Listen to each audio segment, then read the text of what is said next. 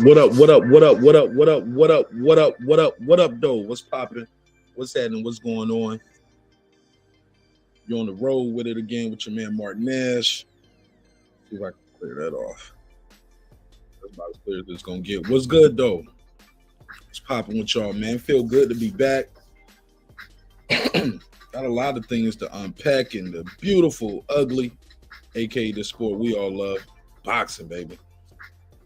Some other stuff I want to talk about too. You know, that Super Bowl was crazy, man. Overtime ended like a couple seconds before the overtime ended, but man, it was a good one, man. It was a good one. Probably the best Super Bowl a lot of people told me they've seen in a long time. But we can talk about that on another episode. Might do a Patreon or something like that. But all right, man, gotta talk about it. Say Canelo got a big announcement tomorrow, huh? Is it gonna be Benavidez? Most people telling me Martyn Nash is not gonna be David Benavidez. It's not happening. Never heard of it. I wish I had my soundboard with me, but I'm on the road, man. So no soundboard. But we'll run this intro, short intro. I'm gonna do a short intro because I'm gonna be here for a good time, not a long time on this one, because got an early morning. All right, so let's run the short intro. I'm gonna drop the link out. Let's chop it up.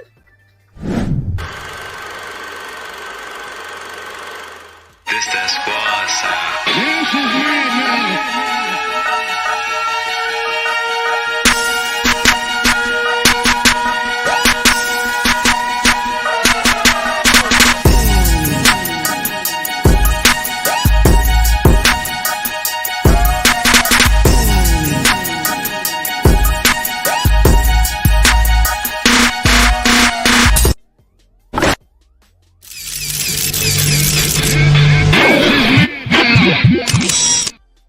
All right, man, what's popping with y'all? Got a good show planned for y'all. All off the top, all first verse. What up, though? Let me see who here early. Shout out my guy Puro. What up? See Dan Tan in the building. What up? Jerry the Terror Tasker, my guy. He said spaghetti and Jerry, what you talking about with spaghetti and meatballs, dog? What we doing with that? What we doing with the spaghetti and meatballs, dog? What we doing with the spaghetti and meatballs, Jerry? What are you talking about? Hat looking crazy. No, we gotta cock that joint. You know what I'm saying? Pause. There we go. Hat looking crooked. There we go. He said, "What it do? What it do with you, homie?" He said, "Oh, this was for dinner." Man, what I eat tonight? Oh, I had a Philly cheesesteak. Had a Philly cheesesteak with some onion rings. What was a chicken Philly? Shout out my sister Lisa Bell. I could have been here earlier. Lisa Bell was holding me up. So if y'all mad that I'm late, blame Lisa. I was supposed to be about an hour ago. She had me on the phone 2 hours. Nah, I'm joking. What? She ain't the reason why I'm late. Shit, man, I probably wasn't even gonna do a live, but I was like, man, you know what they say, you ain't grinding unless you tired. And your boy Martyn Nash is tired, man. I'm super tired, but the work don't stop. You know what I'm saying? So I was like, yeah, just tap in with the neighbors, see what's popping with what everybody think about this news. I haven't talked to y'all since Haney and Garcia is now official, right? Okay. That boy ended up having to come back to the Haney fight. He had to come back to the Haney fight. Let me cut my camera off. I need to blow my nose. I'm going to try to see me blowing boogers. One second. Excuse me. All right, so let me see what they're saying. So we got to talk about. We got a lot to unpack.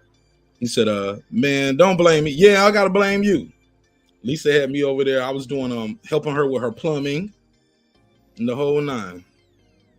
She's like, "Well, liquid plumber work, Mark, what can I use a snake? Can I use this? Where can I go?" I did all the work. I need to. I'm joking, but I should charge her.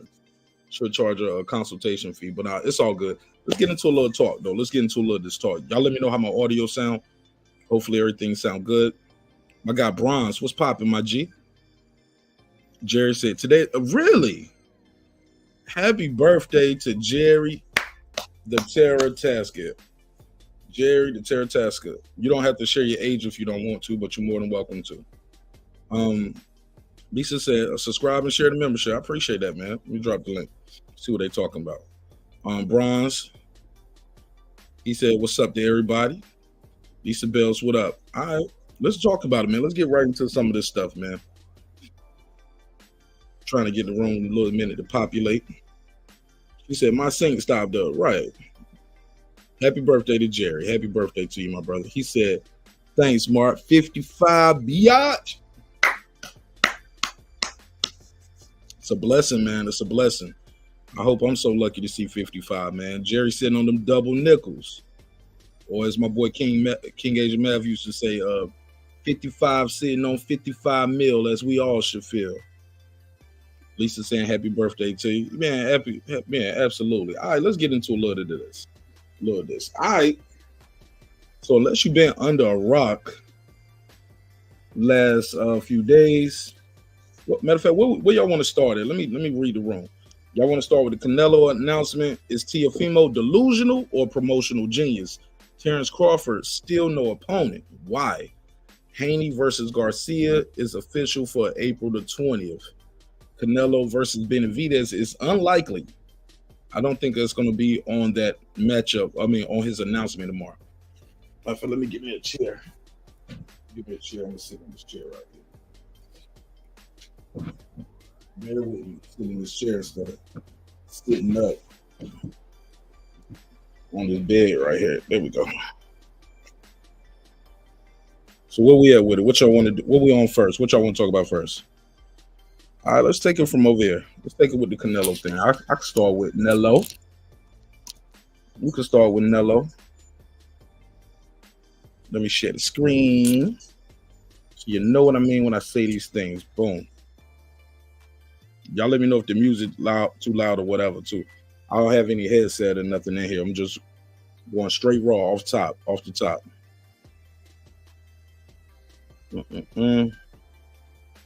All right, so let me share the screen.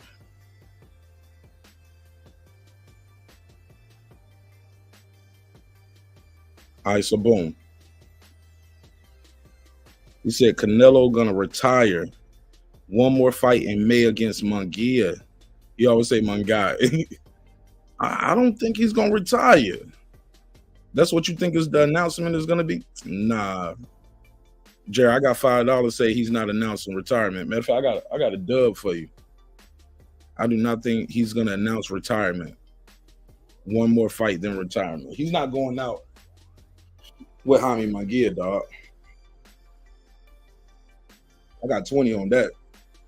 I put a dub on that one, Jerry. Definitely not putting. Nah, I don't think that's what's gonna happen. But let me go over here. Let me see. Let me search his name. Now I'm seeing some conflicting reports out here. Everybody who say they know something about what's going on in boxing, none of them are saying the same thing. Some guys are actually contradicting themselves at times. I'm hearing guys saying this: Canelo and Charlo is the announcement. They saying Canelo will take Jamal Charlo on May 4th in Las Vegas. This is according to Ring Magazine. Let's stop right there. Let me put a quick survey up. What do you guys think the Canelo announcement is going to be? Let me make a quick survey. What do you think Canelo's announcement will be? Oh, spell check. There we go. Charlo. He's fighting Charlo. I'll put another choice. He's fighting Munguia. What's another choice? Jerry said retirement. I don't think it's retirement, but I'll put it up there. I don't think it's gonna be. It's damn sure ain't gonna be Bud. I don't think it's gonna be Bud. Y'all think it's gonna be Benavidez? I don't think so. From my view, what up? Lit up 7 said retirement. Okay, my guy Juan Epoxy Magic. What's poppin', my guy? Welcome home. Jerry, he said, I bet you 2 meatballs and some skitty. You can pause on your 2 meatballs and your spaghetti string, dog. I only want to do cash bets. Cash bets only. The Boxing Scholar. What up, Martin Nash? What's up to you, brother? Peace and blessings to you and yours. Lisa Bell said, Summer saying he's leaving PBC. I'll put that up there. Let's put that. I'll put that as a choice for the survey. Let's do that. I like that. I like that one. So he's fighting Charlo. He's fighting Munguia. He's leaving PBC for the zone. And I think the 4th choice would be retirement. But that'll be it. That'll be the 4 options. They only let me do 4 choices, ladies and gentlemen. So let's do that. Excuse me. Hopefully I don't have any no typos in there. I didn't proofread it, so shoot me some bell on that. All right, so let's see. Talk of San Diego say, yo, Mark, been a while. Good to see you on, man. Hey, look, I'm out of town, man. Moving and shaking, man. I'll be back in tomorrow morning, early first thing in the morning. So be moving back and forth, man. I'm gonna be doing that a lot for the foreseeable future. So I'm gonna be home, be here, be there, back and forth. Sometimes I ain't even gonna tell y'all where I'm at. Y'all, I'm gonna just pull up and y'all just gonna see the avatar. I'm gonna do the show in and out and keep it moving. You know what I'm saying? All right, so boom. Let's see what y'all saying. Canelo gonna retire. 1 more fight. Okay, I read that one. Puro. Somebody said I just saw that. Somebody said Bud. Okay. Epoxy said Bud, then David, then retired. Now I did see this clip going around. Somebody showed me Bud was like training with like a super middleweight, but I'm like, shoot, he always training with guys that are bigger than him. Pause. Somebody said good voice. Music is a little high. Okay, I can turn that down. Appreciate it, Puro.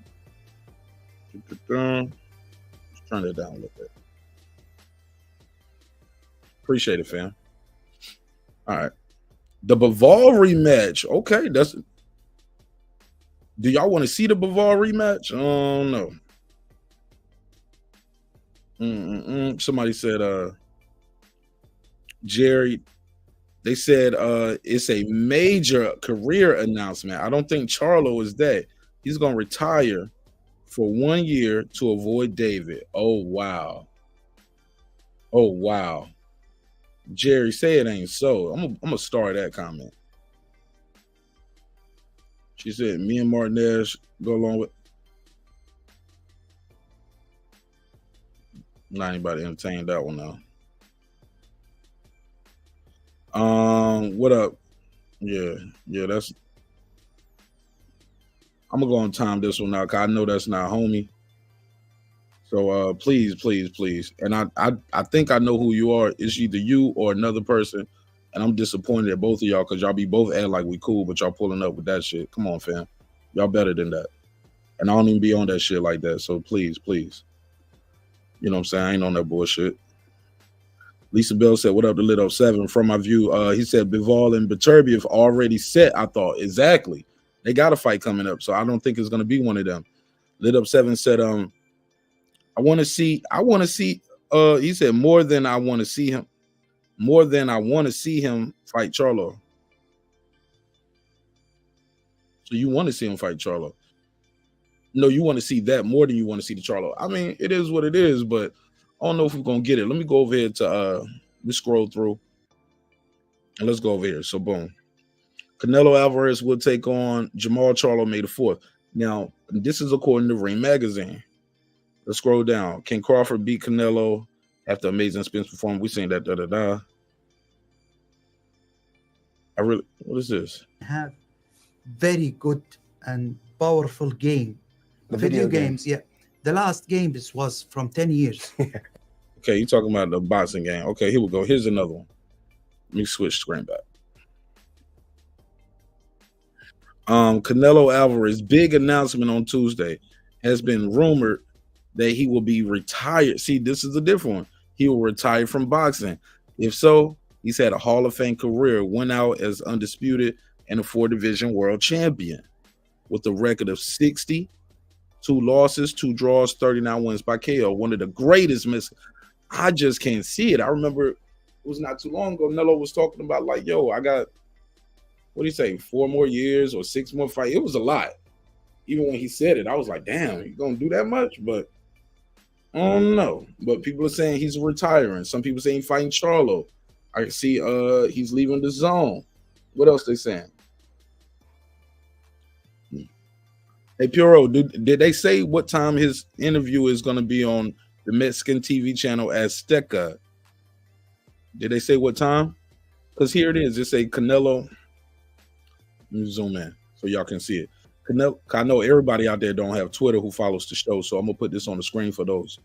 He says, Canelo Alvarez a free agent once again, breaking another contract, this time with PBC, who is not. See, look, pause right there. And I like Jay Carter on, but you can see how it is slanting anti-Canelo already, just the way this heading is written. After breaking another contract, this time, did he break the DAZN, the Oscar contract, or was that contract bad business? You know, sometimes you break a contract, man, it's because it's not right. Everything ain't on the up and up. Shoot, I broke a contract a couple weeks back, a couple months back. Contract wasn't legal. It wound up on the up and up. Who is not guaranteeing Canelo 30? Basically saying PBC, who is not guaranteeing Canelo a $35 million fight guarantee against Jamal Charlo and refuses to fight. How do you know if he refuses to fight? You can't say that. And I like Jay Cutter on Boxing Talk, but you can't say he's refusing to fight David yet, right? We don't know all the dynamics that's going on in that. I get it, though. I get it. It's catchy. Canelo could be heading back to the zone for. See, you spoke all this other stuff with absolutes. Is Canelo blah, blah, blah, like they're not guaranteeing that he's refusing to fight David Benavidez? You said that with absolutes, but right here now is he could be heading back to the zone. Got a problem with that, but it's okay. Shout out to my guy Cam Edwards. Let me hit the like on that one. Let me see. Anybody else? Okay. Let's hope Canelo's fully prepared. But some of you all said Canelo was. Never mind. So much for sources. But May 4th, Jamal Charlo. I hope Canelo sues Al Haymon PBC for breach of contract. Al Haymon gave Canelo that $100 million contract, and it's his job to pay Canelo that money. If you can't pay what you said you will pay the fighter in the contract, you're a piece of shit in the con art. Damn, Edgar Alvarez. Are you related? Why so much emotion? All right. No, I don't know about this right here. Here we go. Now, I thought this was funny. According to the #1 boxing insider, Rick Glacier, Canelo will be announcing his departure from PBC. And they are absolutely bro. So he said this. This is what Rick Glacier said. Canelo's big announcement Tuesday is that he's going to leave PBC. Cool. No problem. But watch this. This is what he said. This was at 1:39 a.m. early yesterday morning, depending on where you at early this morning.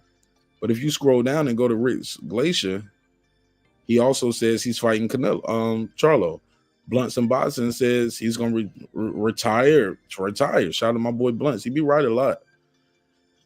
Big Blunts and Boxing. I don't know. Shout out to my sister Lisa Bell for sharing the link too. Appreciate you, sis. All right, Puro, what up, man? What you got? What's up, Mark? Just let me know my audio's bad because my mic finally took a shit. Man, I don't even have no headset on here. I'm on the road with it, bro. I'm out of town, man. Cool. Talk to me. What you think? What you think? What you think the announcement gonna be from Nello? I read well, I saw a video and I saw a tweet from a dude that I would say that like he's like like really super close with Eddie, but they've worked together in the past. And he said he's just gonna announce his fights for this year, and he's gonna announce that he re-upped with TV Azteca. What, the Mexican TV network? Yeah. So you mean re-up with them to do what? For the broadcast rights in Mexico.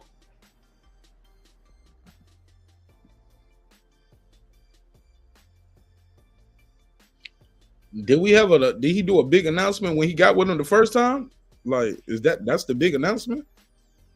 Well, I was actually thinking about that as well, you know, because he usually doesn't have big announcements like when he announced the PBC deal, this new one. It was a tweet or an Instagram post. So I actually think, you know, because like I think there might be a bit of weight to like the Amazon deal. Like Amazon's not putting any money; they're just using Amazon as a broadcast partner or whatever. You know, so and then Canelo, I believe the deal that he signed with Al Heyman is a partnership deal. So I believe he's going to announce that he re-upped with Azteca, and they're providing Canelo promotions with a bit of a bankroll. So he's going to announce the two fights, you know, in conjunction with like TV Azteca and Amazon to have his next two fights on the Canelo promotions. Okay, Boston Scientist, what up, man? Hey, what up? Salute, Puro. Salute, Mark. What's up, man? Yeah. So I had Rick Glacier on my live last night, man, and he was telling me that he believes Canelo's gonna announce and most likely going to the zone to fight Jaime Munguia. What's his reasoning behind it? Did he say his reasoning? Yeah, he said PBC has no money for Canelo, basically. They got to put something in escrow, and then there's no funding for it. So he says for sure he's going to depart from the PBC, and he believes that most likely he'll end up with the zone for a Jaime Munguia fight. Which makes sense. And Jaime Munguia, I believe his promoter is with TV Azteca. So also what Puro says is very possible, you know? Okay. But I saw a post from Rick Glacier saying he's going to fight Jamal Charlo. How long ago was that? I'm on Twitter right here. Let me go to his Twitter. Let me see. We can go to it. You got Twitter or X? Nah. I gotta get on that shit though. Yeah, I just be up here for the boxing talk, man. I don't do shit but share people boxing shit. All right, let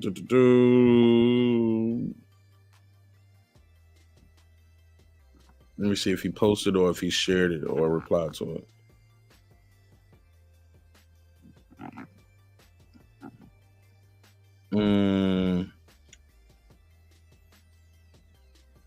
Okay, I did see this. Canelo's big announcement is he will that Tuesday would be a part of he has left PBC. Okay, let me see. Right. Yeah. Okay, maybe it's down there. Maybe I could be mistaken. I thought. Okay, I could be mistaken. Maybe somebody just put his name to it and said he said it. So I could be mistaken, but here's my thing too.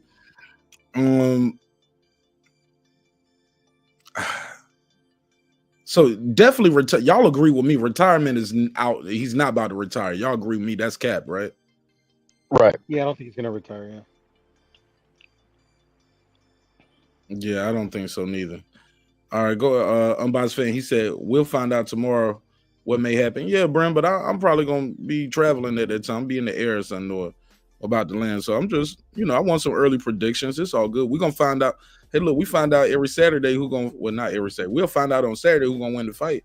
They don't stop us from talking about it Friday. But in months all the way up. Ain't that right, Puro Scientist? Yes, sir. Yeah, exactly. And I just talked to Rick, who's an insider, bro. I just talked to him on my live last night. So this is Insider what? What is inside? Well, he's got the inside scoop, bro. You know, he brokers deals and shit, so he would know about shit like this. Well, and this ain't no diss to the gentleman. You know what I'm saying? I never met him, and whenever I asked him a question, reach out to him on Twitter. He's always fair, but I ask him about stuff I think he knows. I don't think he's in the know about PBC business. You know, he's definitely not an insider over there, correct?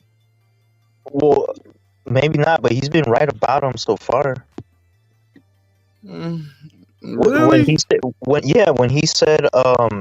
you know, Showtime was gonna part ways with them, everyone said, everyone said he's just hating on PBC because he doesn't like Al Heyman. But look, he was right.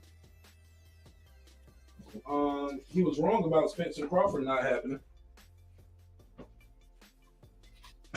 Yeah, well, a lot of people were, man. To be fair, I mean, yeah, fair enough. It took forever, you know.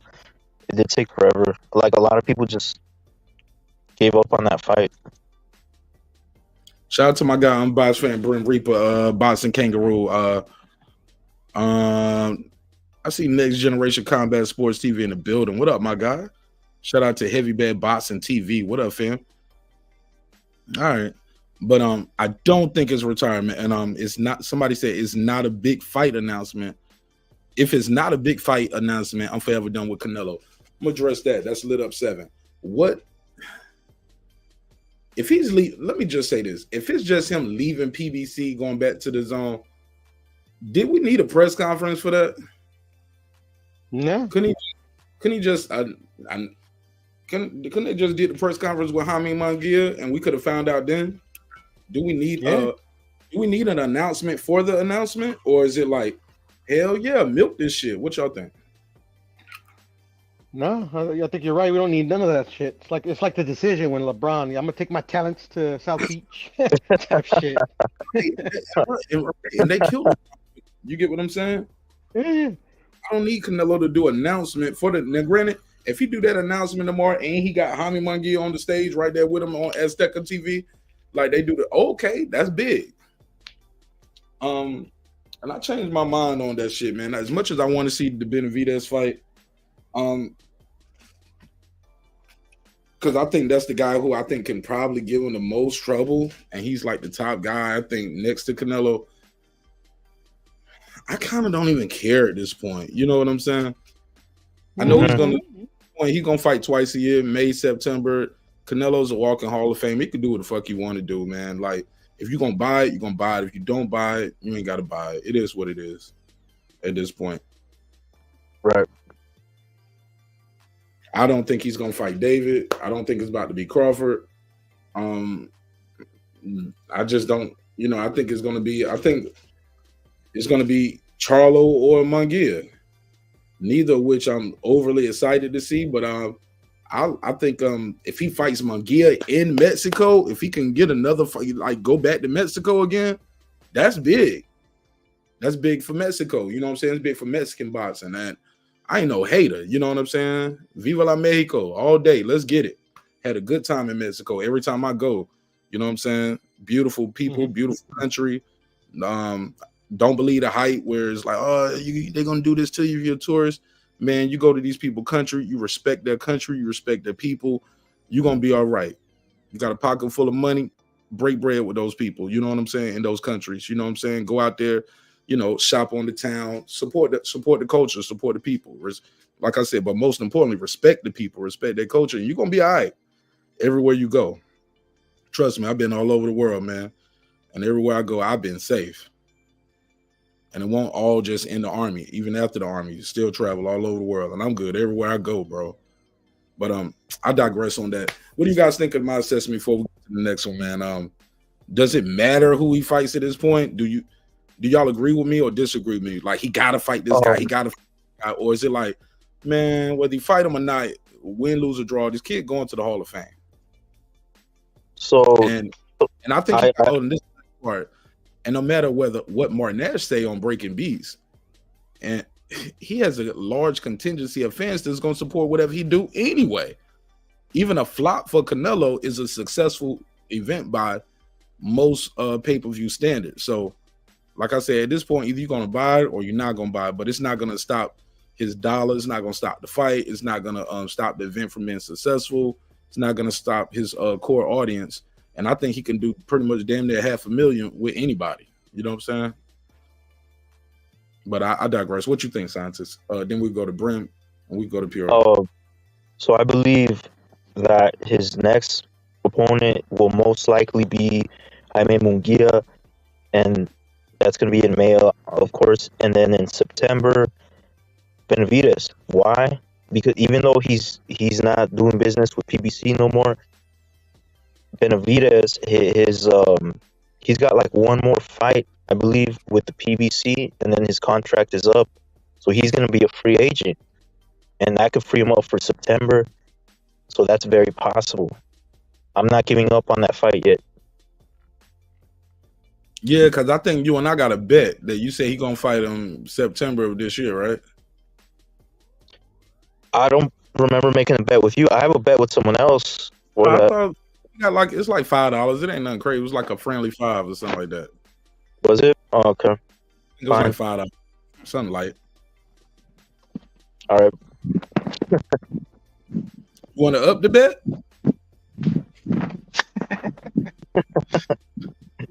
More money. I don't remember making the bet, so let's just leave it as it is. I'll take your word for it. I know, I swear, no, because everyone knows that I bet $1,000 with Mirage. Hey, my nigga, I'm about to give you the one-hand method, nigga. No, I never taught you that. One-hand method. Not the two-hand method. One-hand method. What's up, Brim? With you? What's going on, Mark Nash? All about the cash on the dash with a splash with the pizzazz, huh? Bars. Let's go. Go ahead. Let them know you used the better rap. Let's go. Yeah, you know, back in the days. Well, not much, man. You know, it's a lot of speculation about what Canelo's going to say. People saying retirement, saying he's leaving PBC. And all of the things are on the table, bro. I mean, the rumors about PBC's financial troubles is the rumors are getting very heavy. Do we know it be fact? No, we don't as of right now. You know, a lot of people hate Rick, but Rick unfortunately has been right a lot of the times in the last year, you know, but we'll find out possibly tomorrow. What I do know that he's going to announce their continued relationship with Azteca. That is one part of it that I know that he's going to announce. Everything else, I don't know. But if they don't got that 33.3 million or 35 million in the escrow form, he can walk away from the PBC deal. And if he walks away from the PBC deal, I expect Munguia be the fight to be announced. But I'd rather have the Munguia fight than the Charlo fight, just to be honest. Out of all the 4 people that's been mentioned, Charlo was the number 4 fight. The number 3 fight is Munguia. The number 2 fight is Bud. And the number 1 fight is Benavidez. In my order, who I would want to see him fight first. Huh? Where you put David Morrell at? He's not even in the question, so I didn't put him on the list. He is. Golly. Unfortunately, listen, think about it. We have not had one single report say Morrell was on the table. There's been 4 fighters that's been reported by ESPN Deportes, and Morrell was not one of them. So unfortunately, he's not even a question right now. He's not on the board. You know. What do you I would put Morrell above Charlo, but he's not on the table. Go ahead, Puro, and then I want y'all to address what my boy Keno right here, Next Generation, said. Yeah, I'm thinking it's either. Well, this is the thing about. I think Munguia is gonna be the next fight. I think that's. I don't know. It's like definite, but I don't know. You know, call it a hunch. The second fight. I'm sorry. In Vegas. In Vegas. No, you good, Mark. In Vegas. You going? I'm gonna try, but man, Canelo tickets are expensive, bro. But look, it's about the atmosphere. Shit, go and shit. You can watch it in the theater at the MGM or something. That's still gonna be lit. Yeah, Piro, I'm gonna try. Try my best. I have a question for you, Piro. What up, man? What's up, Piro? If Munguia is the next fight, do you think that means that he's not gonna stay? He's leaving the PBC? Because I believe if he stays with the PBC, it's gonna either be Bud or Charlo, and if he doesn't stay with the PBC, then it's gonna be Munguia. Well, that's the thing. It's like there's too many unknowns. You know, like I I mean, the only thing I think that this will fly, or like you know, they'll cover all their costs and shit, is if Canelo, you know, goes and finds his own money, or because it doesn't seem like Amazon is throwing any money into this pot. I mean, they would have done something by now. So at the end of the day, man, there's too many unknowns to know if he's. I don't even think he was from the PBC from the get. I think it's a partnership agreement, to be honest. Or co-promotional deal, excuse me. But I'm also thinking that like Al Heyman, like we all know that he likes to lock down his fighters for, you know, for more than one fight deals, and David Benavidez, I believe, already had 2 fights on his 3-fight deal. Like, to me, if I'm Al Heyman, it doesn't make sense to put him against Canelo for his 3rd fight without having him sign for more fights. So that's why I'm thinking as well that like kind of like David's in limbo, because I'm pretty sure they're probably forcing him to sign an extension and probably hanging Canelo in front of him. To be honest, I mean that's like just like a hunch on my end. But at the end of the day, yeah, I'm thinking Jaime or Bud or Benavidez for his 2 fights for 2024.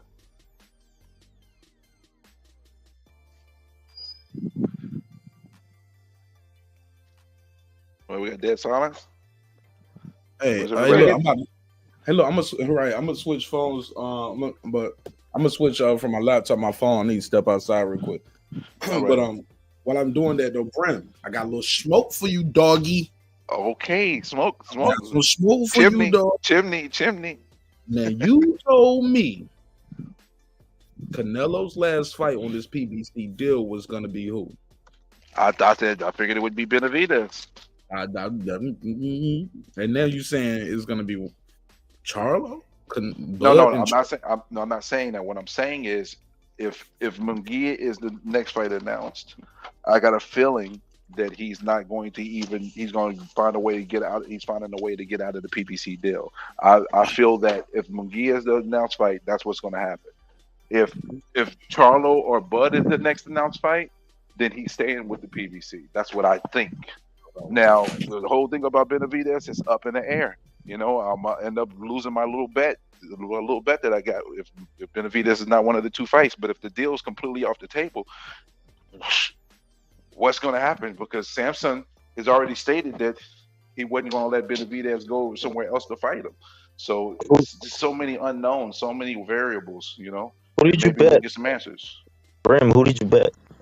I'm not going to mention anybody else's platform on Mark Nash's platform, but another. It's a new day. It's a new day, man. I don't give a fuck, man. Rap. No. It was actually, it wasn't another content creator. I'm wrong. It was Mr. Johnny Thunder, aka Mirage. Okay, yeah, that's who I bet too. Yeah, but my bet is like $20 though. You know, I ain't doing no $1,000. Yeah, I ain't getting y'all bets. money, just to let y'all know. I mean, listen, it is what if I lose, I'll pay it. But you know, I'm not. It's not a big enough figure for me to lose my mind over. You know. Look, if you lose, you pay it. If you win, you get nothing. That's how that works. That's what they said. That's what they're saying. That's what they're telling me. I wish I was hooked to my soundboard. I'll give y'all a big glass of never heard of it juice. Who does that? Well, I mean, that's what they're telling me. I don't think that's going to be the case. But I mean, that's why niggas got to put their money. Hey, look, look, y'all got to handle y'all bets like Canelo. You need your money in escrow. I did that with Mark. That's right. I did that with Mark once. Mark Nash ain't pressed for the cash, my G. Shit, I don't know about these other dudes, but I can pull them out, pull them racks out, and show y'all on the camera. Like, I'm good, bro. I ain't gonna bring them out. It's hard to yell with the barrels in your mouth. Yeah, my nigga, I ain't gonna steal your $20. I'm okay, bro. I'm good, and I don't need your 100 that bad. I'm good. My name mean more to me than I'm stealing something from somebody. Is this press conference 12 o'clock Eastern for Canelo? Central. 12 o'clock is Central. 12 o'clock be Central. So, yeah, more than likely. All right, so I'm gonna be snowed in, so I'll get a little sleep and wake up and make sure I can be able to catch the announcement. Y'all got some snow coming in up north? Yeah, we're supposed to be getting like 8 to 12. I hope it's not less than that. It's supposed to be happening in the next 2-3 hours. It's supposed to start snowing. That's why I'm at work right now. Because the other boss, he has to travel an hour and a half. I only have to travel 15 minutes, so I told him I would work tonight. So You he don't don't get have to snowed in. travel. You don't want to get snowed in at work now. You get snowed in at home, not at work. Yeah, that might happen to me tonight, but I'm gonna try to bail out of here earlier though. Maybe while the snow is happening. You know, I just got to drive safe. Yeah, that's when it's the slickest too. Pause. Be careful, man. Yeah, I will. I definitely will. I appreciate it. We'll Bro, see what happens. Hopefully it's light. We had this bad snowstorm one time in Atlanta. Oh Lord, Shit, it's over. man, bro, it was motherfuckers' cars. They just left their cars on the side of the street because it was so much traffic. People ran out of gas, just sitting there trying to move. That's crazy. It was a lot of people, like restaurants opened up, like, because people got snowed in at work at restaurants, so they opened up the restaurants, let people sleep in the restaurants, and it was wild. Like people was like cuddled up under like little booths and stuff. Had like extra like what you call it, tablecloths, using those for blankets. Well, you know, Atlanta, y'all can't handle the rain unless it's on the snow. Yeah. Y'all, I ain't from there, bro. I just trapping out of Atlanta. I live there, man. Well, I gotta put you in with the list, even if you can drive in the snow. It is what it is. Yes, sir. I ain't no hater. It don't bother me. What was I about to say? What's something else I want to say to y'all about this Canelo thing before I go to the next one?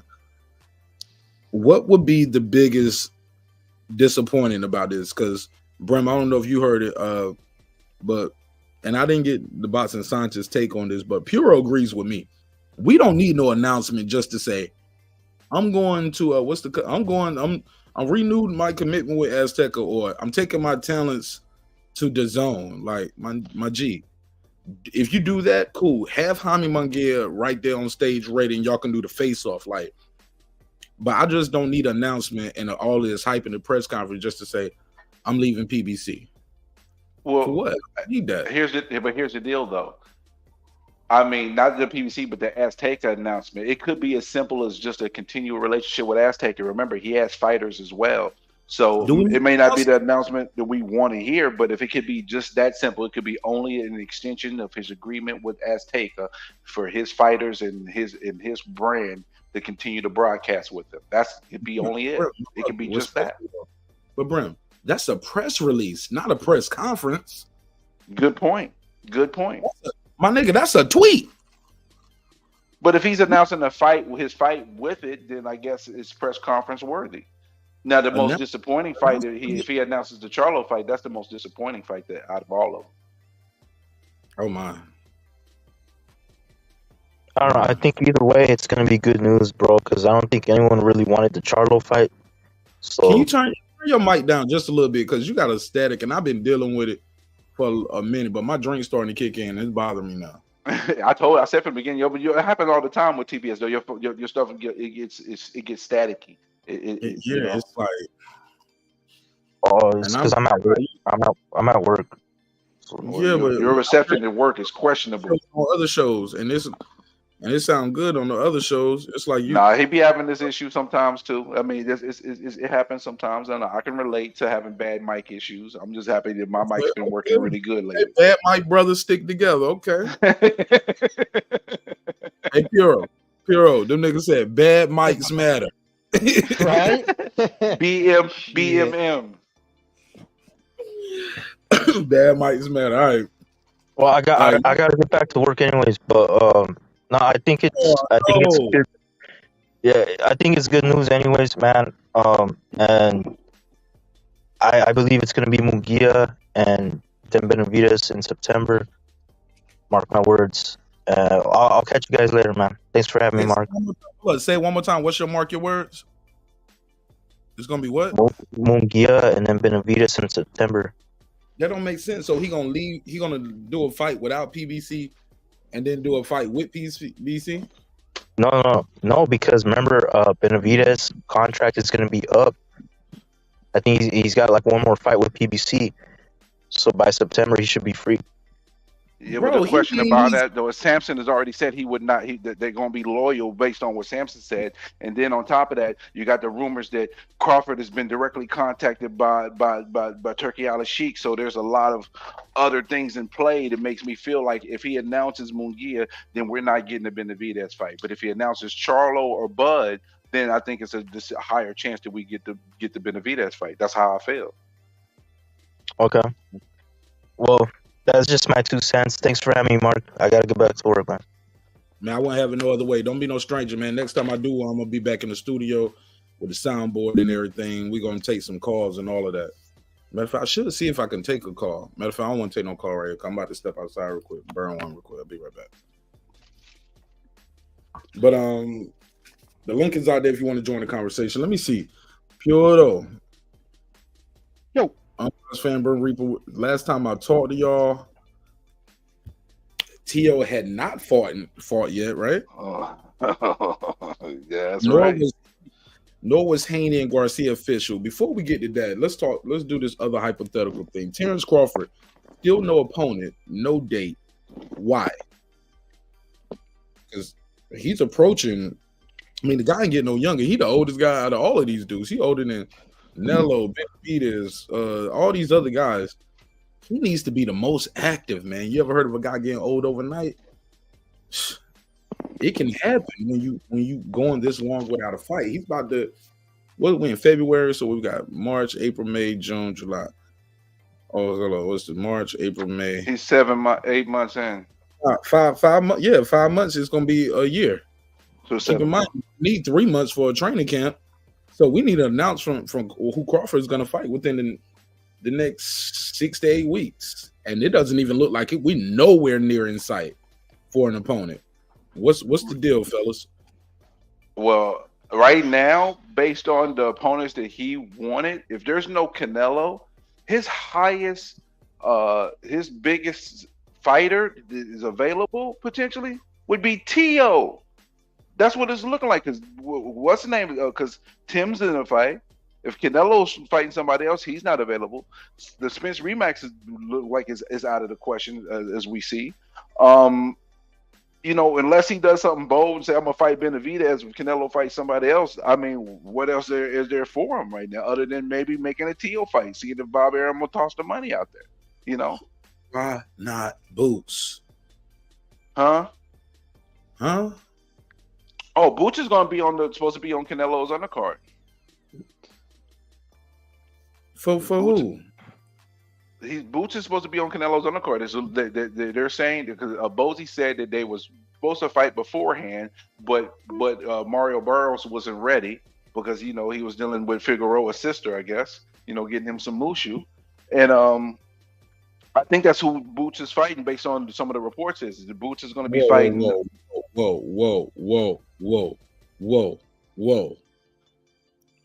Who fuck with Figueroa's badass sister? Cause she a little baddie. Yeah, you heard what I said?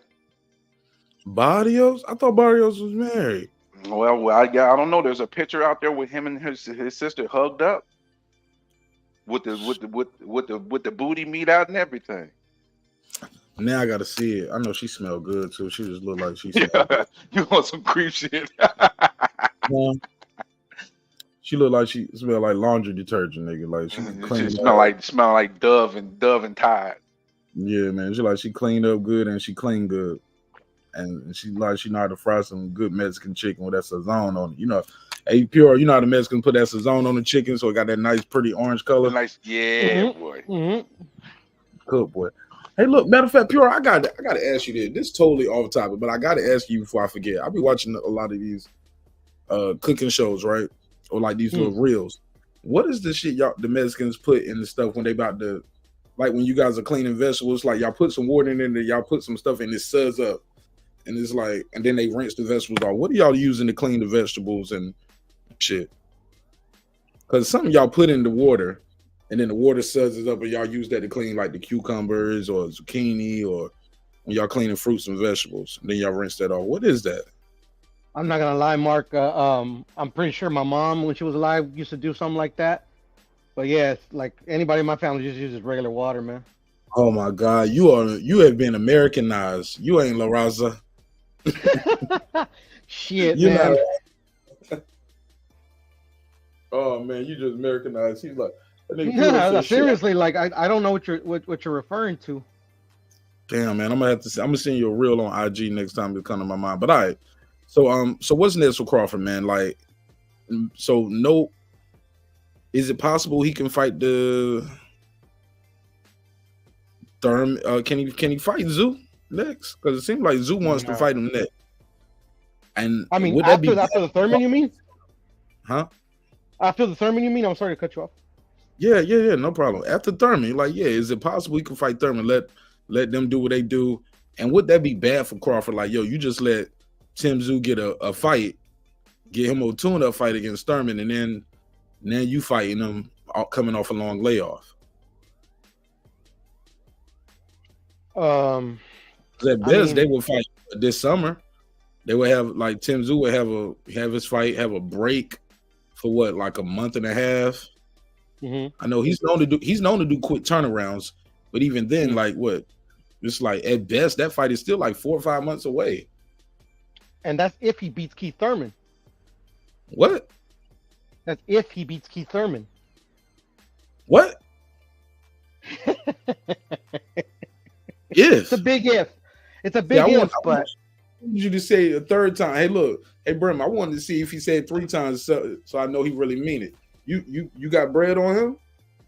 No, right? It's just like it's a big if because of the very long layoff. But I mean, we can't deny that Keith could fight Tim Tszyu. You know, I don't know what Keith can do. I ain't seen Keith in 26 months.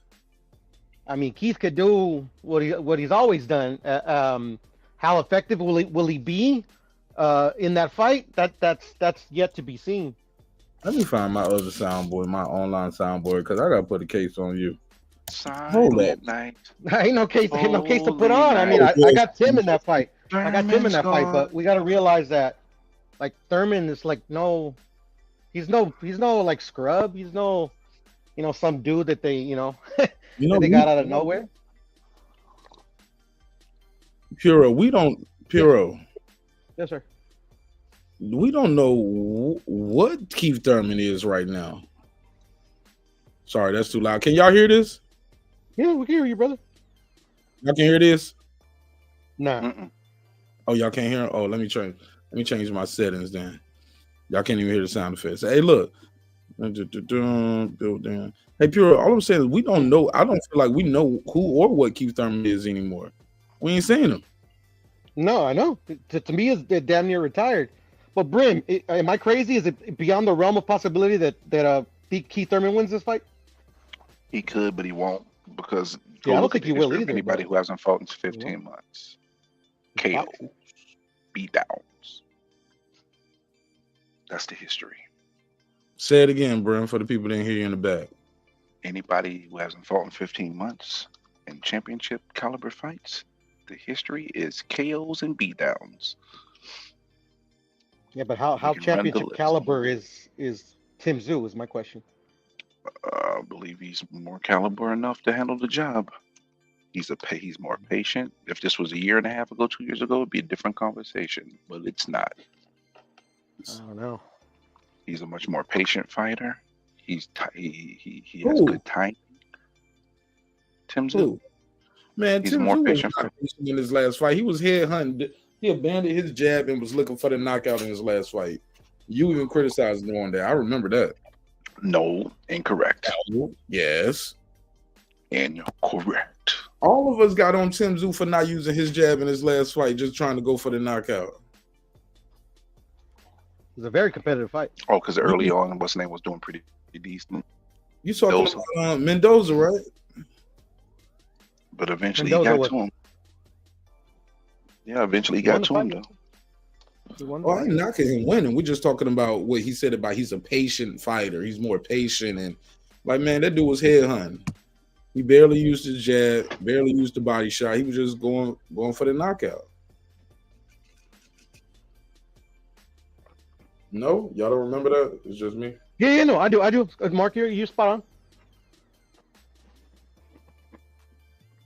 Spot on. I'm just saying, it's just like, this is Keith Thurman's first real test, even though, like, Keith Thurman hasn't fought forever. He's never fought anybody at that with the capability that Keith Thurman has in the ring. But the thing is, though, with 26 months, no fight. 40s. What you mean, Keith? We don't know what Keith Thurman capabilities are no more after 2 and what, two years and some change. No, With no I do. fight, don't know what I he do. is. I know what his And he's capabilities older. are. I mean, No, you know will what? he- With all due respect, my good brother, you know what his capabilities were. no, are.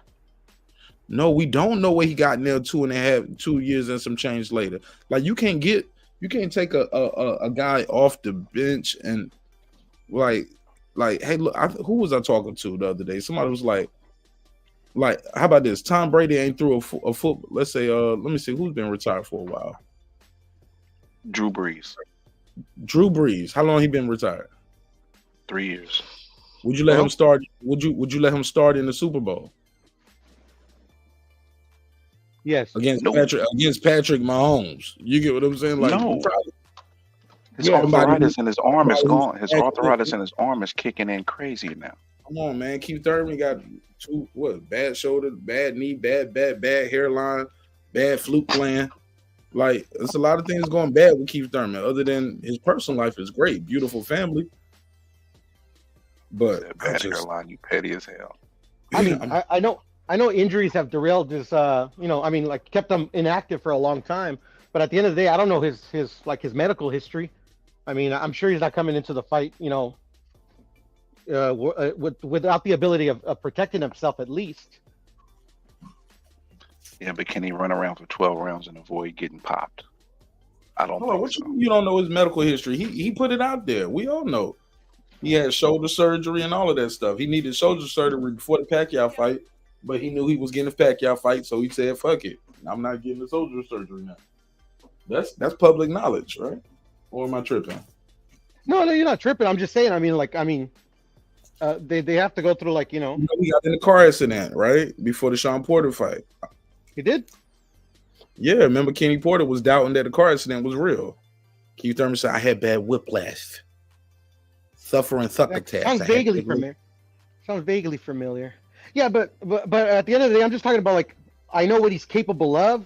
Will he execute that in that fight? I don't know. I will say the odds is going to be no.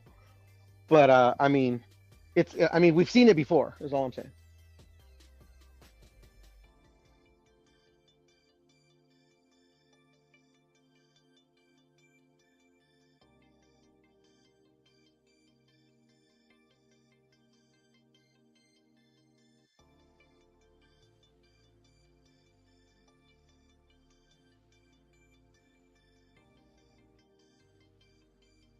What happened? Did I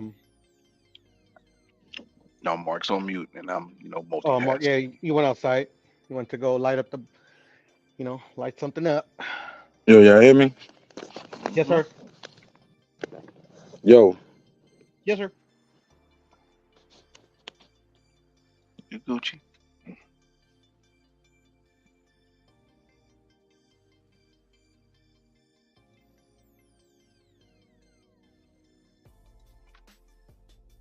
We lost him again. As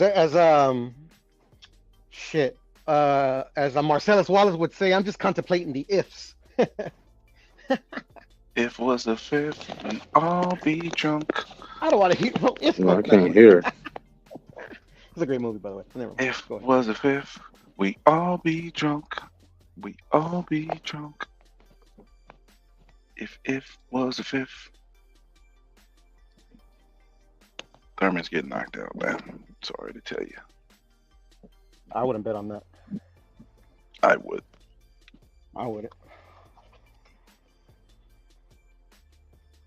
I hear you, my brother. Lose the loss? That's a good bet. The knockout? I don't know. So you saying you're gonna run around and survive is what you're telling me? No. Keith Thurman got a chin like a motherfucker. Okay. I heard the word Big Bird. It's like everybody was telling me that Caleb was gonna get knocked out versus Benavidez. I'm like, I don't know, man. I got 90% chance he ain't. He survival of the fit, only the strong survive. Now he's got a chin, man. Okay. But what about his body though? He got a in my glass opinion, body. don't hit like that. But he got a glass body. Who does? Thurman. And I know why you would say that, Brim. But at the end of the day, I mean, he's never been knocked out to the body or even dropped by a body shot, or has he? Because he was athletic enough to run when he got hurt. It doesn't matter.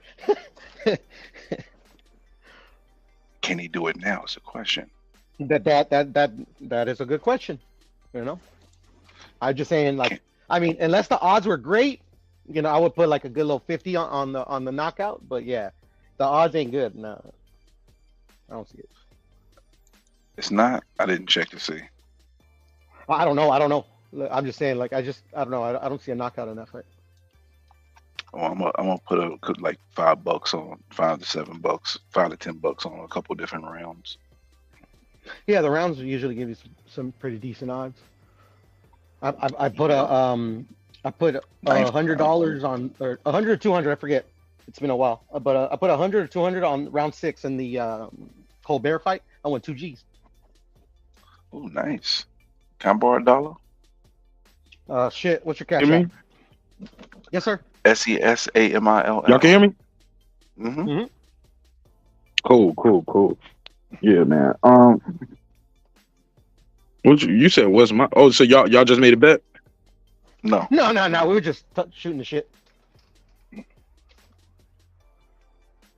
Money on Keith Thurman.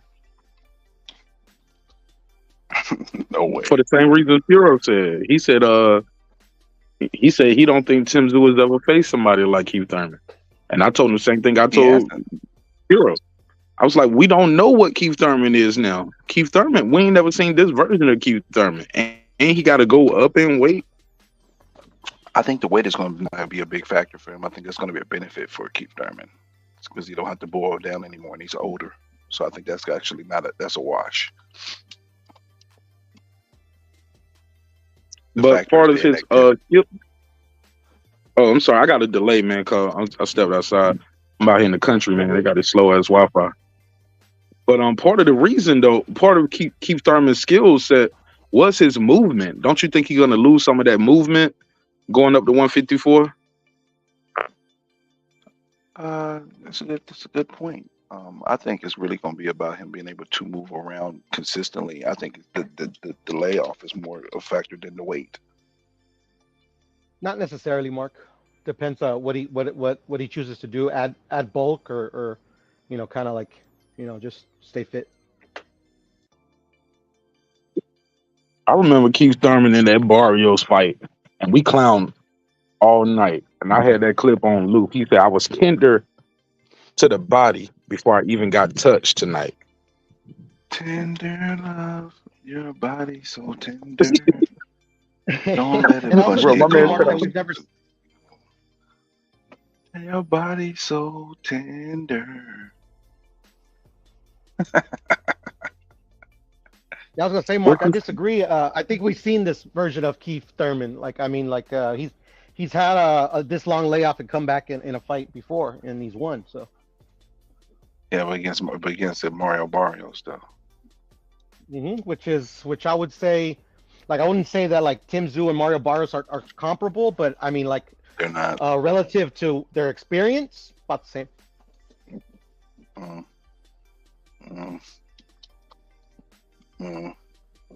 It appears a couple of people agree with you, Puro, that going up in weight is going to help Keith Thurman. I don't know if it's going to help him. I'm just saying. I think it's a watch. I don't think it's going to hurt him or help him. I think it's going to be. It's not. I think what's going to slow him down more than anything is the inactivity, the timing. That's my issue. It's his timing. And then is he going to be able to have the cardiovascular ability to run around for 12 rounds to keep Tim Tszyu from tagging his grill piece? Who's his coach? That's the question of the day for me. Same coach. What's the white guy out of Florida? I forgot. Not Ben Getty. Ben Getty died, and he got the Dan. It's Dan somebody. Damn, man, I forgot his name.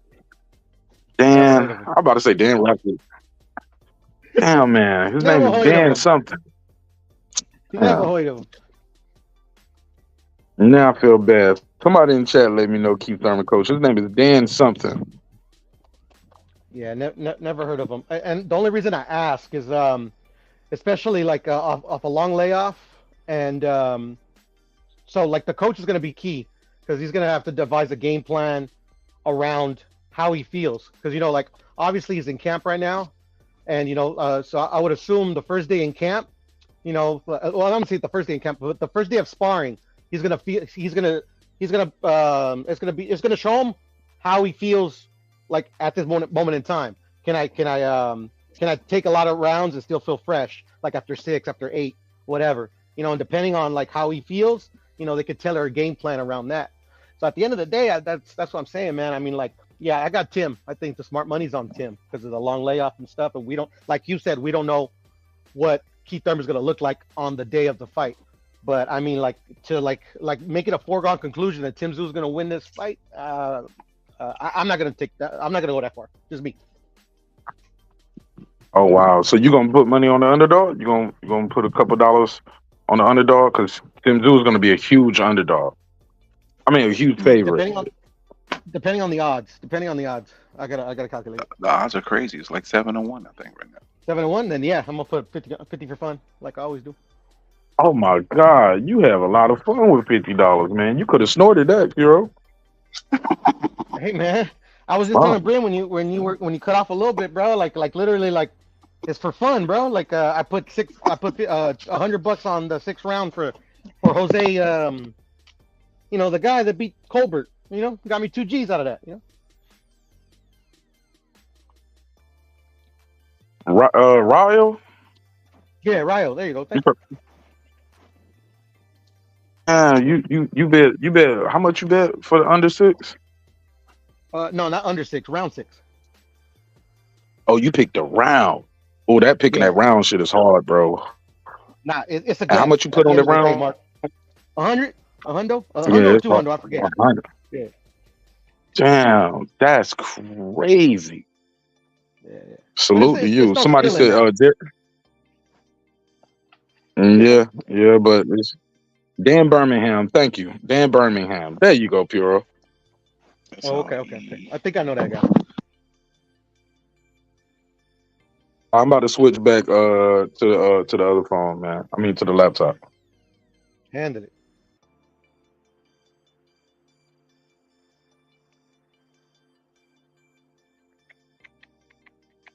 $7-1 though, Brim? Hell yeah. I'm gonna put some money on that shit, bro. Come on.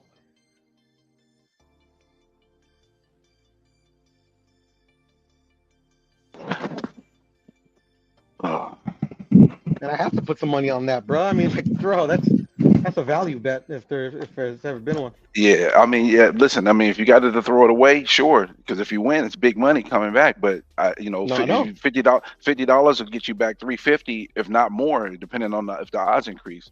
But I just don't see I just don't see Thurman. I think Thurman is going to do pretty well until he doesn't do well anymore, because I don't think he's going to have the stamina to have to run. He's going to have to use a lot of lateral movement and move around for all 12 rounds. And I think at some point he gonna slow down a little bit. And again, 26 months of layover. Timing is important. If he loses 1/3 of a step, that's all you need to get popped one time to get your shit rocked. That's all it takes. Like I said, he's got a strong chin. Tim don't. Yeah, but he don't got a strong body though. But he don't got a strong body. So if his body is hurting and he's running around trying to survive after getting popped in the body, he did that against Pacquiao, but that was 5 years ago. I don't think we're gonna get 5 years ago Thurman. I mean, did Pacquiao even hurt him to the body in that fight? Yes. He did? Oh, actually, no. I think you're right. He did hit him into the body. But see, not even Pacquiao could bring him down in that one. Yeah, but that was 5 years ago. See, the thing is Thurman. Thurman is first, Hero. I'm sorry, buddy? You said Pacquiao couldn't put him down. Pacquiao dropped him in the first. No, I'm talking about because this is a little like mini debate that me and Brim were having, is that like I don't see the knockout happening. Like I can see definitely I think the odds are in favor of Tim winning, but by knockout I don't see it. Because the reason why you don't you think that Thurman's going to be able to survive. That's what you're banking on, that Thurman will be able to survive. But my problem is I think Thurman's going to be a step slower, and that step is going to be the difference from him dodging that punch that'll knock him out and not dodging the punch that'll knock him out. Yeah, but the thing is like there's been situations where he doesn't dodge, even in his prime, where he hasn't dodged that shot, and he hasn't been knocked out. Is what I'm saying. Is what I'm saying. I mean, hey, I listen. I'm not saying what you're saying is completely outrageous and outside of the realm, but I wouldn't put money. I just wouldn't put money on it. I just, but I don't know where Mark's at. But Mark didn't get a chance to talk about the TO and Ortiz running Y'all see me?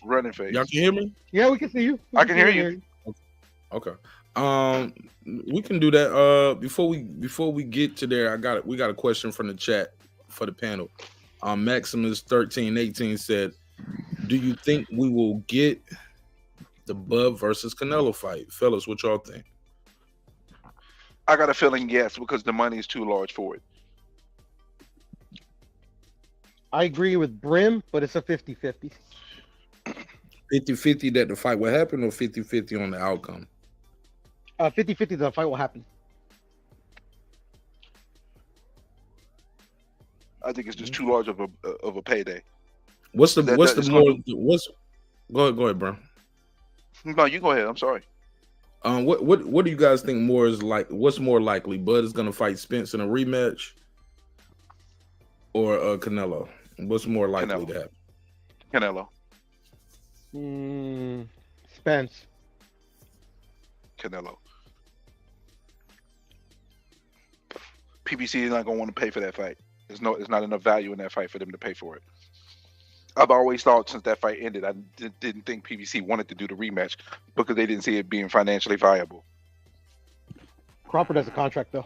Crawford has a contract. Yeah, but that contract is, from what we're hearing, that contract is null and void now because it was based on a 2-fight deal with a rematch clause, and the rematch clause had a certain timeline. I think he's able to get out of that because he got out of that deal. What does he get out for Errol Spence? He's not at fault. They can't get out of that contract without fault, though, right? Facts. But there's already fault involved, though. He got a surgery. He got surgery at the beginning of the year. Remember, it was supposed to be done by the end of the year. It was up to Bud to allow the extension to be able to be in place. So maybe he allowed the extension, but then when Spence got that surgery, it probably gave a legal loophole for him to be able to get out of the rematch clause. Get out the rematch, or y'all still got? But what about the money that they owe him? They owe him allegedly $30 million, and Spence was supposed to get 20. I ain't just gonna say, okay, well, we out the contract and we ain't got to fight him. Well, what about my 30 million? Yeah, but the thing is, though, there's no 30 million to be made for that fight. That's the problem. Well, you shouldn't have promised me not financially viable. Well, that's why I believe that the fight with Canelo is more was more possible because of that. Hey, listen, since the rematch is not on, the Canelo, you're gonna get your 30 million with Canelo. Canelo's gonna get his 50. His 33.3 plus whatever the backside is, which is gonna be probably substantial because that fight probably does no less than 900K on the pay-per-view side. So, that might be what might be transpiring. But Brim, if Bud is getting 30, don't you think Canelo's gonna want more than 33? Well, no, that's just a guarantee. That's not even counting the pay-per-view. Remember, Bud's 30 was what he got on the back end. With the back end. So, Canelo will definitely double whatever Bud makes easily. Yeah, that contract situation is the biggest. That contract situation. Yeah, that contract situation is the biggest problem, Mark. I don't remember ever hearing Bud mention anything that he had. He had the final say on the extension. I know he had the final say on where the fight was going to be at 47 or 54. And then the luxury that Spence had is that he can enforce the rematch. So at the end of the day, the last thing I heard from Earl, other than him showing that he had surgery, is that he was going to exercise that rematch clause. So at the end of the day, I think that's why Bud is in limbo. It's all has to do with what's going on with that. I don't think Bud's in limbo due to the Spence fight though, because Bud has already said, "I'm moving on and wish you good luck." I think he had the legal loophole to be able to get out of it because of the time that's been wasted since the fight, and now we're already in February and nothing's came about, and Spence still wouldn't even be ready to start getting prepared for the fight. So I do believe that again, we don't know for a fact.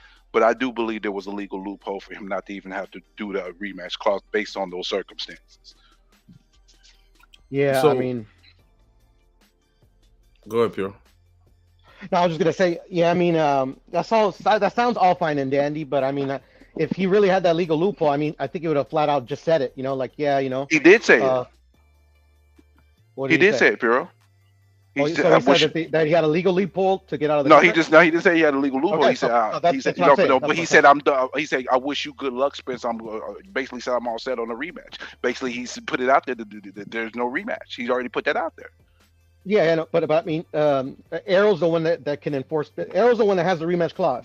But like if he doesn't meet the timeline restrictions in regards to it, and if there was other legal aspects involved with it, then Bud has a way out of that rematch because. But he never mentioned that is my whole point. That's all I'm saying.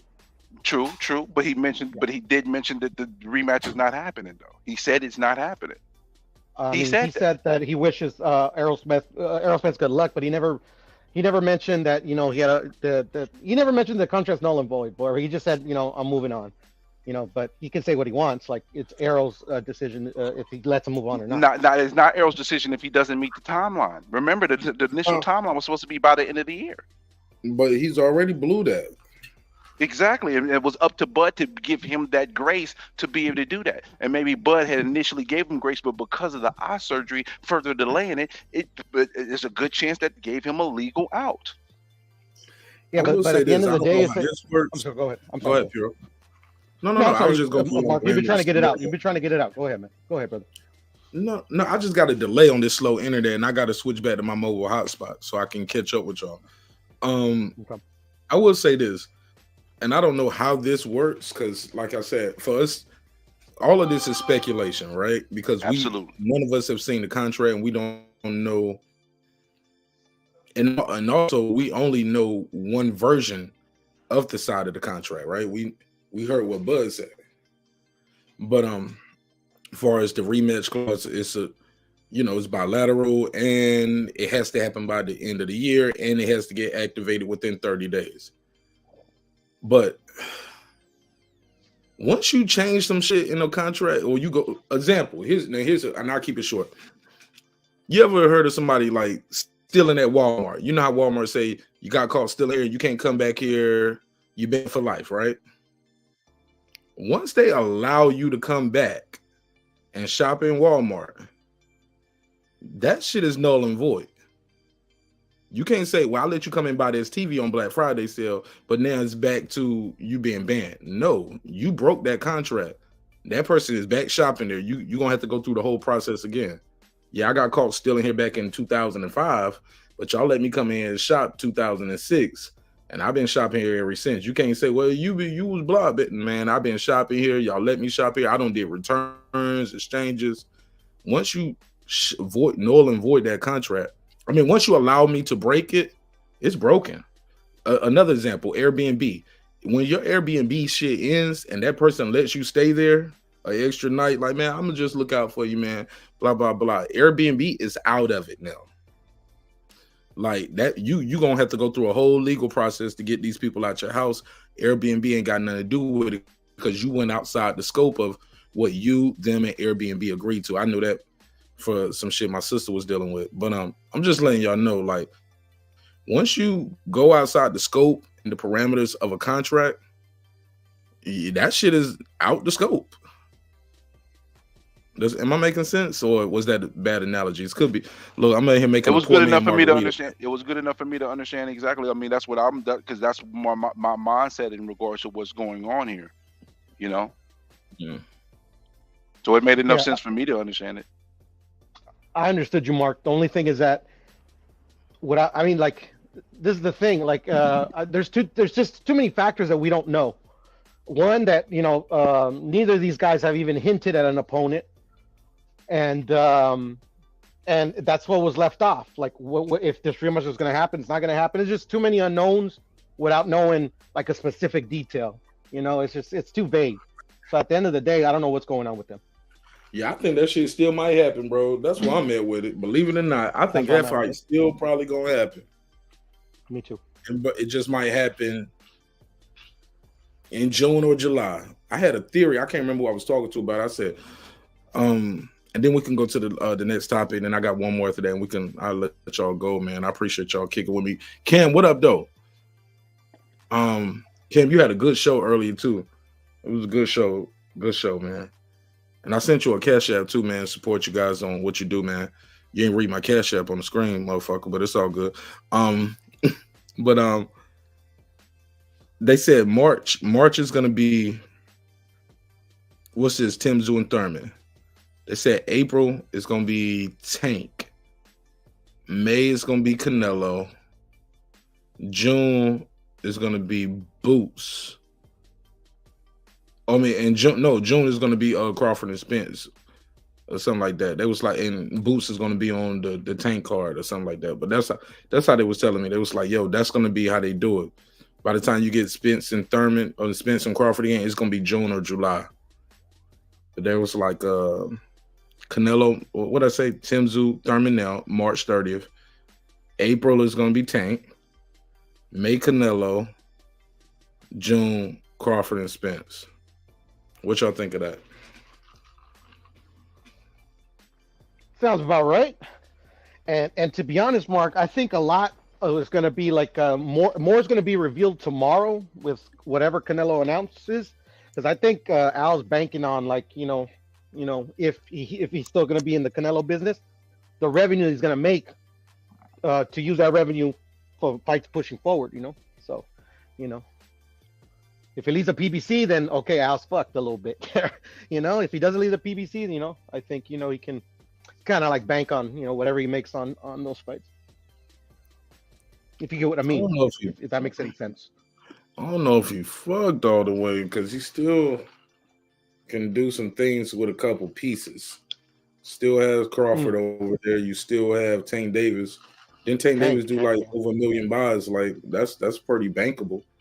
But that's in the model with Ryan Garcia. You get what I'm saying? You gotta have You gotta have a dance partner, and Tank ain't trying to dance, man. It don't seem like that shit. Like I don't even. Matter of fact, let's end that right there. Cause I don't even want to talk about Brother Wahid. I don't even want to talk about it right now. But that could be his ace in the hole, though, Mark. You're right. But yeah, for sure. All right, let's see what else I got on the docket, man. Real quick before I do that, any other questions from the chat? Chatties, patties. Let me see. Somebody said, what was the third option for Bud? Possibly Tim Tszyu? Probably not, because Tim Tszyu's fighting already. They off cycle with each other, and I wouldn't advise Terence Crawford to be getting off the couch because he's already 8 months in, like Brim said. So by the time you fight Tim Tszyu, you're gonna be 11 months to a year out, and he just had a fight 4 months ago. He's used to it though.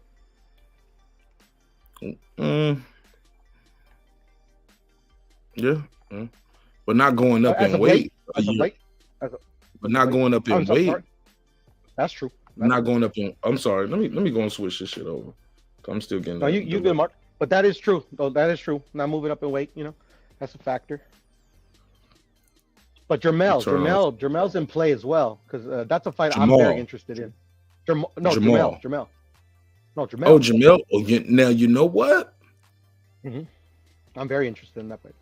I still want to see that fight. Man, that was my only issue with Bud too. Well, not my only issue. I had a couple issues with Bud, but y'all know I'm a Crawford fan. But people think just because I'm a Crawford fan, that means he can do no wrong. And nah, man, I don't like how the homie always talk about who he's not gonna fight. Not fighting Thurman. Not fighting Danny Garcia. Jamil, you blew it. Keith Thurman, you know what I'm saying? What I say? Keith Thurman? No. Danny? No. Boots? No.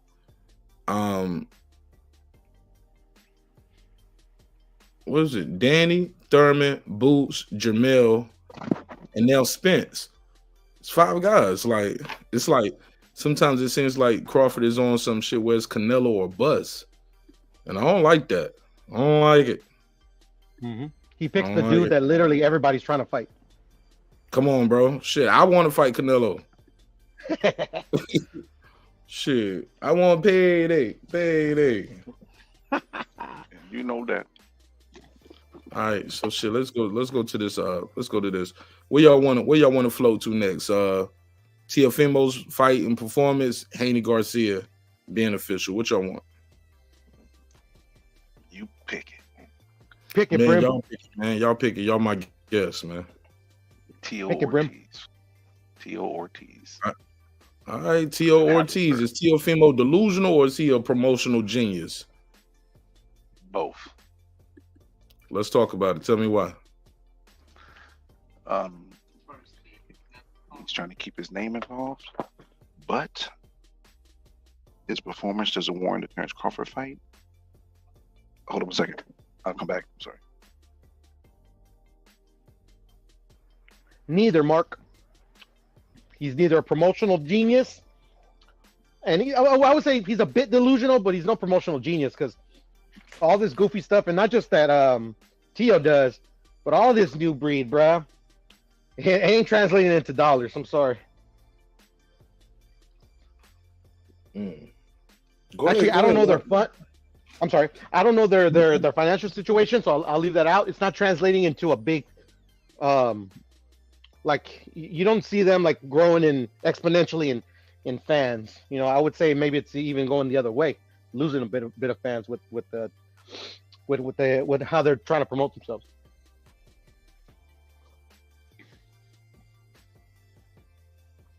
Almost like especially like in a few of these fighters' cases, it's like they concentrate more on promoting themselves on social media than they do on honing their craft in the gym.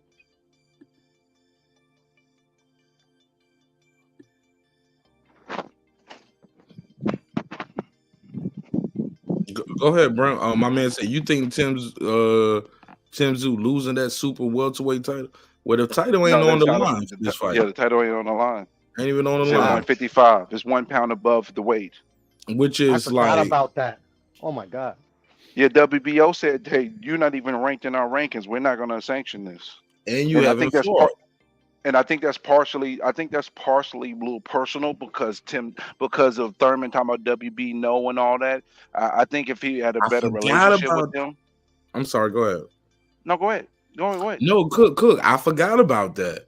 And I think he if he had a left better- and he was in position in the WBO rankings for a Crawford welterweight fight. And they kept him in those rankings for the longest when he shouldn't have been there. And when it was time for him to put up a shut up, he fought Mario Barrios, put on that WBO t-shirt and hat, and he said, well, obviously I'm going the WBC route. He was the first one to start talking about routes. I'm going this route. And this guy, like we playing football, but you're right. WB no, remember? I thought it was a little personal with the WBO. They probably was like, okay, you've been shitting on us, talking about WB no. Nah, we're not sanctioning this. You're not even ranked. We're not doing you no favors. You might be right about that, Brim. I forgot about that. Go ahead, Pura. What you think? I mean, yeah, I totally forgot that because I actually thought that the fight was going to be sanctioned. I mean, it's just like I don't know why they wouldn't make it a title fight. To me, it helps in the promotion, to be honest. But it ain't their job to promote it. I'm sorry. That's not the sanctioning body's job to do promotion or no. I know. The event. They said, hey, look, you're not ranked. Plus, but more important, where they started off with, it's like he hasn't fought in over 2 years, and he's not even ranked. It makes no sense for him to get a title shot. But shit, that's nothing new. Shit, ain't Fundora about to fight for a title, and he got nothing. Yeah, that's WBC. Yeah, exactly. It's uniform body, but they uniform though. They should be. That's what they say. We're going by the uniform. Governing but rules. That's the thing. They're not uniform, but they're not uniform. That's the whole point. They're not uniform. I agree with you, Bro. You preaching to the choir. I think it's bullshit. No doubt. But the one thing they all have in common is that they'll literally bend their rules for money. Yeah,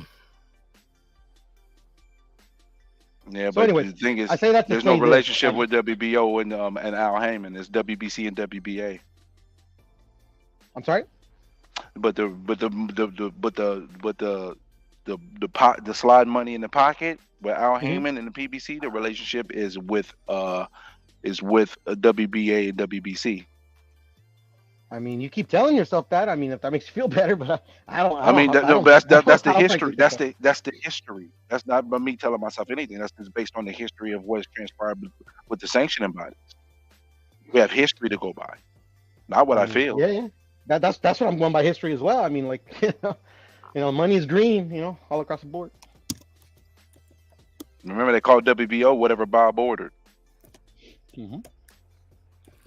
But anywho, what I'm just saying is that, like, I'm just like, damn, man. I mean, like, my bets kind of is like, I'm starting to feel more confident on my. Damn, Pierre, where you go? Phone might have died. So I'm starting to feel a little more confident, and then gone. You ain't confident. Your Wi-Fi said you ain't confident. Shut the fuck. Silence.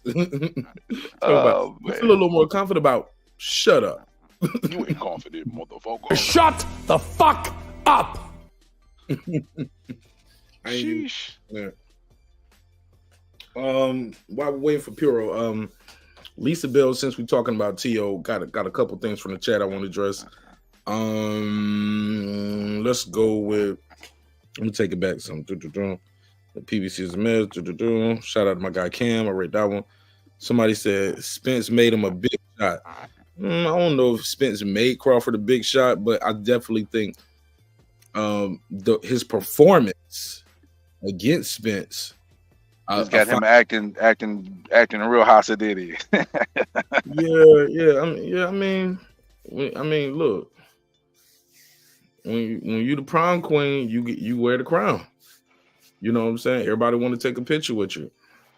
I'm not saying he a woman or nothing. I don't mean no disrespect when I say that. Yeah, we know what you meant, bro. You know what I'm saying? But beating a top 5 pound for pound fighter the way he did, most people we haven't seen that done in a long time. And now, whether you think Spence was on the decline or the injuries, whether you believe all of that or not, nobody was saying that before the fight, other than me. You know what I'm saying? And there's some of the people to watch. There was some people that said it, but not many. After they stole those talking points from us. Because if we took a poll after the first round with everybody who was watching the fight, nobody would have said, "Oh, Spence is a shell of himself" after the first round. Oh no, they was like, man, good round. It was a close round. It could have went to anybody. Spence won the first round. Spence won the first round. Hey, look, I gave Spence the first round, and I was there. I was like, but it wasn't a lot going on. But I gave Spence the first round because he had the 3 belts. He's the guy. He was just a tad bit more active. Just a little bit. Even if he wasn't that effective, he was a little more active. But I get where you're coming from, though. But beating that guy on that big stage, all the eyeballs on you, and you beat him that way, so one-sided, he deserves all his props. And I ain't gonna shit on his parade. I had to step away about my T.O. Opinion. T.O. looked like complete garbage. He can't cut off a ring. He can't fight on the front foot. He has the same issues that him and Regis Prograis have the same type of issues. The difference is T.O. is much more athletic, but neither one of them fight well on the front foot. Neither one of them cut off a ring very well. And if they have to be the lead, they struggle. This T.O. just happens to be a lot more athletic, so that can carry him a little farther than what Regis is. And Ortiz gave away the fight. T.O. didn't win the fight. Ortiz lost it. Ortiz had a great game plan, and he started off the first 6 rounds executing that game plan. But the problem was he did not finish the job. Even though I still thought he won the fight, but you lost the fight because you gave rounds away that you should have won. You're making him miss. You make him pay for you make him miss. You don't make him miss and then run away from the action. That's right there how he lost the fight, because he didn't put a stamp on the victory. That's because he wasn't able to.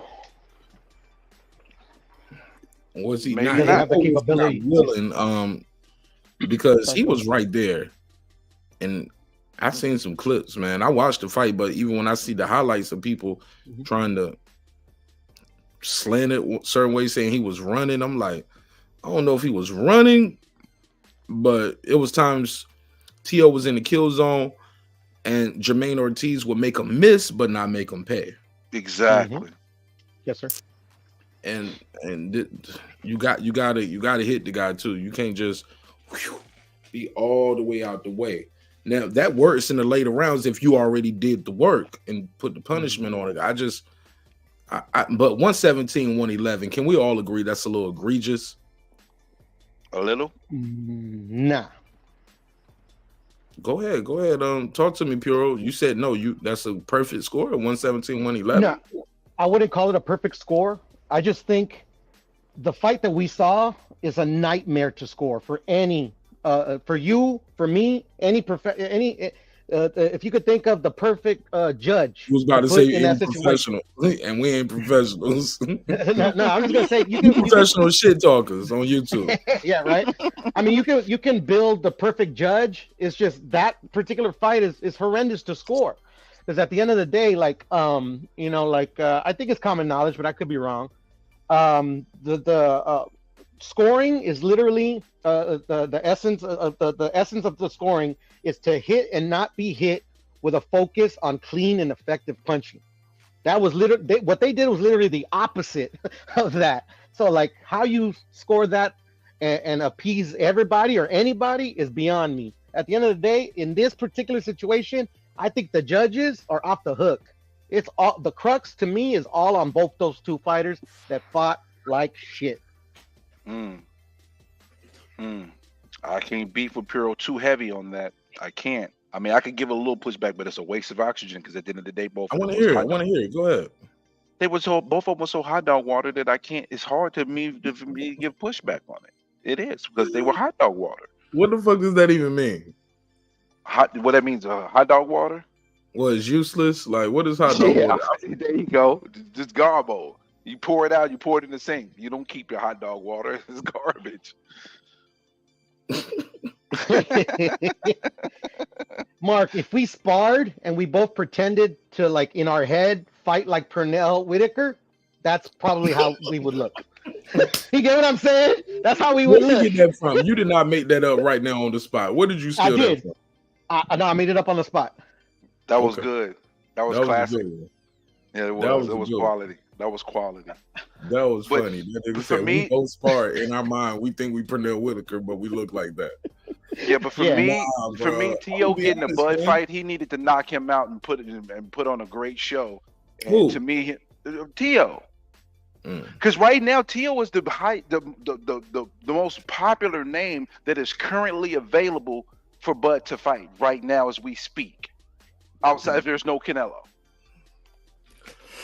Let me see. Most popular name. Outside of Canelo. Out of the people that's been listed for potential Bud Crawford opponents. Tim Tszyu, not available. People don't think the Spence rematch is happening. Jermell Charlo. A lot of people feel like Mel's stock is down, right? You know, and I'm sure he's spending his money and not really fighting right now, right? Danny Garcia. No, does anybody think Danny Garcia is a bigger fight than Tio right now? Jermell is definitely bigger than Tio. I'm sorry. I don't think so. Jermell doesn't have a fan base. His fan base is probably less than Tio's. Neither than Tio. Damn. Even being on that Canelo card, all them people saw him. Yeah, but now the people that saw him had a bad experience when it comes to him. They look at him in a negative light, not a positive light. So what really did that do for him? If he had showed up and showed out in a win, lose, or draw situation, then it might be different. But when we walked away that fight, we was like lions only, gazelles only. I don't know. So man. he didn't leave a positive impression. I don't think Bud and Mel does more than 250,000, bro. Neither did Errol Spence, but Errol didn't get that much shit. What you talking about? Obviously Errol, like I wouldn't say that. Like obviously, I think Errol tried, and Errol tried the entire fight. Well. No, Errol went out Errol tried the entire fight, even though he was getting his ass kicked. Mel got popped, and he said, "Oh no, I'm not gonna get popped like this again. I'm gonna survive. I will survive." And he's got enough skills to survive, and that's what he did. Just survive. It didn't leave a positive impression on the majority of casual fight fans. I don't think anybody that's casual fight fan saw that fight and said, "Oh, I want to see Jermell again." No. I mean, I do, but not for. You're not a casual though. But you're not a casual. You're not a casual. You're more detailed. I'm not even saying. I consider myself a hardcore casual because I don't know everything, but I know enough to know that I'm not just like a pure casual. Because I can, go through all the weight classes and talk about particular fighters that I've seen. But anybody that's below us in our fight fandom, those people are not looking for Jermell Charlo fight. They're not. And before that fight happened, people wasn't checking for him. But before then, he wasn't no big time guy. He had the accolades and the skills to us as boxing fans. But past the surface of where we at, there was no name recognition for him. That's true. That's true. And that's why Bud said he don't want to fight him because he lost value. He lost value in that fight. He didn't gain. He could have gained value, but he didn't. He lost value. Okay, that makes sense to me. All right, I'll give you that. I appreciate it. I try to make sense. I don't always make sense, but I try to.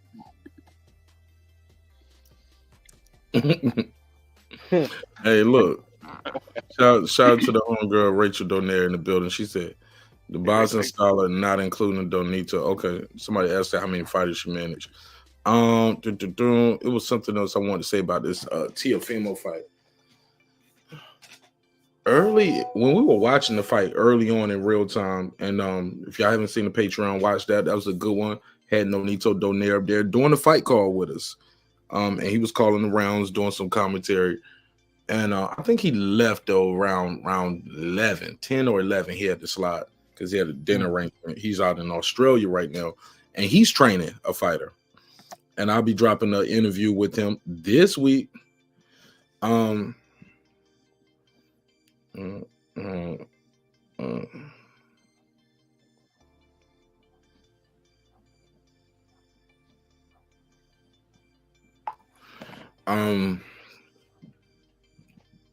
But it was a point early on we was like, okay, Tio's winning. Then in the mid rounds we was like, Jermaine Ortiz is winning his fight. Tio got to do more, like, because Tio seemed like he was getting frustrated. Like, I don't feel like cutting the ring off. I don't feel like following, like, because he was following instead of cutting off the ring. One time Tio swung, missed, and ended up on the ground. That was in the 9th round. Yeah, he was doing like all kind of goofy shit like that. So it was one point we was like, well, Tio is, he's walking towards him, but is it effective aggressiveness? And a lot of us, it was ineffective, but also we were like, Jermaine Ortiz, you got to do, like, right there. I think it was round 8 or 9. We was like, okay, well, you're doing good winning so many rounds, but you got to, this is where we separate ourselves. This is where we separate. This is where I say, hey, look, I'm not gonna make these rounds that close. It was times where I was like, man, it's a close round right here. You did a little bit, but it looks good in the corner right here. The other judge over here and the other judge over there can't see your work. You got to spin them. You got to work over here. Work the whole ring. Let everybody see you from all angles, and I just thought I think the term we was using that night, Brim, he left too much meat on the bone. Correct? Okay. Which is, Puro don't like no movers. Puro want a motherfucker to be in there like this.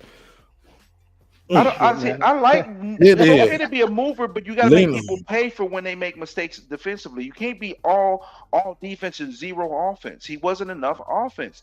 I literally was watching the fight thinking, yo, boy, Tio's in trouble. But then the more and more I watch the fight, I'm like, well, damn, Jermaine, you got to put an exclamation mark on this, bro.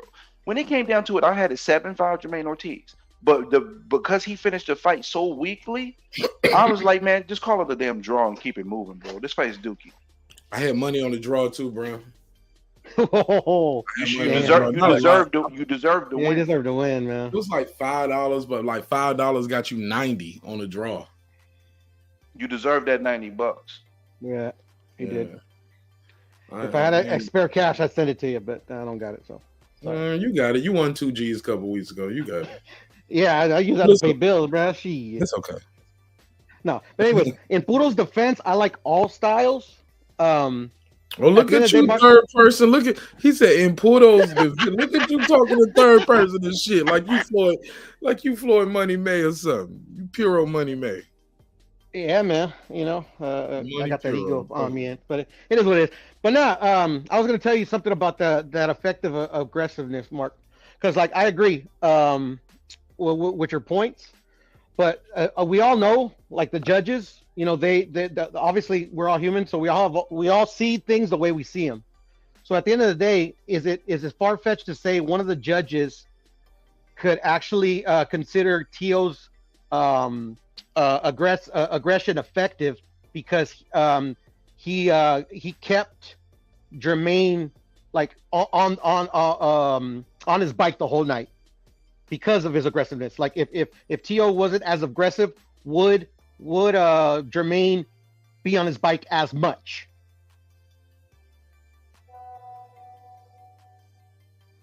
What you mean? Like I understand exactly what you mean. Go ahead, re-explain it to him. Yeah, so like Mark, so me and you were fighting, and you know I was doing what Tio was doing. Beat your ass, Puro.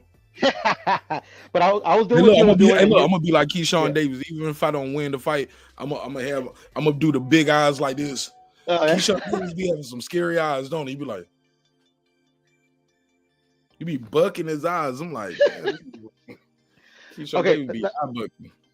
I got the perfect example, Mark. And it pertains to the fight. When Tio, one of the times or a few times that Tio got frustrated, at one point in the fight, he stopped. He went to the corner and he told Jermaine to come. Jermaine actually obliged him and he took him to the corner and scored points. I remember that part. He scored on Tio on that sequence. Yeah, but he missed more than he landed. But Tio what I remember seeing either, though, like Jermaine, he went over and Jermaine was the aggressor and won that sequence, if I'm not mistaken. Yeah, I would agree that he won that sequence, but that's my point though. Like seriously, when Tio stopped with the pressure, that's when like literally like he made Jermaine make a decision. Like, what am I gonna do? Okay, he's not pressuring me no more, so I'm not gonna be on my bike. And then he waved him in and he actually obliged him.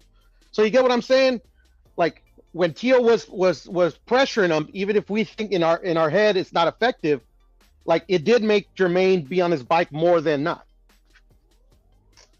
This is what I'm trying to say.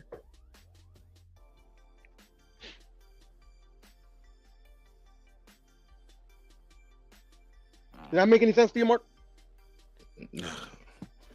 No? Say it one more time. Because I was texting. I was listening a little bit, but I was texting. Somebody texted me too. I'm sorry, bro. No, you good. You I apologize. Apologies. I'm on my Doug right side shit. Apologies. Respectfully. You're out of order. I'm out of order. You know I love you. You got lots of love for you, Mark. You know I love you. You my brother, man. You know my brother. You my brother. You my brother. You know I fuck with you. Yeah, man. That's funny. You for y'all fool. Yeah. But go ahead. Say it again to me. So, Mark, my whole point is like, is it beyond the realm of possibility that one of these judges, they perceived Tio's aggression to be effective because he kept Jermaine on his bike for the majority of the fight?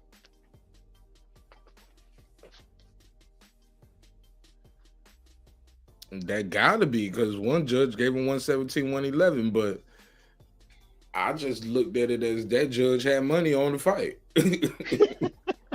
Well, take that out of it. Just unbiased as hell. I mean, I just saw him not like. I saw him frustrated. I saw him telling the guy, "Man, stop moving. Come over here and fight me." That's not effective. Come over here and fight me. Stop all that moving. I saw the guy popping the jab. I saw him in the exchanges. He would flurry on TVO, pop up top, boom, get out the way. I saw him, shifting and I can't see 117, 111. When I first heard 117, 111, I was like, okay, that's kind of a wild score for either guy. But then I heard 115, 13, 115. I was like, okay, Jermaine Ortiz got this. One judge had it too wide, but yeah, that's it's no way Tio won the fight like that. Mm-hmm. And I'll give you another criterion. Like, and I'll give you another criterion. could we say that Tio was in fact the ring general because his pressure, like kind of another way to put it, his pressure kept Ortiz on the defensive and overly Nigga, he defensive. wasn't even a ring lieutenant, let alone a general. He wasn't even a ring captain. I give him a ring private first class bully? at best. A ring bully? He's private first class, man. He won't know. I'm just saying. He won't know sergeant. He won't know special. Private first class. Damn sure ain't no ring general. Not no lieutenant, no captain, no colonel, major, none of that. He's a ring private first class. No, I hear you. I was just giving another perspective. I don't agree with the scorecard. That was very wide. At the end of the day, I think a draw is warranted because out of all the criteria I gave you, the one that weighs the most is clean and effective punching. That's what counts the most. And I thought neither of them were very good at that. Cleaner, more effective punchers. And I thought, when I look at that fight, I think Nonito said it best, or was it Rachel? Somebody said it looked like Jermaine Ortiz was fighting and doing more of what he wanted to do. And Nonito, and I think he picked Tio because they have a relationship. If I'm not mistaken, Rachel tell me in the chat they picked him. Well, I know Nonito did. He was like, "Yeah, I'm going with the guy I got a relationship with. You know, Tio's my guy. I got a relationship with. I'm riding with him." But even certain points in the fight, I can tell he was like, "Man, I need him to do this. I want him to do this." But looking at the fight, it looked like Jermaine Ortiz was doing more of what he wanted to do.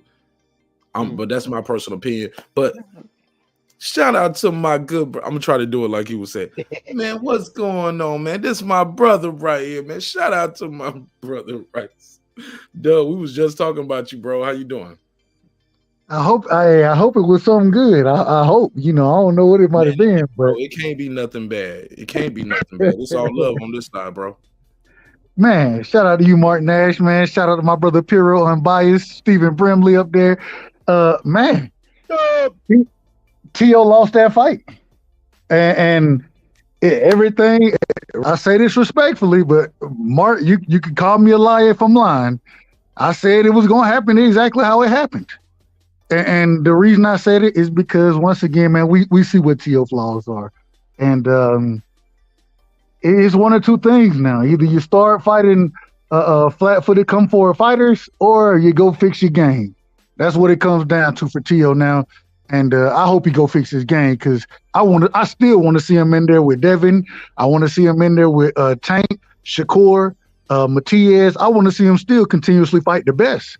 And so, but I think he's gonna have to fix his game, really, to be effective against those type of fighters. Jermaine Ortiz, I heard you, my brother Piro. I heard you, Piro. But I thought Jermaine Ortiz won that fight. He did what he wanted to do, and he stopped Tio from doing what Tio wanted to do. So he landed more punches. I thought the 117, 111 card was absolutely ridiculous. But outside of that, man, hey, I ain't mad at Tio for winning. And once again, I thought it was a robbery, but I ain't mad at him. And so, hey, I hope he come for or continue to fight the best, man. That's what I look forward for, or I look forward to seeing from him. I'm gonna say it again, man. The only people that got robbed were the fans in that fight. But anyways, continue.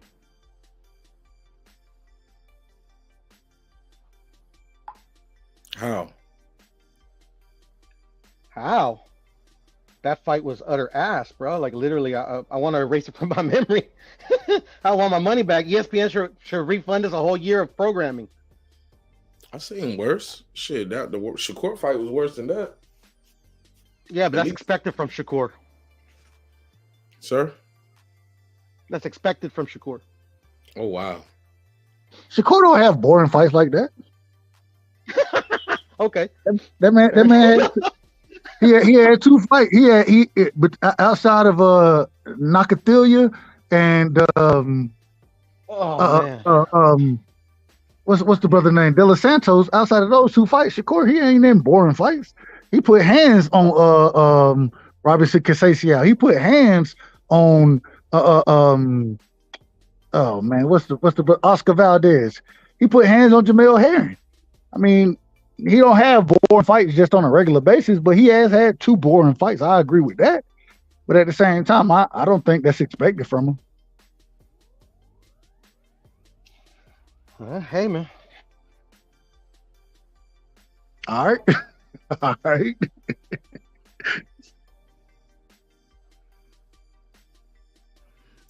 Well, Dub, I gotta ask you.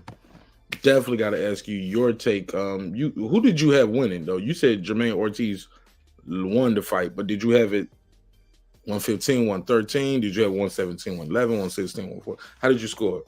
I scored it 7 rounds to 5 for Jermaine Ortiz. I thought he dictated the fight. And I expected it to happen the way it kind of happened because Tio, he struggles to be first. Shout out to BBO Boxing. I lost $100 to him on the robbery, so it is what it is. But I expect it to happen how it happened. I just, like I say, Tio got to fix certain things, and it was interesting. The really interesting thing to me was how Tio spoke after the fight, and when he done told everybody, all the crowd, the SSD, and I mean, just kind of getting out of control. And he reminded me a lot of Anthony Joshua when Anthony Joshua lost against Usyk, and so I think he need to rein it in just a tad, but it is what it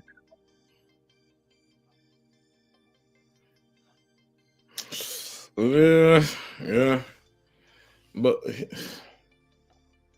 I don't know, man. So look, the question I had when it comes to Tio, and we can move on after this, is Tio a marketing? I'm sorry, what did I say? What did I call him? What did I say? Is he delusional or is he a promotional genius? Because he got us talking about him even with that whack ass performance.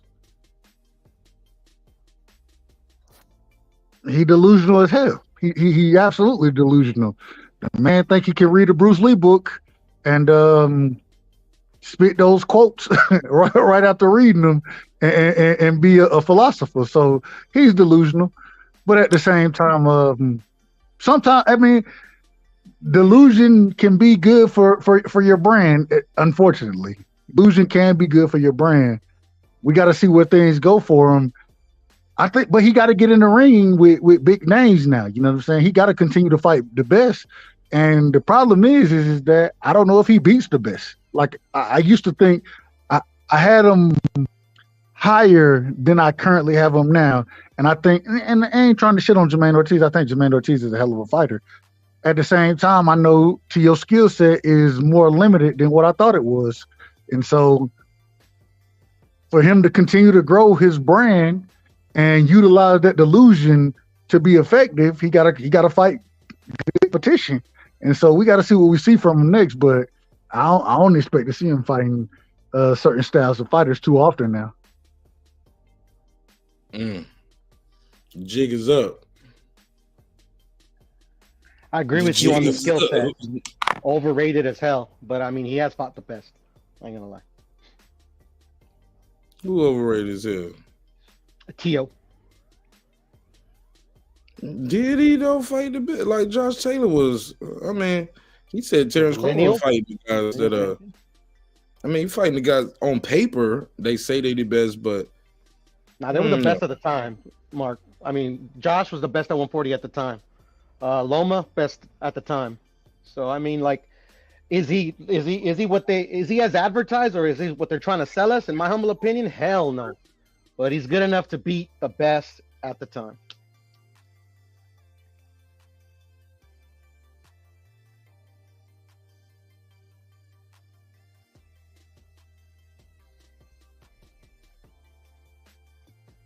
My bad, I'm out here sending somebody something. You're good, Mark. All right, so look, that guy I saw Thursday, man. Oh, and I gotta address this. Lisa Bell said this too. She was like, basically, she said these Thursday shows are getting low viewership. Me personally, I don't mind seeing boxing on Thursday, but she's right. But these fighters don't have a say so in that, right? Man, if you're gonna put, but my thing is, if you're gonna give us Thursday boxing, and I do understand, trying to capitalize off of the big things that's going on in Vegas at that time, the F1 series, in Shakur's case, Super Bowl, and Tio's case. So you want that live gate. It's not; these aren't pay-per-view fights, so you're not really getting too much off pay-per-view. At the same time, I don't think you put your biggest stars on Thursdays. And correct me if I'm wrong, but Teofimo Lopez, Shakur Stevenson, these are the biggest stars that Top Rank got right now. So I wouldn't put them in. Hey, I'm gonna find them a weekend date. I'm gonna find them a weekend date, and then try to make sure that not too much competing with what trying to put on as a product. If I think a Thursday, man, if you put and I know this sounds crazy, but put somebody like Abdullah Mason on as the headliner for Thursday. Let the prospects run that Thursday card. Have Abdullah Mason, and you start to build brands over there. But when you putting your stars on over there and you're getting what you're getting, it's not a good look. Respectfully.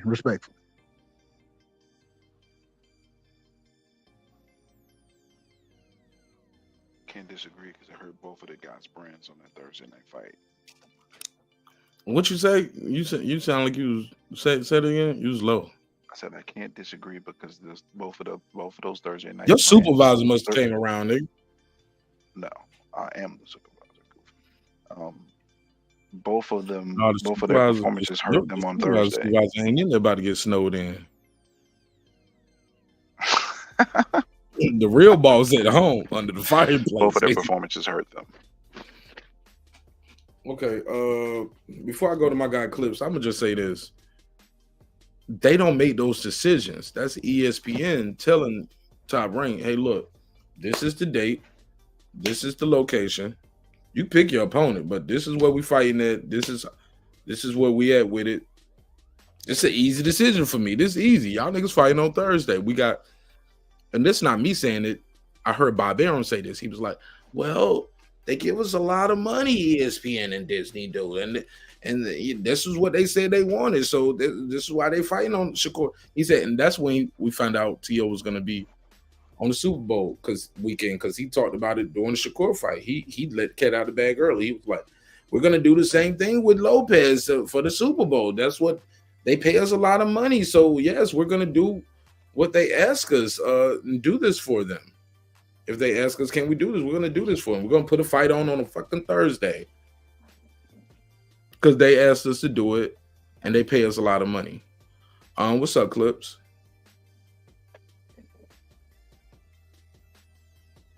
Clips, your mic muted, dog.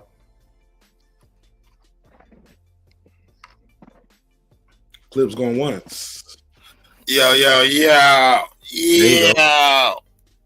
What up, my guy? On, all my neighbors in the neighborhood. It's been a long time. I shouldn't have left you. Hey. God damn it. Out on bail, fresh out of jail. God damn it. We had this bitch. How's everybody feeling? Salute the Clips. Nigga, as soon as I hear your voice, I want to spark a joint, man.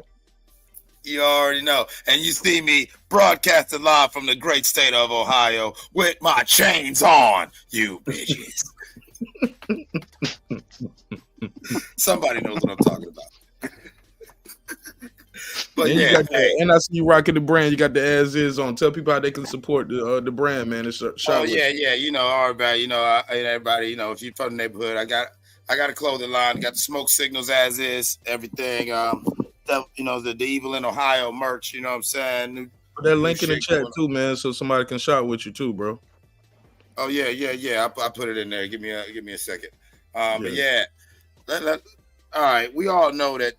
How I feel, man, and it's not a personal thing with Teo, but you can't go out there and deliver a shit burger and talk shit.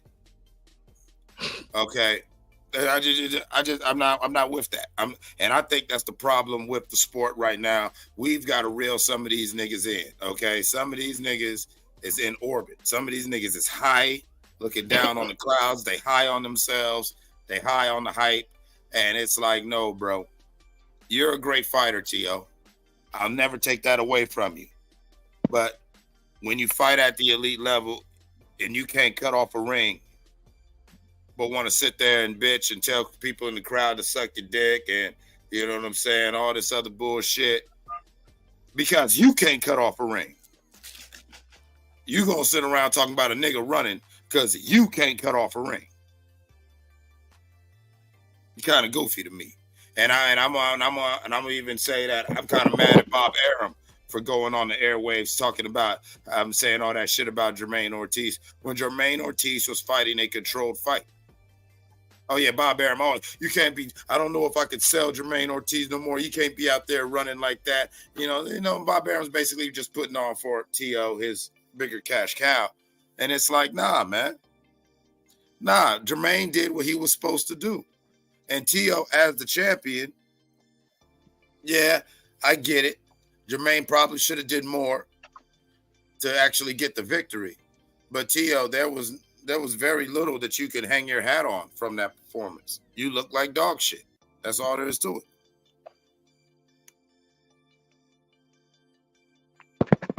Facts on facts on facts. Hey, Brim, are you safe, Brim? You sound like you in the basement right now. Blink twice if you safe. I got you, though. I got you. I'll send somebody. I got you. Messing around, man. Everybody get involved. I still got my boy Puro here, Dub right side. Puro, that guy Clips, Unbiased Fan, Bring Reaper here as well. I'm being respectful to my coworkers. That's what it is. I don't want to be loud with my coworkers, so I have to get up and move around.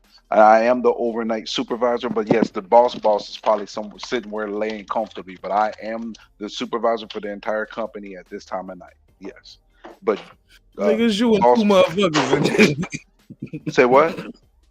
What'd you say? No, I was just talking some shit. We trying. No, I want to. You gotta repeat. You gotta repeat it though, because I want to laugh. Because it probably was funny. No, man, because you're gonna get mad. No, I'm probably gonna laugh. What you say? Come on, repeat it, please. You said you the supervisor for the whole company right now. I said it's you and two motherfuckers in there. Like that's right. It's me and two people, and then there's the people in California that I oversee. There's people in. Man, we don't care about all that. We don't care about the truth. The jokes are more funny. I know. Yo, listen. Just so you know, I do basketball podcast too for college for my favorite team, and they always get on me about he's sneaking out. The boss gonna have to talk to him, so I'm always getting picked on about this. I'm used to this. This is funny. Right, because your two employees know you be on YouTube. They don't give a damn. They over there. They playing real fast to be a night manager at Costco. They over there playing Candy Crush. I'm not at Costco, man. I'm not at Costco. I'm a logistics. I'm a Progress. Don't tell niggas what you do. I am an operations manager for a logistics company. He mails out toenail clippings. He already told us, y'all. But anytime toenail clippings is one of them. My homeboy, that nigga be holding cups of pee all day. Like it's warm. Nah. He worked for LabCorp. He worked for LabCorp. LabCorp is one of my clients in Texas. We have LabCorp in Dallas. That's one of my clients. Pissy hands, smelling ass nigga. Stop. Hey, when a nigga tell you they do logistics, it mean they do a whole lot of nothing. That's what they really telling you when they tell you they do logistics. No, I be working over here now. Don't get it fucked up now. I tell about anywhere between 9 to 15 reports a night. That was supply, man. That's some warehouse shit. No, I don't do the warehouse stuff. All the niggas I know who get logistics in the army, them niggas got good ass jobs too. Them niggas like warehouse managers all over the world, man. Oh yeah. I got a homie that's like doing warehouse management, like somewhere in Japan right now. This nigga was like, really? Like, yeah, nigga, they paying me good in Japan. He said, if I was in America, I'd just be a forklift nigga like the rest of y'all. Over here in Japan, I'm the boss. Like, damn, nigga, I said, you went all the way to Japan for the boss. He was like, yeah. And he said, I'm gonna retire early on y'all niggas too. But go ahead. Go. Let everybody get back into this boxing talk, man. Because like I said, I love y'all, man. I ain't gonna hold y'all here all night. But I missed a little bit. I came late, so where are we at with it now? Have we gotten to this 420 smoke? Mark, you got my song. The theme for April 20th will be pre-order. What are we smoking on for 420? Is it a Smoking Ryan on a Ryan pack? pack. It's a We Ryan got a pack. Haney pack in the air. Is there going to be a Haney pack? What are we smoking on? Because this is the battle of Cali, and they say Cali got the best weed. So we got Southern Cali right outside of San Diego with Ryan Garcia. We're going to see what that SoCal smoke like. Or we're going to find out what that northern Cali, that Oakland, Humboldt County smoke like. We're going to have a little good old Cali smoke session. And I want to know, you know what I'm saying, what pack are we going to have on the motherfucking plate for 420? Good timing, bro, because we have not talked about that. Great timing, bro. So let me. I'm sorry, Mark. I don't want to play host, but let me start with you, Brim, and we're gonna go around. What pack do you think we got rolled up on 420? What pack? We rolling up a big strand of some Ryan Garcia, bro. I wonder what that smoke like, I don't know, because we got a little taste of that. Devontae gave us a little sample of that Ryan pack. I don't know, how'd that hit for you? Hey, it was kind of a cheap smoke, but it still smoked nevertheless. Though, but this one might be a little bit, be a little more potent. Okay, yeah, because Devontae only gave us that 3.5. You know what I'm saying? Like you saying Devin's gonna give you the whole zipper? Yeah, I think he's gonna give us the whole zip.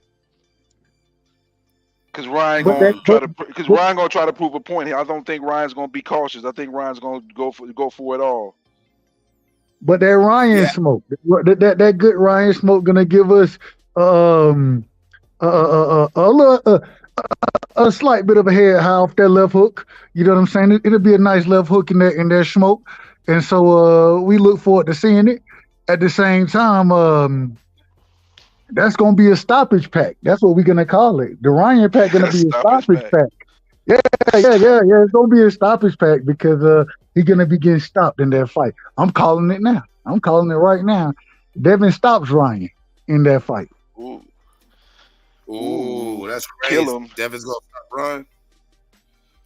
I mean, I don't know. I think the one thing that's interesting and I'm really excited about with this matchup is you forget that Ryan did beat Devin's ass before. You can say anything about amateurs or whatever like that. And I think that is the one thing that's going for Ryan is he knows he can get it done. Now, can he get it done at this level? Devin beat his ass too. Yeah, exactly. That's what I'm saying. In the amateurs, they don't went back and forth. Here's the difference, though. Here's the difference, though. In the amateurs, they were on the same level. Since they went pro, Devin has improved his game, and Ryan has been still doing the same mistakes as an amateur. And I said this earlier. Don't forget the booty roll. He had the booty roll. I don't mean to be disrespectful to any fighter, but as far if Ryan was as disciplined as Devin, and I put Devin's discipline up there with Bud Crawford's. That's why I put his discipline up there. If Ryan had that same discipline, I think it'll be a true 50-50 fight, and they'll be right there with each other. The difference is that man ain't showed the discipline that Devin ain't showed, and I think that's going to be the overall difference in the fight. And if Devin put Regis down, Ryan ain't got the chin that Regis has, in my opinion. And so I got Devin stopping him. I mean, if God wants to give me an early birthday present, we're gonna be smoking on that Dub right side pack, bro. Because if Ryan pulls it off, bro, I'm gonna troll this guy hardcore, bro. I won't make Dub right side cry if that happens. Hero chose violence. I'm just gonna let him know right now. He's my boy. You can't make me cry. That's Respectfully, my you can't make me cry. But at the same time, you should have more smoke with Ryan than you have for me. I don't know why you got smoke with me. I just told you what was gonna happen. But I mean, it's okay. I ain't mad at it. I ain't mad. Why would I have smoke with Ryan? I mean, like, I don't really know Ryan. Because he's gonna get his ass whooped. Hey man, fighters get their ass whooped, bro. Hey, Cliff, real random. Fighters get beat every day, B. Hey, are these draws that we looking at? My bad. Go ahead. Yeah, random. Hey, look, this is my boy, that guy Clips. This is product line. We supporting the brother in a major way. Hey, look, why you ain't got no black girls up here? Why all your models white girls? Well, because those were the mock-up models that were available in the templates, and I wasn't going to try to pay. Hey, Clips, I'm trolling. Hey, look, but when I put the mouse over them, the booty get bigger though. Yeah, it looks like they jiggle. It almost looks like they're shaking, right? Yeah, the booty get big when I put the mouse on it. But all right, You gotta this clip's mouse on it. product line. He Pause. sell panties, drawers, flip flops, socks, hats, weed, book bags, ecstasy, flip flops. You see, I'm mixing in the positive stuff with the bad stuff. Dante. Hey, Clips, do you got a bucket hat? You sell any buckets? I don't have them on the website right now. I was actually I'm looking at you different do, let me designs know. for But them. I'm gonna cop probably gonna cop one of these little hoodies off you real quick right now. Man, it's all good. But All right, yeah, go ahead, man. I mean, I don't know about y'all, but like I've been talking about I've been fucking with both Ryan and Dream on X, and I'm putting it in the air, man. This is that 420 smoke, man. I keep telling them, I'm like, yo, you know what I'm saying? I mean, I want to see real smoke. I don't want to see no staged events. I don't want to see no more stage fights. Bill, get the fuck off social media with your little fake scuff knuckles.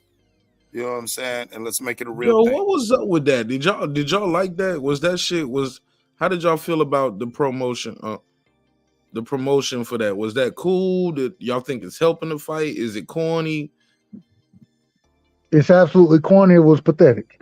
Really? It was interesting to me when I listened, and this is what I caught from all of it. When you heard both of them talking back and forth, they sound like 2 7-year-olds talking shit to each other. So maybe they needed to push, but I felt it was staged, and I don't want no parts of it. I don't want no parts of it.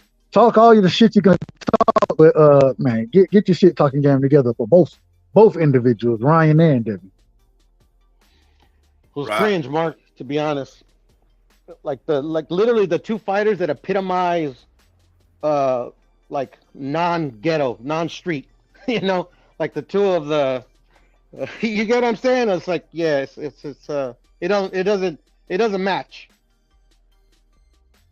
I mean, yeah, it is crazy too. Like even the way Ryan ran up on him, I said, like when I watched the video, Clips. I told you you're gonna feel that fear. Didn't I tell you you're gonna feel that fear? You're gonna feel this fear, boy. Yeah. I mean, I was watching the video like, Ryan, you ain't never in your whole life. Who gave this man thug cookies? I told you gonna feel that fear, right. boy. That's you. That man had a fresh glass. Devin want no better. Devin want no better. It was like Devin was shocked that the nigga was talking to him. Like they was like, "You whack, you whack." Yeah, Devin did have that moment where it was like, "My word." Devin was like, "You're the wackest fighter," and everybody knows you're the wackest of the wackest. You're the wackest of the wackest that could be the wacky. Yeah, who said shit like that? Just the wackest of the wackest that can be wacky type shit. I was like, bro. Oh my God, man. The fight gonna be good though. And how's about Bill Haney? Bill Haney, when the scuffle happened, Bill Haney wanted to try to get all bad with that little nigga, right? But after the fight started, when the scuffle started dying down, and Ryan's one security guard, that big black dude, was still at Devin Haney's shit, Bill Haney standing right next to him while this dude's getting at his son. And he looking away. Like somebody was pushing Bill. Dude's pushing Bill to get to Devin, and Bill over here not even looking at dude. But that little dude, that's the dude that Bill was trying to get at or whatever like that. But that big, the big nigga that really was in a position to steal on your son, you had no eye contact for him. They were just sliding back and forth. You know what it remind me of? And this ain't no diss to Bill Haney. Like he always showed me love.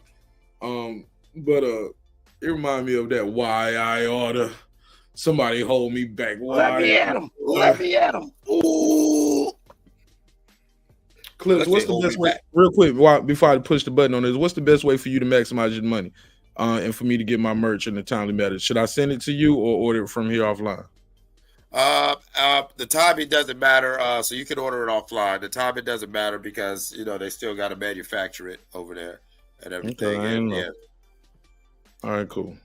I think I'm gonna get this one right here. I'm gonna wear this one. Get this one. I'm gonna wear it on the show and shit. I'm probably get this one right here. That's what's up, man. All love is appreciated. All love matters. You know what I'm saying? I'm not really, you know what I'm saying?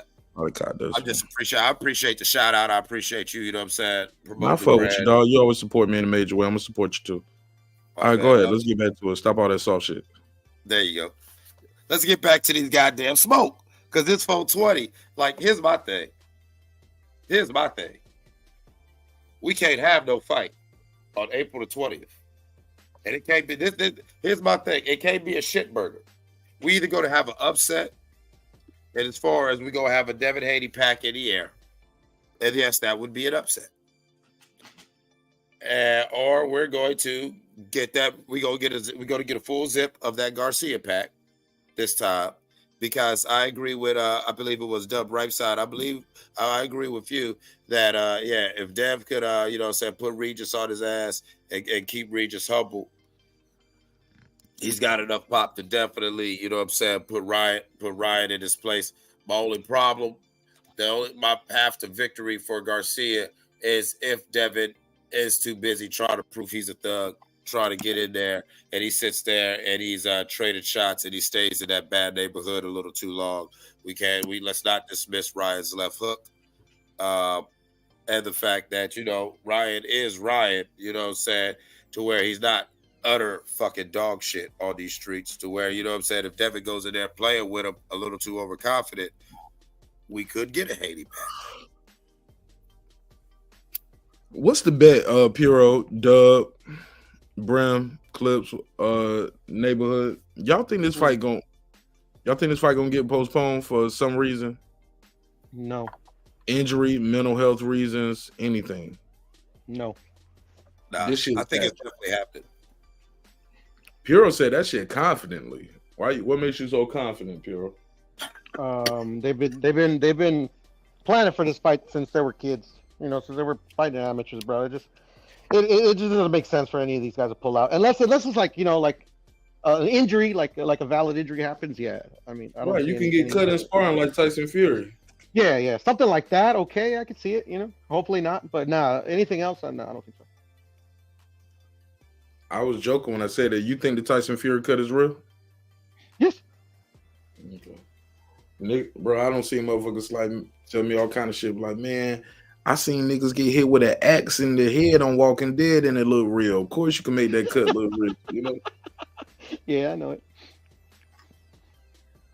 Yeah, I'm still skeptical about that cut and the timing of it. I really think that Fury Clips is one of them, Puro. I know. I mean, I've heard a lot of people say that to me, bro. I ain't gonna lie, Man, I think that cut was just Fury just, opening up the little door so he could kind of sneak out, buy himself some time, because I really do think that Fury is very self-conscious after that Ngannou fight. He knows he got his ass whooped and everything. And he's like, damn, I've got to work on some things. And I think he was probably getting touched up and possibly dropped in sparring. But I think the cut really was just like, yeah, I need some time. Yeah, this cut's bad. I got a cut on my eye. Yeah, we got to postpone it. I really do think that. And shout out to Usyk. I saw a report that Usyk will still fight like in May. He ain't sitting around just waiting on Tyson Fury. And I think that's a great thing, regardless of Fury. What you mean he's still going to fight in May? I saw an announcement that they said that he still intends to fight. He's not waiting, and they didn't announce who he's going to fight. That's going to be interesting. No, hold on. Is that a confirmed rumor, like Brim would say? Well, I heard this fight was rescheduled. Yeah, it already has a fight date and everything. And what's the rescheduled date? I'll tell you right now. May. Okay, so yeah, that might be so they fight in May. So there's this May. Said,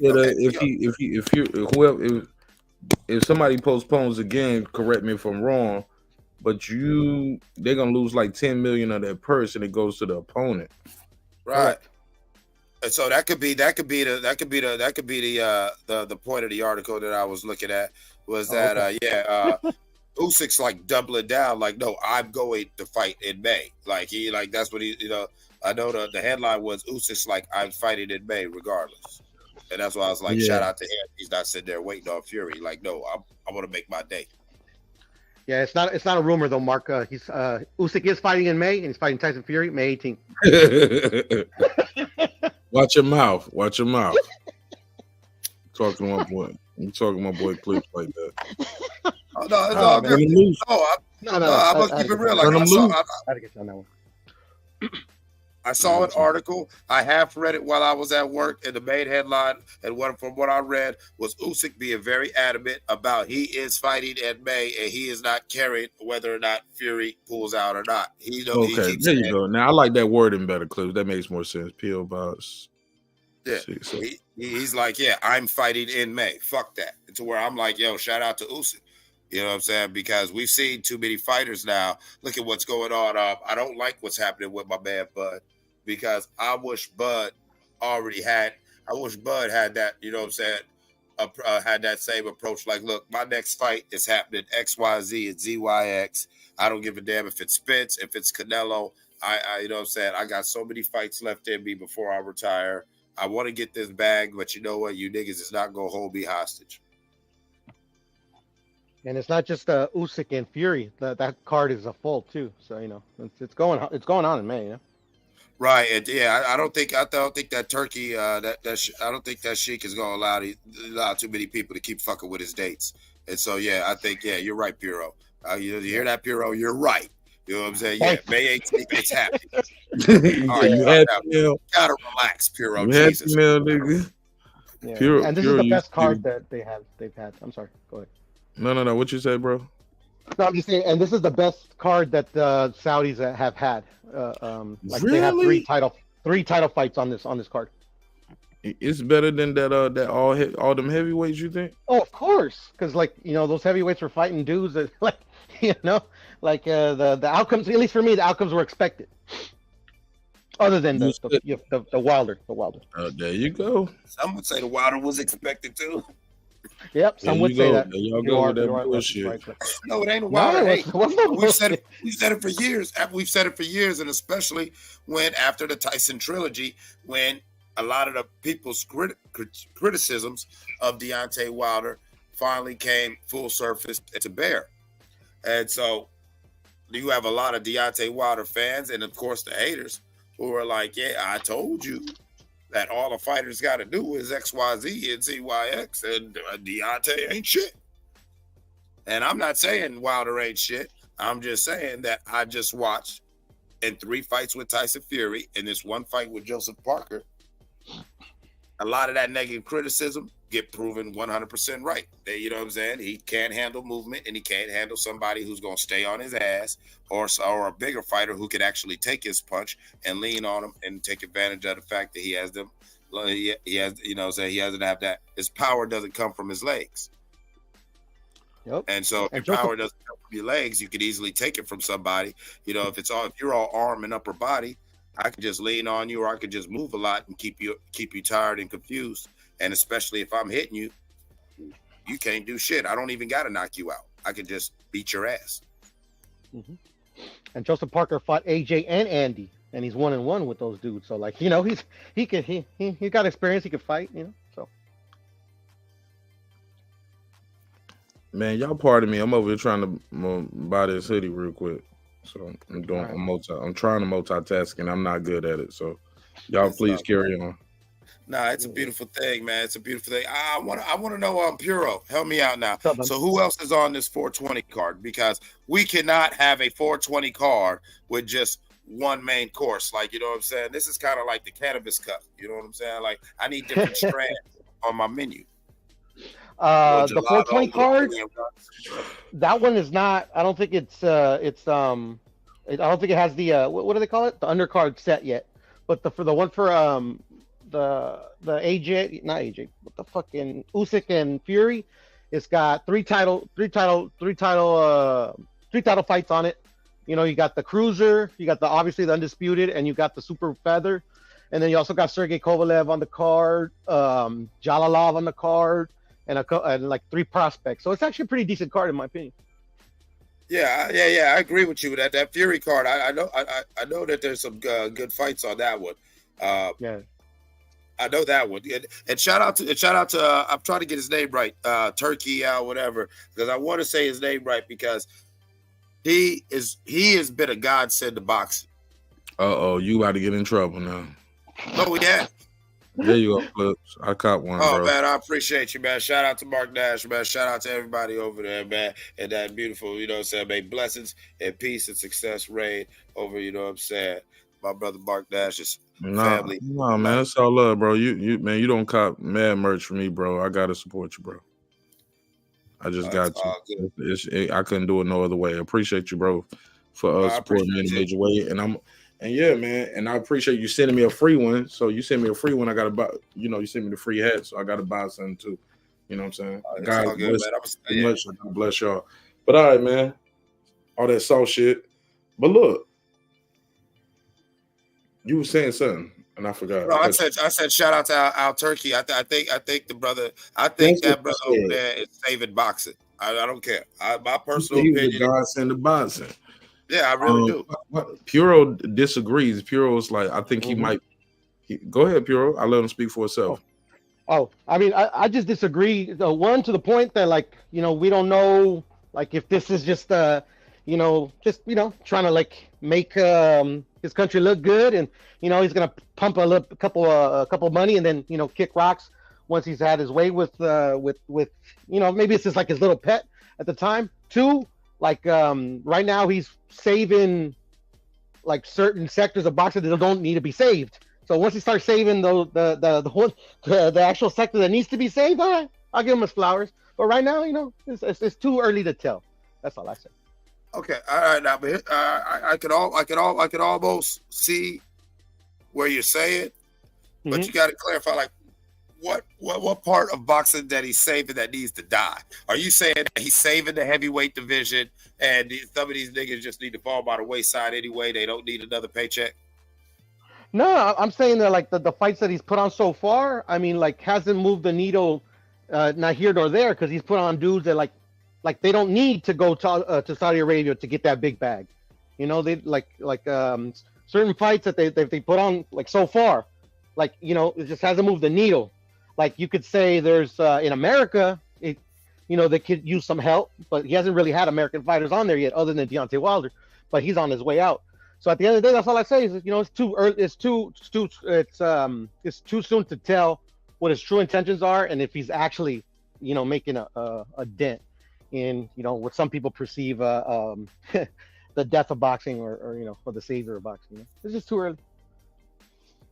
Yeah, I mean, well, I'm looking at the chat right now, and I don't know what his motivations are. If the brother in the chat is right, then that could be his motivation. He's just trying to go out with a bang, and shout out to him for doing that, because I disagree with you. Some of them fights were very, very, very transformative. All right, that Francis Ngannou Fury fight alone, you take him out the picture, we would have never got that fight. And because we got that fight, we got something really interesting to think about. You know what I'm saying? We got a real topic to discuss here in the heavyweight division, because here comes this dude who, he lost that fight against Fury. Let's air quote lost. But this ain't no Jake Paul shit. This is a legitimate somebody in the heavyweight division who, you fuck around, and I think I'm telling you, I'm willing to take the bet. I got Ngannou beating AJ. I got AJ, man, by slaughter.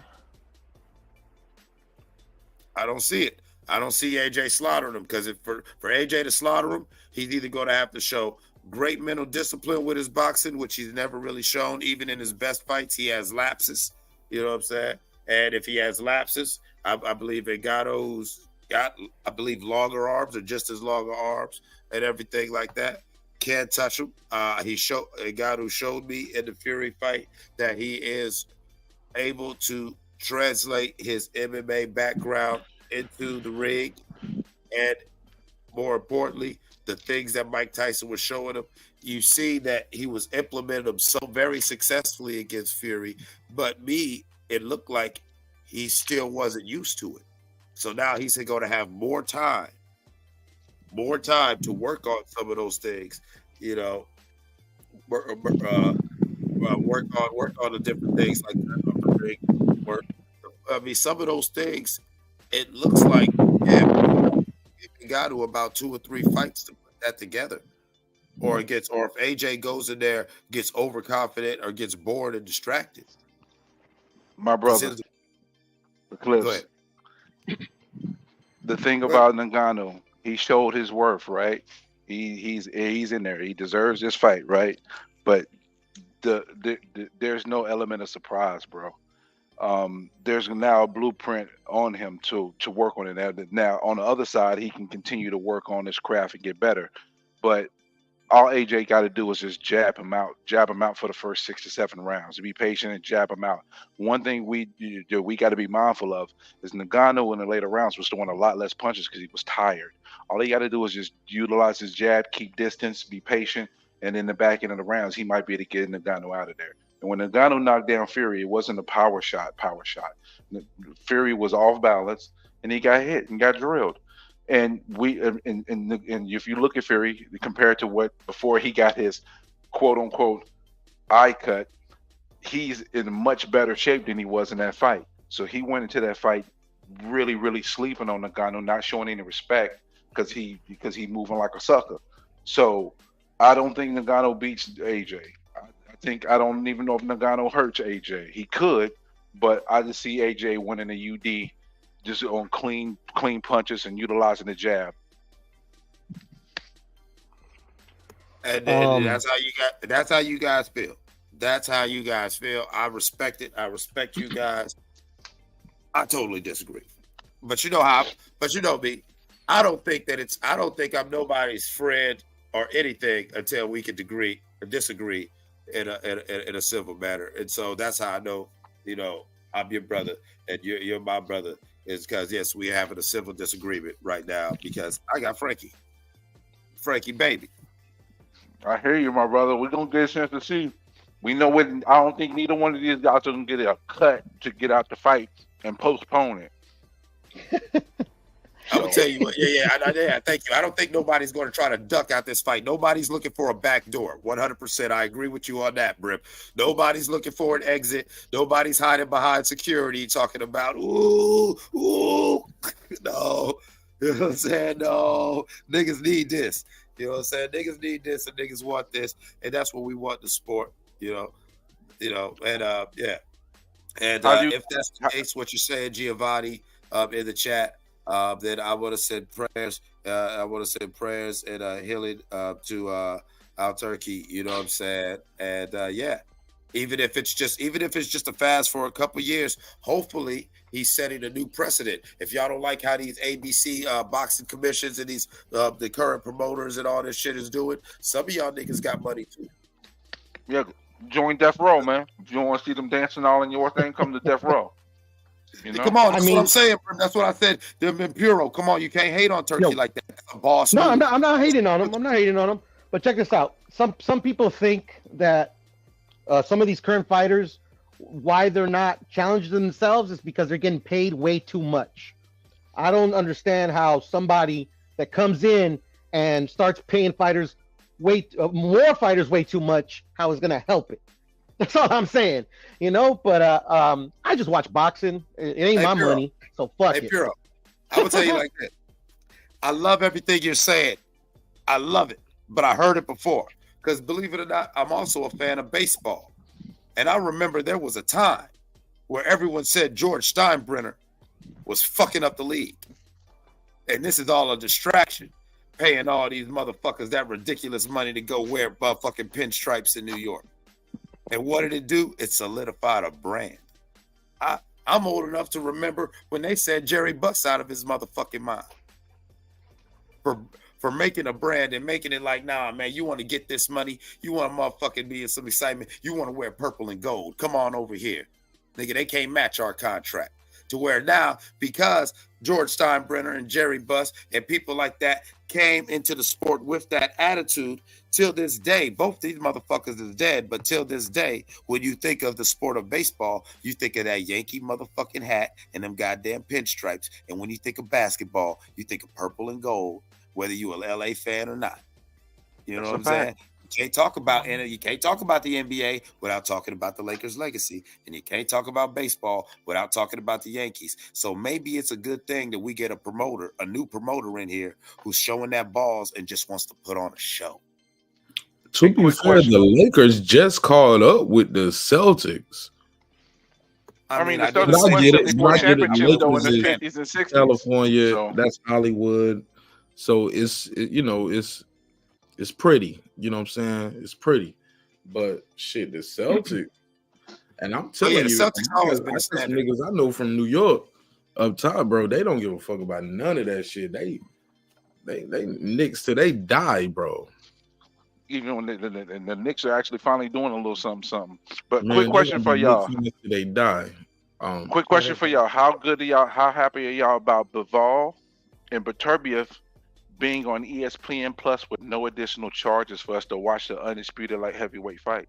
Oh, really? Is that a fact though? Yes, I am so excited. Thank you for bringing that up, Brim, because I wasn't sure about it. Brim, you're my nigga. Oh my God, I am so excited. You know I pay attention, bro. I'll be I'm paying step deep outside real attention. quick. Y'all cook up. I'm gonna step outside. If my connection break, y'all just keep going.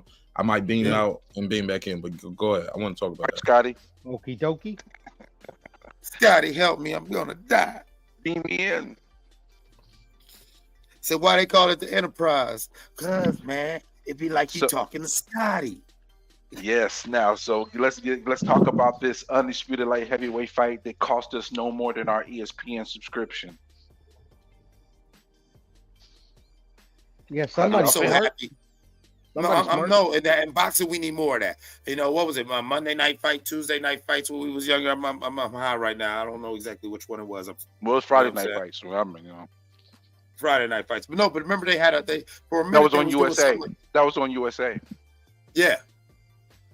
I forget what day it was. USA used to have Monday night fights on USA, and it was Friday night fights with ESPN. Exactly, to where you would get boxing twice in the week. Not only would I get my big event on the weekend, but I would get something during the weekday. And if it was a real heavy week, like it was sometime in September or May, I would get my ESPN Friday night fights. And then once that was over around 8, 9 o'clock, then you went into pay-per-view. Well, remember, we wasn't getting pay-per-view every month. We was only getting like 4 pay-per-views for the whole year throughout all the boxing maximum. And that's why you paid for those pay-per-views, because they was worth it. Because you saw these, because it would be that fighter who was kicking ass. No, I've really seen this in real time.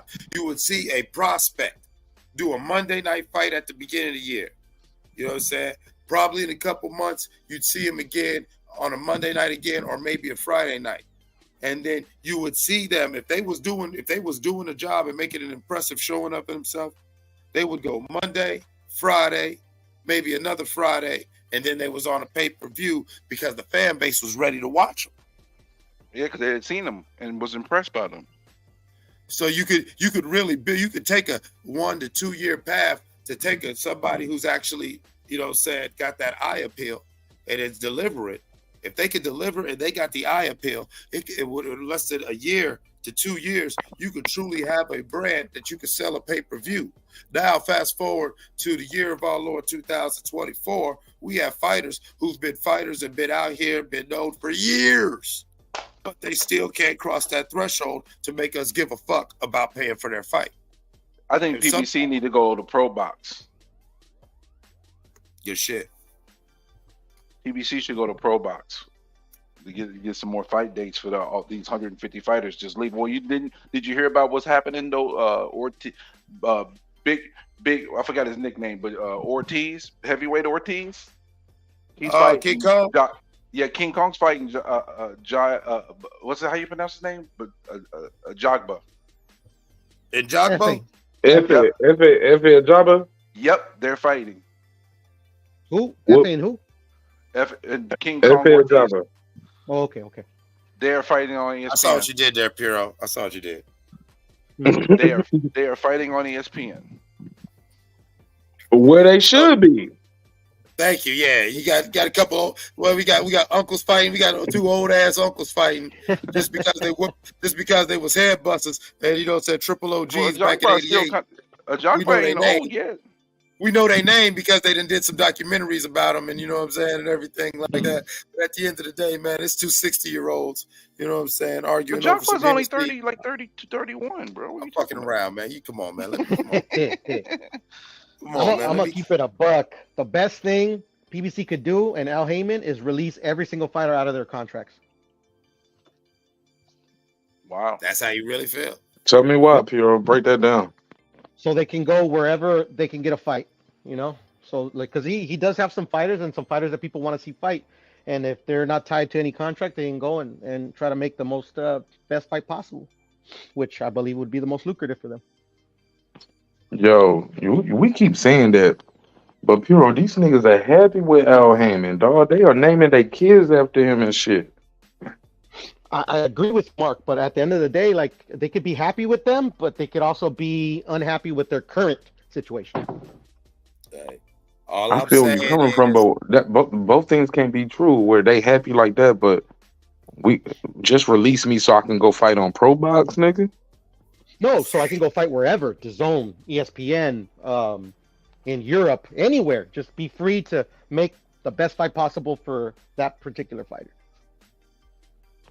I'll let y'all reply to that. I'm stepping outside. I don't understand. I mean, you would think that making the best fight possible is also the plan of Al Heyman and, you know, whatever like that. Like you would think that that's his business model. Like he wants to do, he's trying to get him the best fight possible, but, you know, I don't think they'd get a better bag. I don't think that they would get better exposure by you know what I'm saying, by trying to, you know, go the independent route, because I don't think that boxing is truly 100% groomed for the independent, you know, market. You know, Floyd's the anomaly, and like we keep talking about in the post Mayweather era, is we see all these fighters try to find some way to get themselves in a Floyd-ish position. The closest we've seen is Canelo, but don't get mad, Piero. Don't freak out. Canelo's still not no Floyd. Yeah, I mean, he did it better than Floyd, but that's just because. Oh, here this motherfucker go. No, he's not. He did it a sheer happenstance clips, and that's only because Oscar, you know, did the bad business practices. He took him to court, and he was able to get out of his contract. But Floyd, like his first 10 fights after he got out of top rank, those rights don't even belong to him. They belong to Oscar. Right now, ever since Canelo left Oscar, that's all his.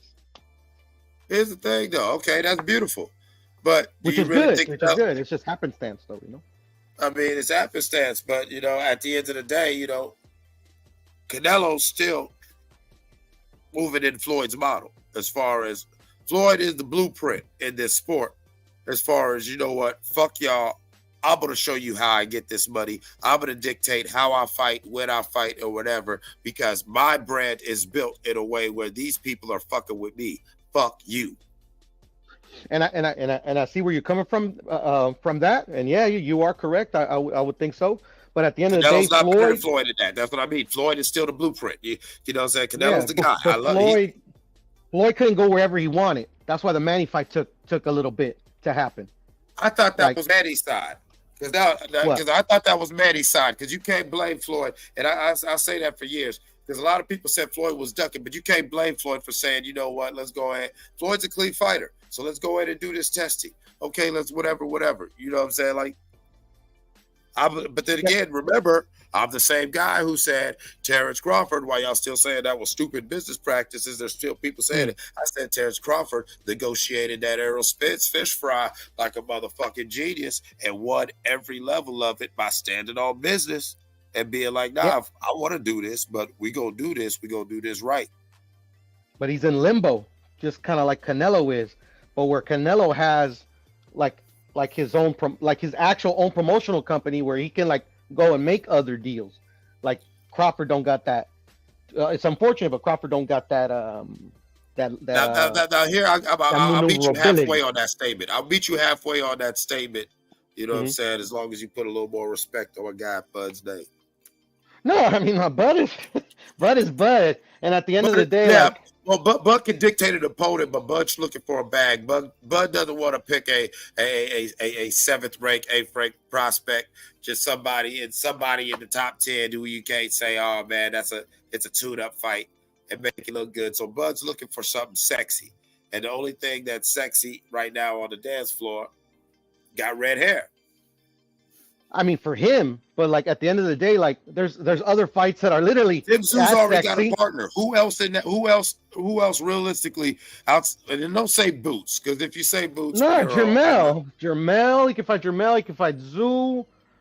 He can move to 160. Zoo's fighting Thurman now. It's locked in. No, I mean after the fact, like if Bud need to fight now. Bud need to get a dance part. I honestly feel like Bud needs to make an announcement in the next month or so. Yeah, but that's the thing. That's where I think that like the contract, bro, is still like he in limbo, bro. He in limbo. And that's where I meet you halfway at, because I'm high. I'm coughing. I'm high. No, but I'm highly doubtful that he'll be able to make an announcement within about a month. I don't think he can either. Well, it all depends what Canelo tells us tomorrow in his announcement or whatever he announces. Exactly, and that's why I give Canelo the love and saying like, yeah, Canelo's the guy now. He's definitely the king, and Puro's definitely hate. But no, I'm just saying he's got room to maneuver, bro. You know, and it is what it is. But at the end of the day, like we in Canelo's world. We don't know. Not even that, because like at the end of the day, like if you want to go by like that he's in limbo as well, because like we don't know what's going on with Amazon and blah blah blah, what's gonna fight, we haven't announced. At the end of the day, like I can make an argument that Canelo and Al already knew that this was coming, and Canelo still signed there anyways. So knowing that like he's not a stupid guy, he probably planned ahead. He's been moving a few steps ahead already. He just likes to keep his cards close to the chest, which he always does. Oh yeah, and then and that's one thing I've liked about Canelo too, is once he started to flex his business acumen, he always demonstrated a very shrewd, strategic mind. And that's my favorite part about him. He doesn't say shit. I love that, bro. Yeah, very shrewd. You're very stoic, very, and then, but when it happens, you realize, and then especially like how these fights play out, and even like with a lot of his victories, you can look at it and be like, yeah, he executed his game plan. This was the plan all along. Like, when you watch the replay, you can see little things he's doing in the first round that set up that flurry in the 5th round. And you can say like, no, he intentionally did that. And then when you see his stances and negotiations, to where me personally, if I hit the survey, I think it's going to be a Jaime Munguia or a Crawford, because he can't get Bivol better. He can't get none of that because all that shit's all tied up. And he, you know, saying, and Canelo, he's got to do his mandatory shit for September or whatever he wants to. He's got to do it for his Mexican heritage, but that's been a tradition. He's maintained that tradition. But Clips, sorry to interrupt, but Clips, he never did no press conference and announcement for this is what I'm gonna do in May and September, and I'm gonna tell you in February. Very true. Or he never did no announcement about, what's the other thing they said? Where he's extending his contract with Azteca TV. Like, damn, nigga, you doing the press conference on there? Like, that's a given. But also, I'm with Puro. This better not be no LeBron James. I'm taking my talents to South Beach type shit, bro. I was getting ready to just say that. Go ahead. I'm trying to get on your level. Go ahead. Yeah, when you worded it like that, in my head I was like, the only time I've seen an athlete do this shit is like he's either doing the LeBron, I'm going to South Beach, Magic Johnson, I got AIDS, or is it gonna be some old crazy Canelo Alvarez going, I just wanted the world to know that I just saved a bunch of money by switching my insurance to Geico. That would be hilarious, bro. That'd be funny as fuck, bro. Fine. No, it won't, Puro. Yeah, man, I would laugh. No. I would laugh my ass off. Puro.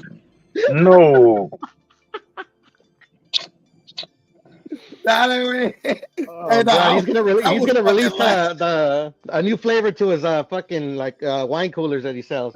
Now that would That'd be great. I would now like that'd be interesting. Like I never told y'all it was boxing. I just said I'm making major announcements. Yeah. Hey, remember Snoop Dogg when he did his thing about I quit smoking? I'm going smokeless.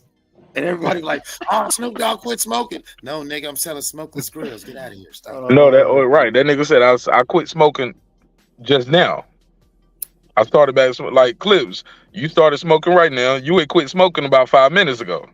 Now you back smoking. I quit. It's all good. Yeah, I can picture. I don't know, bro. No, because Canelo's got a sense of humor. That's what me and Puro was talking about. How shrewd he is. Yeah, he Canelo's a does. dick. I like Canelo. Somebody that you could probably party with. I bet you Canelo, when the camera's off, is a fucking animal. Bro, we just now starting to see some of his personality. Now he speak English now. Right, exactly. He been killing that shit. He been killing it since the Boo Boo Andre. You're a horrible fighter. Get the fuck out of here. You want payday. You want all of that shit. I was like, oh man, this motherfucker's funny. That's when all the haters become like Canelo dick riders, bro. When he makes those jokes, bro. Everybody loves. Is it a dick rider or is it the fan now? Like, come on, why?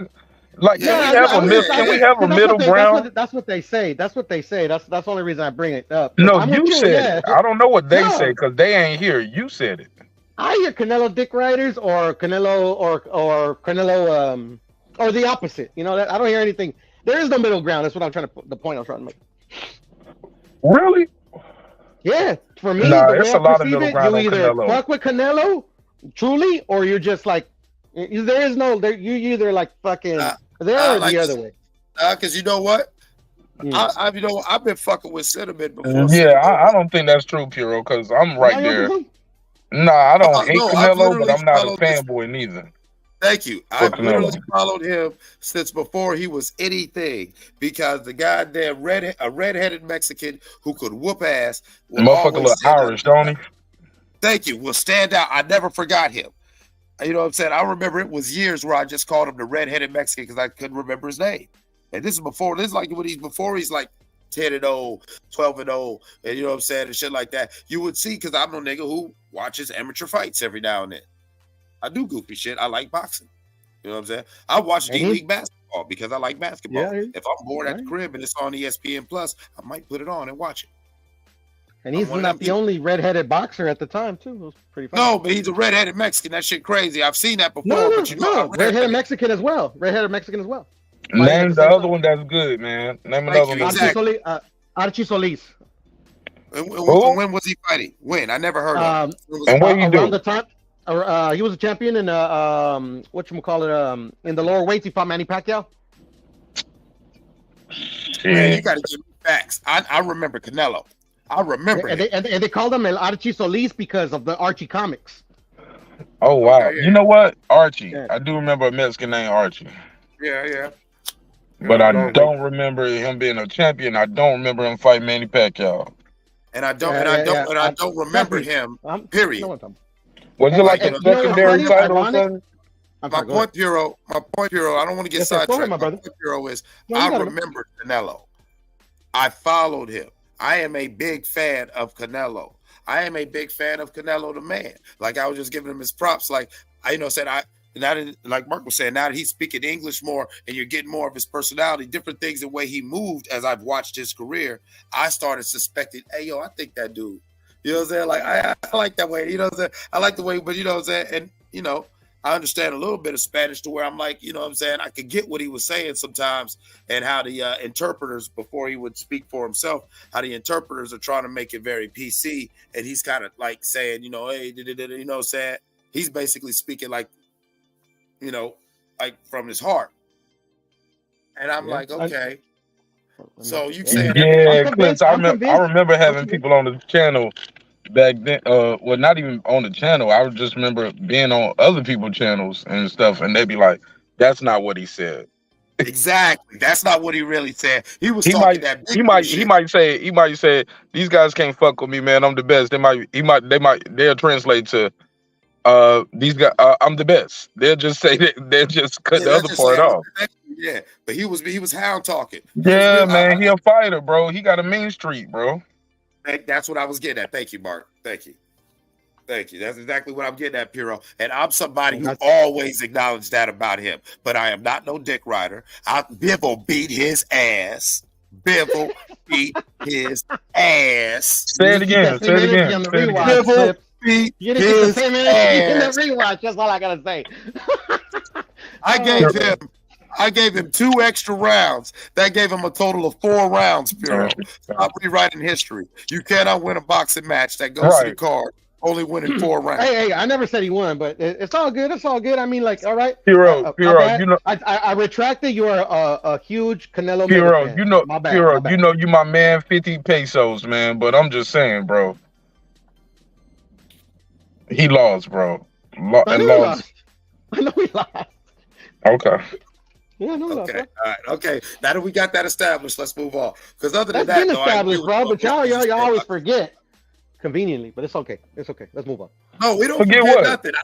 I just think that sometimes when it comes to Canelo, and I love that about your culture, not just you individually, because they ride for their guy.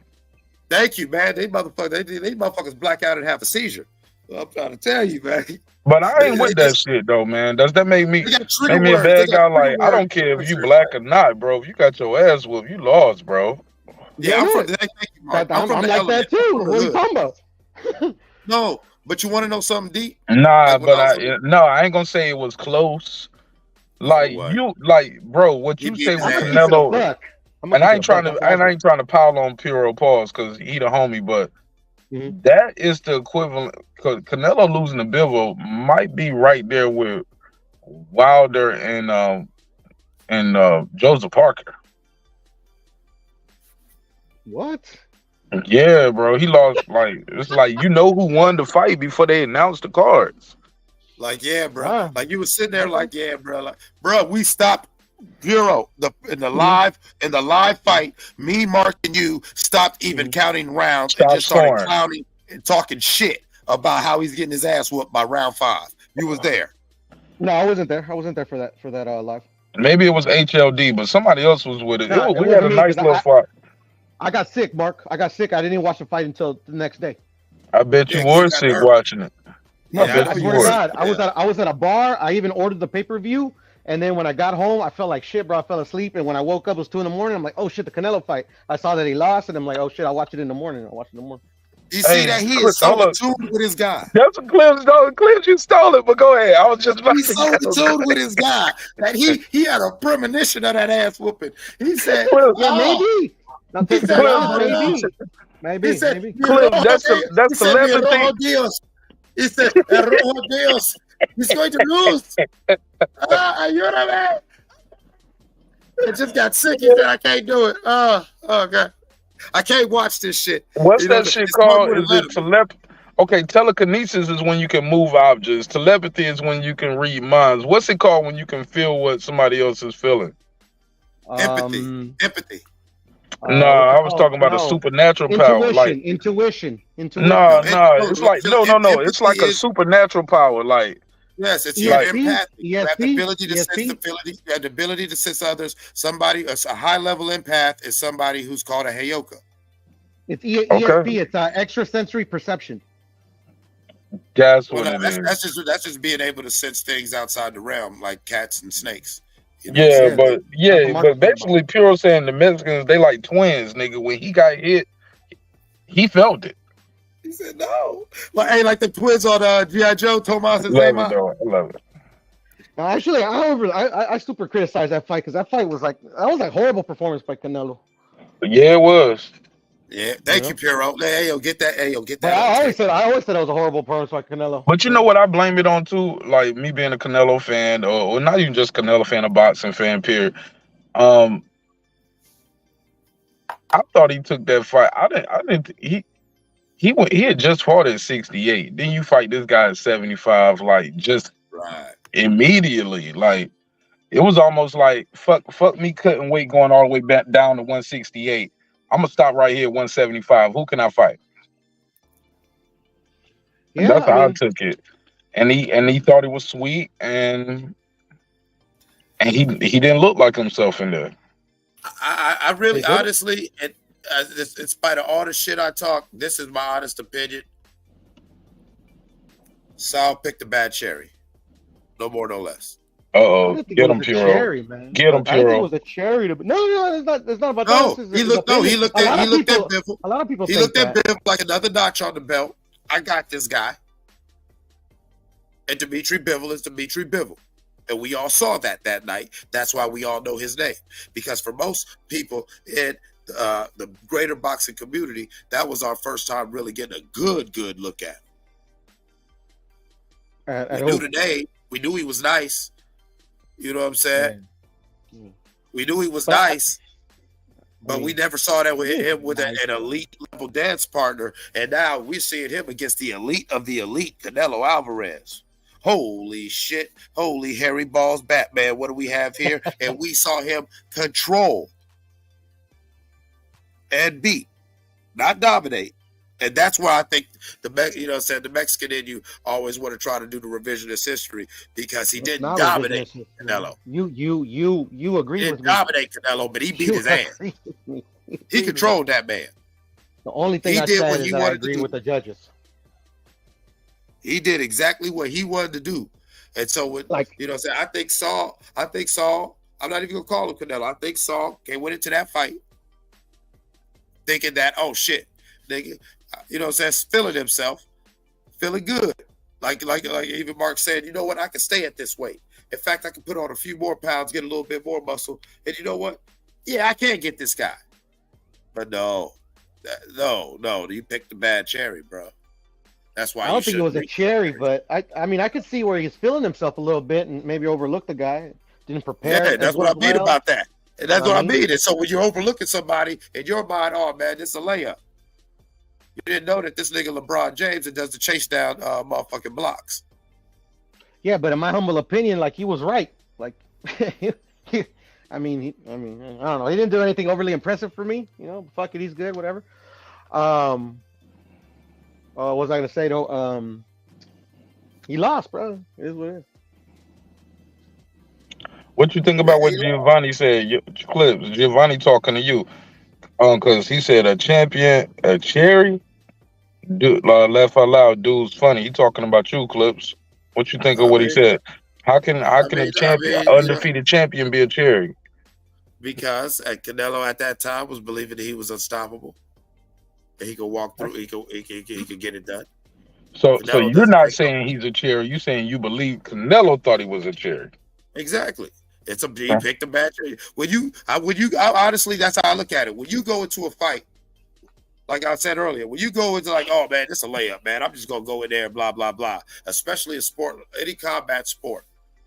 In your mind, you're cherry picking, whether you think it or not. Clips. Okay. I don't gotta watch film. But is it possible? Sorry, bro. Go say it again.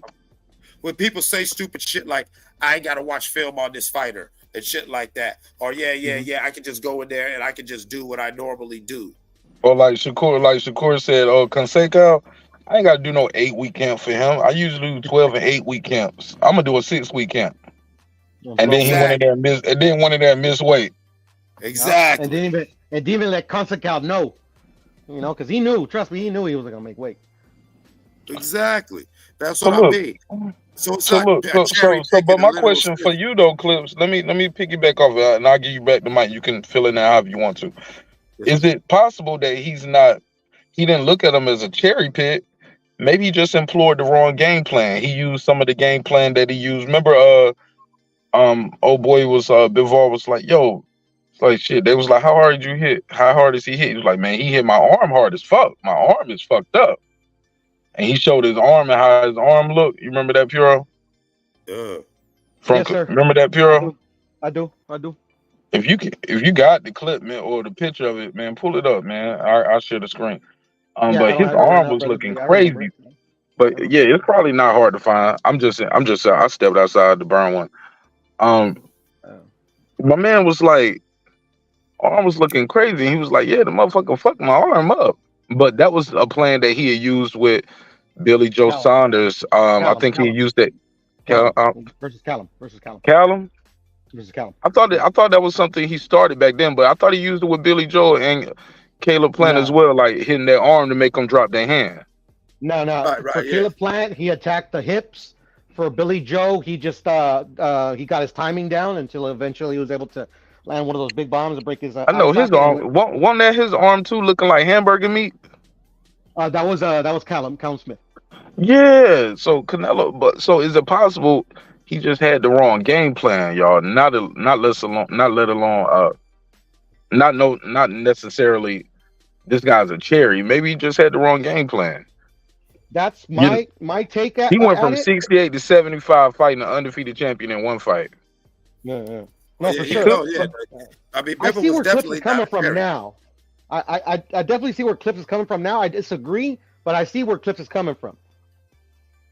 Yeah, I'm just thinking that at that moment, not saying that Biff was a cherry, but I'm using the phrase he picked him like, yeah, he thought he could do that one. He pulled on the wrong cape. He tapped the wrong guy's shoulder that day.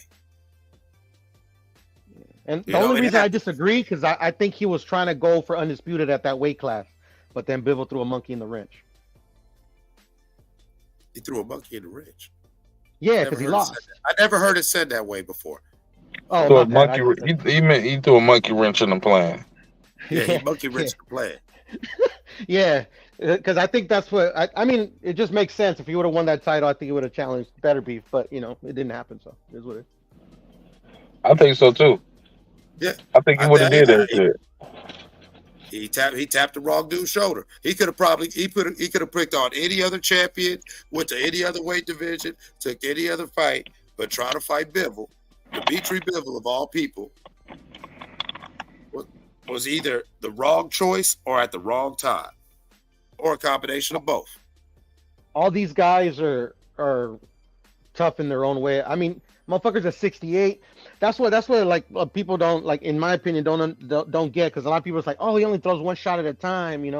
That's actually started happening ever since he's been at 168, 175, because he has to put extra oomph to get respect from these gigantor dudes, bro.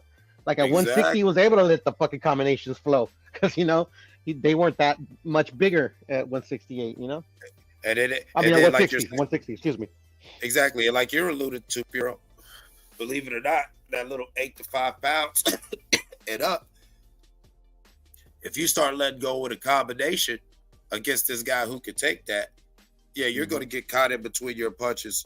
And yeah, this is somebody who, if it ain't their power or the precision of the punch, it's now that weight, that extra 8 to 10 pounds that can put you on your ass or to sleep. Yeah, it's accumulation. It's going to be for Canelo, It's and either it's got to get respect from these dudes. Yeah, that's what I'm saying. When you get to that weight class, so when you get to the little guys, he's either really got to have pop or it's got to be really precision.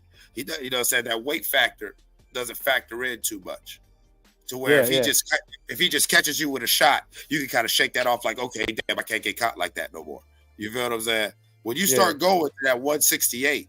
You don't have some of these guys, and even some of the people that people would just call bumps. No, the 168 and up, don't let this man catch you. Yeah, and like people got to think the Callum Smith fight, like he's taller than David by like 2 inches, bro, and he fucking easy work. But it ain't the height though that make David Benavidez so deadly. It's this hand speed, the gas tank, the combinations, like the pressure. It's the matchmaking, Mark. That's what really what it is. Man, Piro. What matches? Well, look, Canelo wanted to fight him. He could be fighting him right now in May. Could have fought him. Like, say that again, Mark. Let's not talk about matchmaking when Canelo is the guy. Mark. He the guy, man. Canelo calls his own shots, but David don't. No, Canelo can make an announcement for David when he makes his announcement right now. Canelo was right over there. Canelo was right over there at PBC and chose to fight Lil Charlo, man. Yeah. So I don't want to hear that all that stuff David about already had a fight though, Mark. David already had a fight. He had a fight, but he could have put that shit. That could have made that fight before his fight got made. You think Canelo just woke up that one weekend and said, I'm gonna sign with PBC?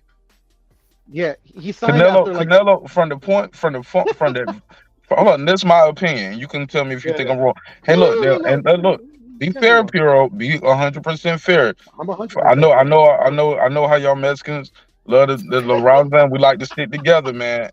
You know what I'm saying? And that's cool. You know what I'm saying? But hey, look, but Puro, this me, bro.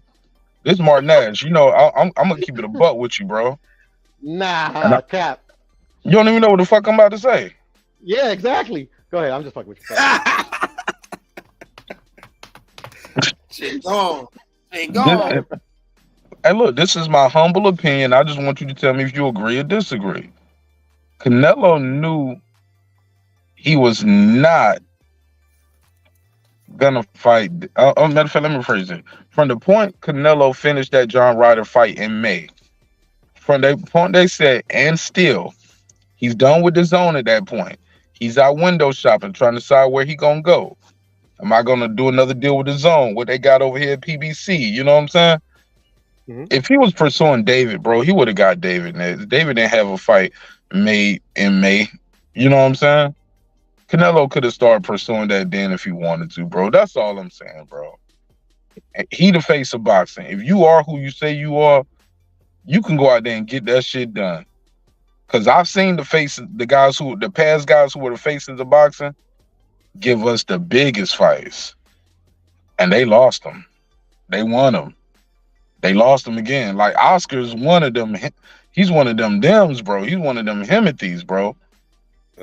Oscar just kept getting his ass whooped respectfully, but he was the hey look, and it didn't even matter. Tuck no smoke. Say ever what you want to. I've always get mad. That motherfucker a dog, bro. Thank you. Fishnet Oscar, coked out Oscar, I'm never duck no smoke.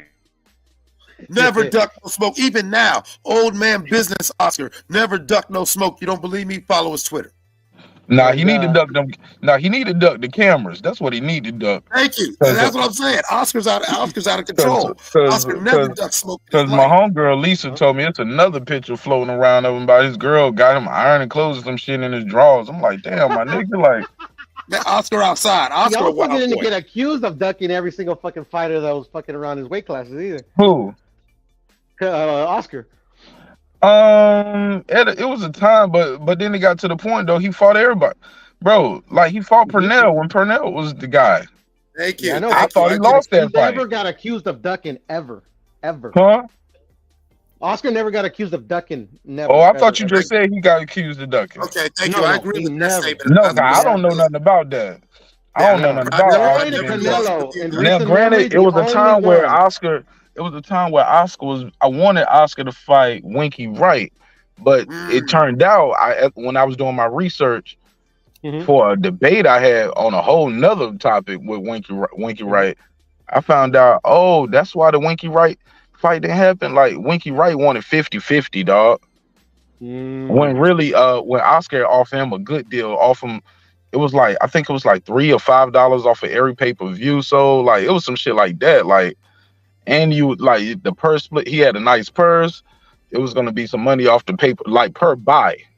You get what I'm saying? Like not a whole split. Like this. It is like bro. I'm gonna give you. You're gonna get your money. You know what I'm saying? Yeah. But I gotta keep your right. And we can do the splits. It was just like they gave him a good. Well, I thought it was a good deal, but keep in mind, I ain't in there throwing no punches or getting hit with no punches, neither. So I got to be respectful to the fighters, but 50-50, I'm like, you're not gonna get that, and I get it. At that point in his career, Winky Wright had beat Trinidad twice, had beat who else he had beat? Shane Mosley. Was it Mosley twice too? Twice, I believe so. So it was Mosley twice. He had beat Trinidad twice. Like he was the guy, and all these guys, he keep beating them and keep beating them, then keep beating them, then keep beating them, and he's still coming in the B side, and not only B side, super B side, like my boy Brim was saying. Like, bro, I'm taking all the shorts, and I'm the champ, and I'm whipping everybody ass. But he didn't have the most fan friendly, exciting style neither. Well, like I liked it, but keep in mind this is Larry Merchant calling the fight. Larry Merchant don't want to keep seeing you jab all night. Yep. And he used to talk Yeah. shit about this guy. Why he whipping these guys' ass? So that hurt his stock too. HBO was notorious for that too. A lot of these commentary guys are notorious for that too. Y'all destroying these fighters' brands with your large platform while you saying they ain't doing shit. You know what I'm saying? And Well, they yeah, I are, mean, the whole and HBO era was, they as big as fucking and they beating the biggest guys like that. Like I can't imagine like just bashing Winky Wright in both of those and he was whooping them easily. That ain't my fault. You can't get past my jab. The Right? fuck? And that was It the ain't thing like with he Winky. running. Yeah, no, Winky wasn't a runner. Winky was just that much better than any of the dudes that he fought.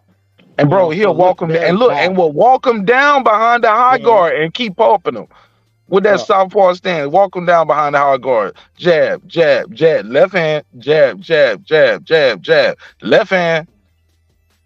Yeah, He they couldn't weren't get him exciting all. fights because He couldn't get him out of They there. were mismatches. They were mismatches. Yeah, but he couldn't get him out of there. But bro, he was beating the top guys. So when it was time for the Oscar fight, that nigga was like 50-50, bro. Same thing with the Floyd fight. It was a toss him fighting for it. That nigga said 50-50. Yeah, he's like And both Devin of them was like, Haney's, nah. Tio's patron saint and shit. So what? He's like Devin Haney's and Tio's and all these little young crappy youngsters, a patron saint. They wish they could be him. Bro, I don't even know what a patron saint is. This is my first time ever hearing that in my life. It's just, What it's does just the that way even of saying mean? that, like they wish they. That's like Saint that's Saint Michael, Saint Hold on, Cliff. So you know I'm gonna give it to you. Pause. Hold on. Go ahead and say that first, Piro. It no, means it's what? just like they hold them in veneration, like they You said they hold in them in high vinegar? regard. Veneration. I don't know if you know what that was. Okay. I don't know if you know Okay. that word. Now, Clips. Now, what is a patron saint, Clips? I know you know. Tell us. All right. I know. An I example know of a patron saint on the Catholic side would be like Saint Michael, Saint Christopher. If Ifa culture, the patron saints would be like, you know, your Orishas, you know, Ashu, you know, or your goddesses. But patron saint, somebody that you, like he said, venerate, somebody, and after maybe say your ancestors, if whatever, you know what I'm saying, like, you know, somebody that they look over you, your guardian angel, if you will. Yeah. It's like for the cartel, the fucking that one guy. That's their patron saint. The Malboro, whatever his name is, I forget his name. El Chapo? No, not Chapo. He's an actual saint. What's his name? Oh, Clips, you know. shit. I know the name, man, but it's different. Malverde. Jesus Malverde. Jesus Malverde. Oh, I don't sell drugs. I use. I know, but that's an example of a patron saint. It's Jesus Malverde. Basically, translated hustler god. He's like a Robin Hood, the drug dealer Robin Hood. Yeah, hustler god. Yeah. But anyways, you know, he's basically the patron saint of thieves. You know, said thieves and criminals. What's his name again? Jesus Malverde. I got to do some research on him. That sounds like a good song. Jesus Who did a Malverde. song about it? Or a good story or a movie? Is it a movie Jesus, about him? Bad Buddy. Basically, There's look at movies about him, yes. Let's do it in Spanish. Jesus Malverde. Bad greed. The god of bad money. I don't get it. Even though you said it like this. I don't get it. Jesus or Jesus. Bad money. Jesus. That nigga Clip said it like I was gonna get it when he said it. Jesus. Hey, look, I never thought of Jesus and bad money, Clips. This Clip said Jesus, bad money. Nigga, I don't get it, Clips. I'm sorry. No, I get it. You're smarter than me. Clips, you're smarter than me. You happy now? You know more. You know more stuff about history. Okay. Damn. No, it ain't history. No, I'm fucking with. I'm trolling. Yeah, I know. But it's just I'm just trying to just translate, you know, in basic concept of what Piro's saying. Jesus Malverde, you know, said, Santo, said Santo Malverde or whatever like that. However you want to say it. There's all different types of nicknames for him. You know what I'm saying? Jesus, am I right, Piro? Jesus. Jesus, or saying your God, saying you can say it in other ways in Spanish, Deus, saying all that sorts of things. But mal in Spanish means bad. Okay. Yes. Okay. Verde is greed. or a buddy. Them Prosperity. Yep. You know what I'm saying? Prosperity, wealth. You know what I'm saying? And so the bad prosper. The God of the bad prospers. The God of the bad buddy. The God, you know what I'm saying? When you get it from the bad shit. Okay. He's the God of the criminals. I got it now. And what's the name of the movie? No, it's not a movie. He's a patron. They have movies about him. They have movies about him. There's a bunch of them. Puro, please send me a link on that. I want to see that, man. Okay. And it's about how he became. I'll send it to your phone or to your Instagram, whatever. I'll send it to you. No, I blocked you on my phone. Like, you probably got to send on IG. Mark funny and shit. Yeah, I don't fuck with you like that no more, nigga. You better say. Matter of fact, I think I got you blocked on IG too, nigga. You gotta hit the smoke signals, nigga. You gotta go outside. Well, shit, I guess I ain't sending that link to Mark, bro. Send me that shit in Morse code. Matter of fact, just look, send that shit in Morse code. Just go deep. Nigga, send that shit by passing the picture. Mark is gone 1 month and shit. He stops fucking with me, man. That's fucked up. But man, I'm going through a lot, Piro. Believe it or not, bro. It's all good. No, that's cool. That's cool, brother. No, who that? Juan Valdez? Who the fuck is that? No, that's him. This is the dude. Nigga, what you doing? That's Jesus Malverde. Hold on, let me see. Man, Piro, that look like nigga. That look like a bowling pin or something right there. Oh no, that's the angle. It's a statue. That's a little statue. That's his. Nigga, that's a bobblehead. Nigga, there you go. Hold it up like that. Yeah, okay, I got you. Piro, just pull a picture up and share the screen. What that? Man, that nigga. This is what the dudes like carry around with them in Mexico. The for real. So that shit means something while I'm trolling and talking shit. Not to me. Like if I walked in, belong to me, but. What if I had like if I press that up on a t-shirt and when I on my Mexican trip when I go down there, they gonna know what's up. Yeah. You're gonna make the right and wrong kind of friends, Mark. No, exactly. Right. When I ask them where the weed at and I got that shirt on, they be like, all right, we can trust them. Or am I gonna look like, or it's gonna be like that nigga trying too hard? It could get you killed in certain places, Mark. Oh man, take that off my screen, man. I don't want no part of that. No. If you're wearing it in Mexico, bro, I'm just showing you who he is. That's one of the images of it. Hold up, why would you get killed for that? I thought he's a mythical. Hold up, but slow down. It's a mythical figure, right? Yes. Well, it depends. Some people believe he actually existed. Some people believe he's an amalgam of different, like Pancho Villa mixed with like fucking Joaquin Murrieta. You know, it's just he has so many stories, bro. It's crazy. Yeah. Oh my god! I don't want to get killed over it. Damn. Well, yeah, but just don't wear a shirt. That's what I'm just saying. Don't wear a shirt in Mexico with that. You don't want to attract that attention. Okay. Like, not even trying to, like, it's nowhere near close, but it's like, if you run around with, say, a Larry Hoover shirt, like, people don't know what's up, but you might be in you can wear it some places. Exactly. Yeah. You might be in a vice lord neighborhood. But even then, but even those people that's down with it, like, they gonna be like, my nigga, why you wearing that shirt? Yeah, you know what I'm saying? Like, what's going on? Like, why you wearing that shirt? Who told you that's cool to wear? Yeah. Yeah, are you signaling or are you just goofy? Right. Yeah. I'll be like, I'm just goofy. I'm just goofy, and I got a goofy show. It's called Breaking Beats. Exactly. I just got a lot of youngsters trying to make names for themselves, Mark, too. So, you don't want to be that part of that. Yeah, and also, too, I got to remind myself, coaches are different. In America, man, we put our dead cousins on T-shirts the next day. You get what I'm saying?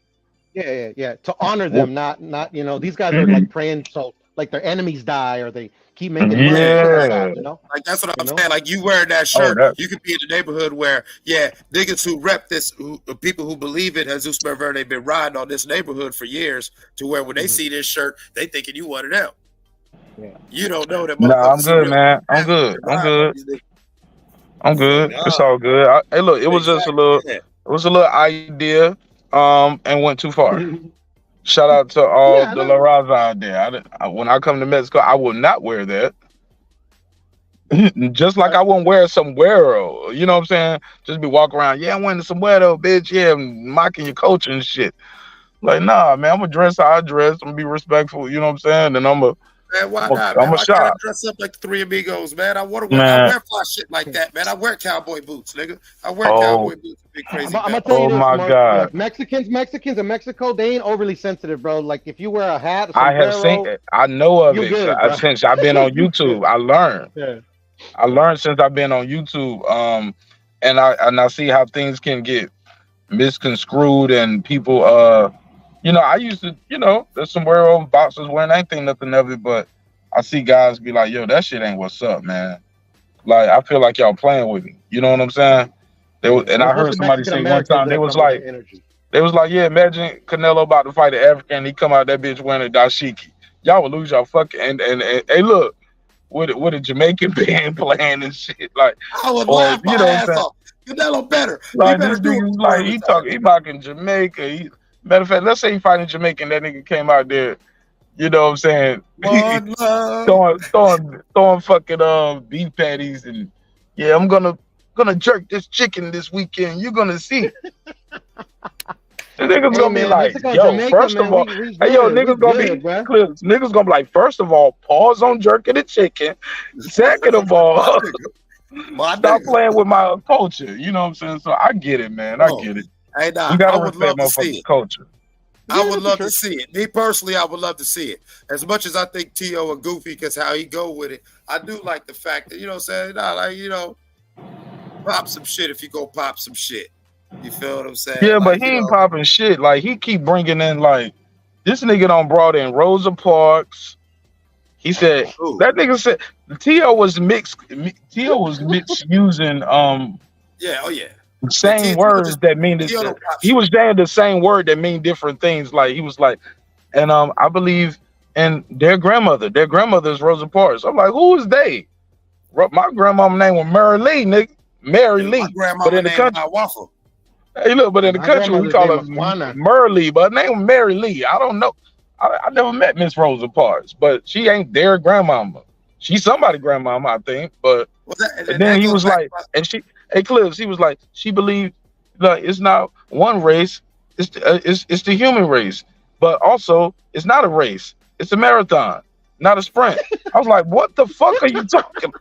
I was like, cut his mic off, yo. That's why the Honorable Elijah Muhammad Ali looks like a butterfly. He's like a bee. One fish, two fish. Red fish, blue fish. Break a cardiac number 9. Out of suck a bacon smelling fine. What the fuck? Oh man, fair convict, right? Man, that was straight out. Yeah, I remember that when you started doing that. I remember that was straight out of Don't Be a Menace. Like, what the fuck, T.O.? Like, somebody check his meds, man. Somebody check his meds, man. T.O. been up too long. Take a nap, brother.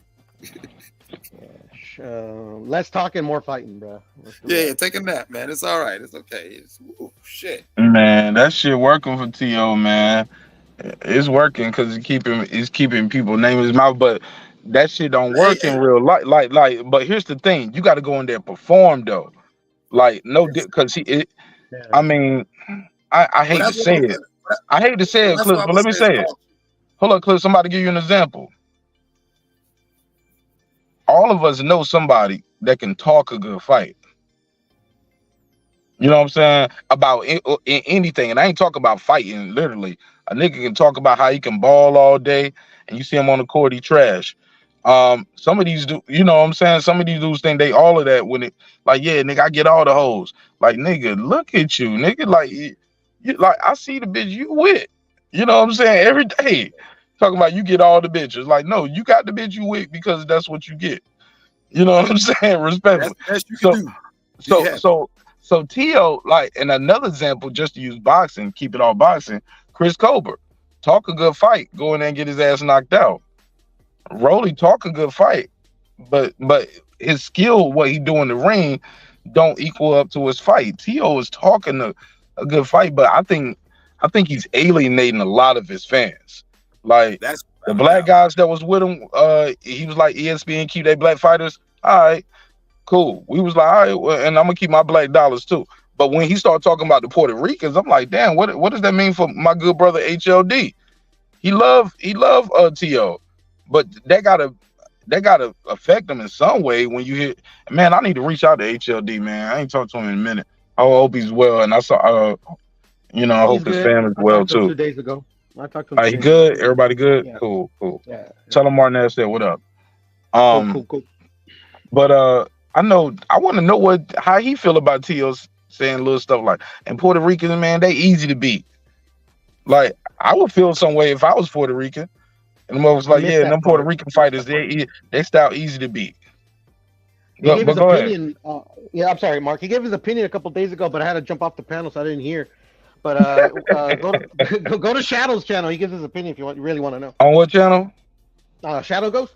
Shadow Ghost. Damn, I ain't seen Shadow Ghost in a minute. But shout out my guy Ghost. Bro, he's been on like this last week. He's been on like 5 times every day live and shit. I ain't really been up there, bro. I've been. I know you've been doing your thing. I know it, bro. Yeah, I'm disconnected right now, bro. All good, man. I'm glad you're back though. Look, I'm looking at different type of videos on YouTube, trying to learn some stuff for what I got to do. You know what I'm saying? God damn it, man. Gotta do what you gotta do, homie. Gotta do what you gotta do. What's necessary is never secondary. There's nothing to know.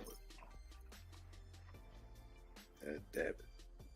But I still think Bud needs to fight.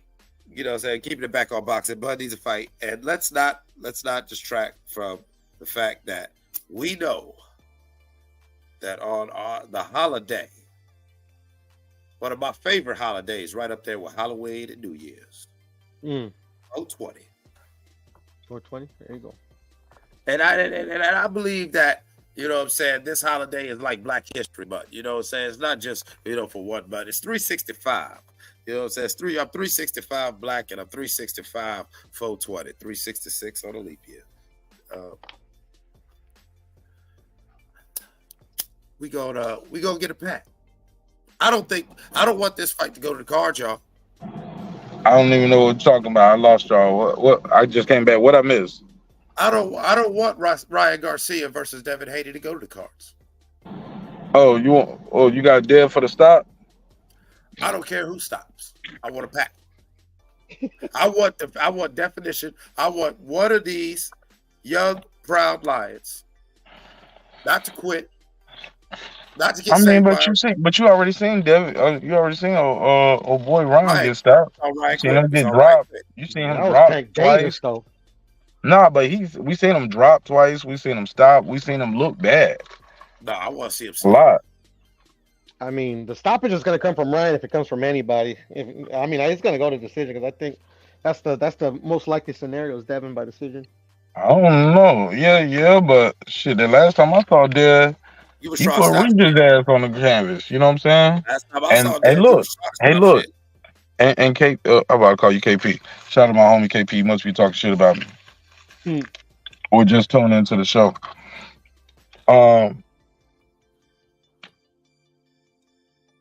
No, I totally disagree with that. Because I think he could have stopped Regis if he pressed the action just a little bit more. But he stayed in that third gear. I think if he would have went to 4th and 5th, because the referee was already going to Regis' corner saying, hey, man, you got to show me something. I ain't going to let you keep taking punishment like that. Yeah, but that's Devin's problem, though, Mark. I don't think he had no problem. That nigga's winning. And all his wins are either knockout or unanimous decision. He ain't had no majority decision, no split decision. It's either unanimous or I knocked you out. And even then, it's 50-50 when you look at his record. 15 and 30. What I'm trying to say is that like that's Devin's problem about like if you would have pressed it more. Yeah, I mean like if you would have pressed it more, especially how you said the ref was already going to the corner saying, "Come on, give me something more," you know. But that's the thing though. Ever since that Linares fight, like that's been the difference between him putting his punches together and getting a stoppage and not. Yeah, hey, look, no, don't take. But look, is that a bad thing though? That a young fighter learns from his mistakes and realize, hey, look, I got a long career in boxing. No, I don't need to win. Hey, look, because I don't need to win every round. Try to please some fans that don't even fuck with me anyway, and fuck around and get knocked out. Because he was winning every round in that Linares fight until he got clipped in the 10th, in the final second.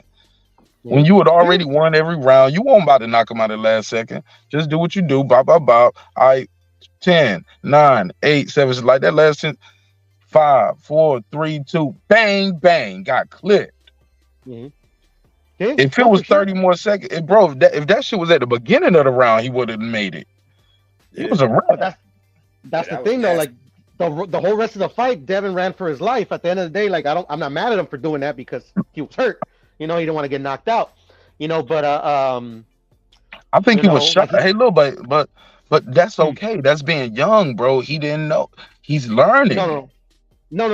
He's learning. That's a. I don't agree with that. Look, Linares was way more decorated than Devin. Linares had been there before. Devin fought smart. If he went in there and just stood toe to toe, we would be like, loser. You know what I'm saying? Got your ass whooped, got knocked out. He would have been Mickey Bay. Remember Mickey Bay was winning? He won every fucking. Remember Mickey Bay first loss? Mickey Bay won every minute of every round except round 12. He got hurt bad and it was about 2 minutes, maybe a minute left to go. Floyd and Leonard screaming at the top of their lungs. I think Leonard had a white suit on and everything. Because I remember I was like, that nigga stand out like a sore thumb because he was jumping up and his arms was saying, hold him, hug him, hold him, hug him. Floyd is telling him to hold and hug him.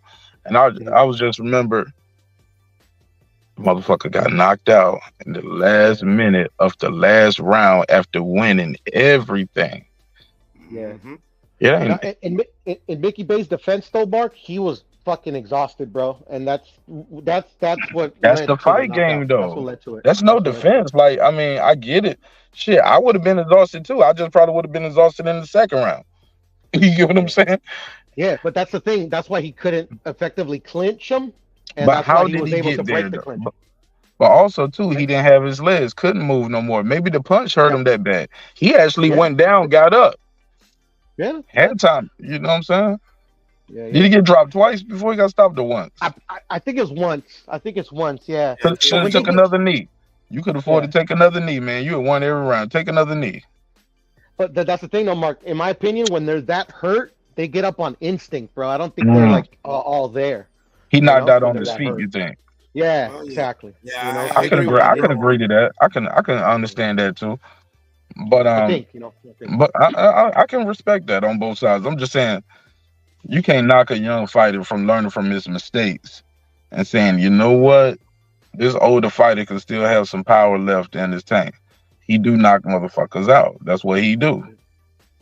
No, I want him to learn from the mistakes. I want him to learn from the mistakes. But no, you want him to risk it all. You want to risk it all. No, I want to see a good fight. I want to see a good fight. Hey, look, on your stolen pay-per-view and shit. I ain't talking about you. I'm just saying the fans. Risk it all for me while I'm stealing your pay-per-view. I don't steal it. I mean, I think that's y'all. But you know the majority. You know majority of them fans stealing his fights because the Loma and look, everybody saw the Regis and Loma fight, but the numbers don't reflect that. But everybody talked about it and everybody know about it. Everybody seen it. Yeah, but this is the thing. Regis couldn't get a fight because people didn't know who he was. Like he literally had to go to Marv Nation, like literally like Bob dropped him because like he wasn't making any money from him, and he was a former unified champion. You know, so at the end of the day, it's just these guys are so not known in their own like sphere. It's just like it is what it is, bro. What two belts did Regis unify again? Yeah, WBA and WBC. I think. Was he unified or did he have one? I'm sorry. No, I don't think he unified. He might have had one. No, he didn't unify. You're right. He won one belt and lost it to Josh Taylor. Then he won again to Zepeda. Yeah, the ones that were unified was Ramirez. And when Bob dropped him, he wasn't a champion either, though. No, he wasn't. Yeah, and so you get what I'm saying. So you get what I'm saying. Like I ain't trying to be. No, I got you. Like a boxing nerd and nothing like that. But I think those details matter. You get what I'm saying? The way you framed it. If I didn't say that, people are like, damn, he got dropped as a unified champion. No, he wasn't a champion, and he's never been unified. No, for sure. That's that. No, for sure. Yeah, I'm just trying to be fair to Regis. Shout out to Regis program. But I think those caveats matter. But even still, though, like he just started talking. This Devin fight, this the most I ever heard him talk some shit. Yeah, And man. he went in there and lost. He needs to shut his ass up again. Right, and he went in there and lost. Like, damn, nigga, the most you ever talk some shit, you went in there and lost. Yeah, but Lost that's the thing though badly. too. Zorrilla beat his ass before Devin. Really? You thought he lost that fight? I thought Zorrilla got robbed like a motherfucker. I thought he lost the fight on some cards, but then I can see how some people say it's almost like, you know what it remind me of? Shit, Mike, you could say, would you say T.O. in this other fight right here? Yeah, it was very similar. Yeah, it was very, very similar. Or remember how people were saying Karen Kukajan beat Boots? Or like Sandor Martin and T.O. T.O. got the win, but a lot of people thought and Sandor Martin dropped him twice. I think Zorrilla dropped, but they didn't give Zorrilla, if I'm not mistaken, they didn't give Zorrilla credit for the knockdown, correct? Or am I mistaken? They did it. No, you're spot on. You're spot on. And yeah. they're damn near identical. I said they're damn near identical, but this is the difference. Zorrilla actually landed on Regis. Like literally, T.O. and Ortiz were missing badly. I mean, yeah. What about Sandor Martin? Sandor Martin was a better fight, even though it was like frustrating to watch. But I don't like that one. I didn't want to blow my brains out. You know, man, that was more competitive. I thought that was a good fight, man. Because I was in shock what I was saying. I was like, yo, T.O. about to lose again, yo. Exactly. I thought I think he has a trouble with that style, and that's why I believe everything they said about what happened with him and Devin and sparring. Okay. When he was like, T.O. was like, you couldn't touch me. He was like, you was running. Yeah. I was like, and that's why we got to see the fight some more, because now we have a basis to go by. Like, okay, yeah, maybe this guy will give us some problems, you know? Maybe what guy give who the problems? Like since we got to see like the style twice against T.O., now we know that style would give him that style gives him problems. So now, like before, I never gave Devin. But he won both. Give him a chance, but now I would favor Devin in that fight. But yet and still, T.O. won both of those fights. Yeah, but those dudes if I'm not mistaken, both unanimous, right? Was Sandor Martin unanimous too? No, I think it was. I don't remember, to be honest, Mark. I ain't gonna lie. Yeah, he might have won that shit unanimous too, even with the knockdown. Yeah, but that's damn though. Devin is Devin, you know. Yeah. Oh yeah, I got Dev, man. I got Dev beating a lot of these dudes, man.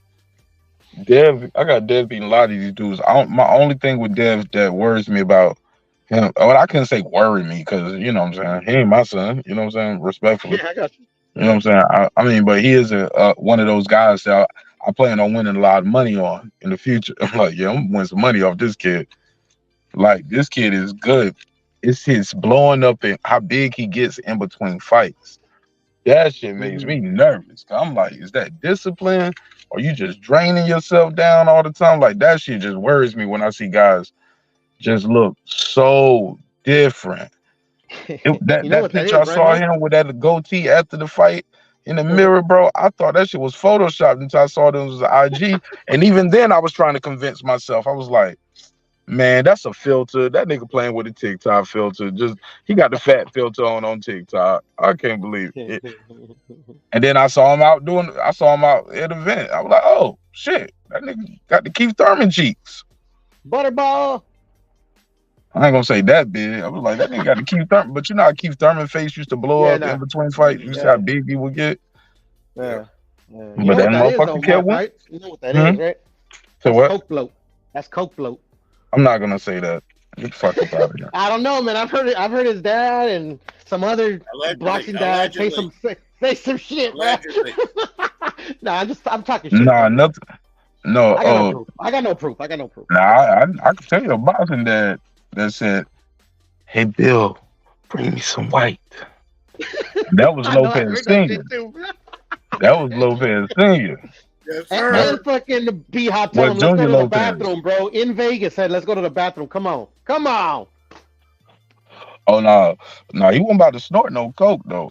Nah, that's man, bruh.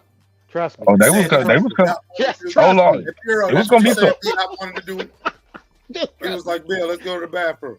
No, but that's bro.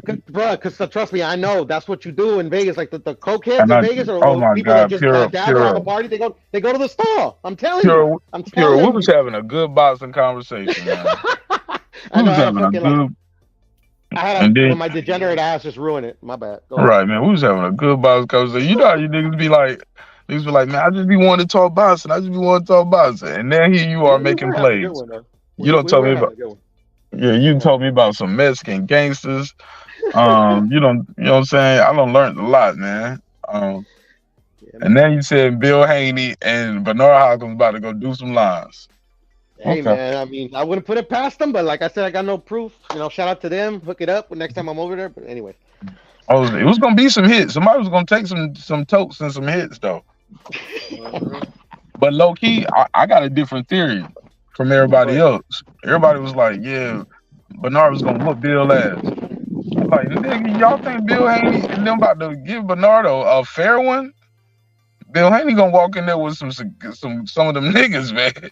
And they gonna jump Bernard Hopkins ass. And I'm sorry, he's a fighter, man, but he's not super nigga. He ain't gonna beat 3, 4, 5, 6, 7 niggas on him. That's a fact. He's not. And he's almost a 60-year-old man. No, bro. They're gonna jump his old ass. What? I'm just saying, man. I mean, Yeah, no, he would have got jumped. He would have got jumped. damn, bro. Hold up, bro. This what you jumping in with? Like you been on mute all this time, Yeah, and your most valuable commentary you can add to the show is, burr. No, because you said super thug, so I started thinking about the Nori song. What? I'm sorry, I'm stupid. Yeah. And then your ass is snowed in with your 2 employees. You better fuck one of them. God damn it. First and foremost, no. Ain't nothing but dudes in that One building. is a guy, one is a girl, and the girl is married. No, thank you. Oh, y'all gonna run a train? You nasty. No, it just started. I'm about to go first. If y'all run a train, bro, you go first. It just started snowing. I'm gonna try to get out of here in the next 20 minutes. That's what I'm about to do. Man, your ass need to leave in the next 2 minutes, bro. You know that snow is funny, man. I got especially one more that report first. to do. Man, fuck that report, man. Bro, get your ass up out of there, bro. How far you live from your job? 10 minutes. Oh yeah, well you might as well stay on in there, get that overtime, get snowed in, fuck it. You can walk home. There's no such thing as overtime for me. I'm salary. I'm sorry. Oh, bougie bitch. I'm salary. No, it sucks. Yeah, Though, I would love to too. get overtime, but there ain't no overtime for me. No matter how many hours I work, salary. Exactly. I get paid what I get paid. Exactly. No, because you want to That be the nigga said, manager. I'm salary. I want to throw so at you so bad, Mark. I'm salary. Not salary. I'm celery. I'm carrot. Celery. I'm celery. And I'm celery. Oh my god. So bad. Celery sucks, nigga. It does. Celery it's cool sucks. when I don't have to punch in or nothing like that. Right. And I can leave when I want. You know, like salary is the best when you get sick, when you sick though. I will tell you that. Cause when you got on salary, motherfucker like, oh, you sick, stay at home. Shit, you get paid anyway. Yeah, I remember one time I think I took about 4 days off back when I was on salary at a job before. I was only sick the first day. Said, well, second day I milked it. The third day I milked it. The fourth day he called me. I was like, yeah, this the last day. He said, I hope so. Like, nigga, it's been cold since all week. I'm like, yeah, I'll be back, man. I'll be back on Friday and Saturday. Just don't want to deal with y'all niggas. Yeah, nigga, I milked that shit. So, hey, look, as soon as I walked in the door, he said, wait, stop right there. And that nigga read off the NyQuil symptoms. He was like, if you coughy, snitchy, sneezy, achy, bitchy, moany, just turn around, go home, your salary, blah, blah, blah. I was like, shit, I like your style. He was a white boy, big white boy.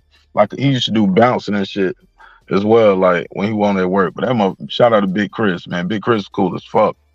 They fired it. Well, nah, Big Chris still with the company, but they definitely showed demoted his ass. Management was not for him. He was just too cool. Big Chris used to get drunk with us on Saturdays at the end of the shift. Hey, those are the kind of managers I like, man.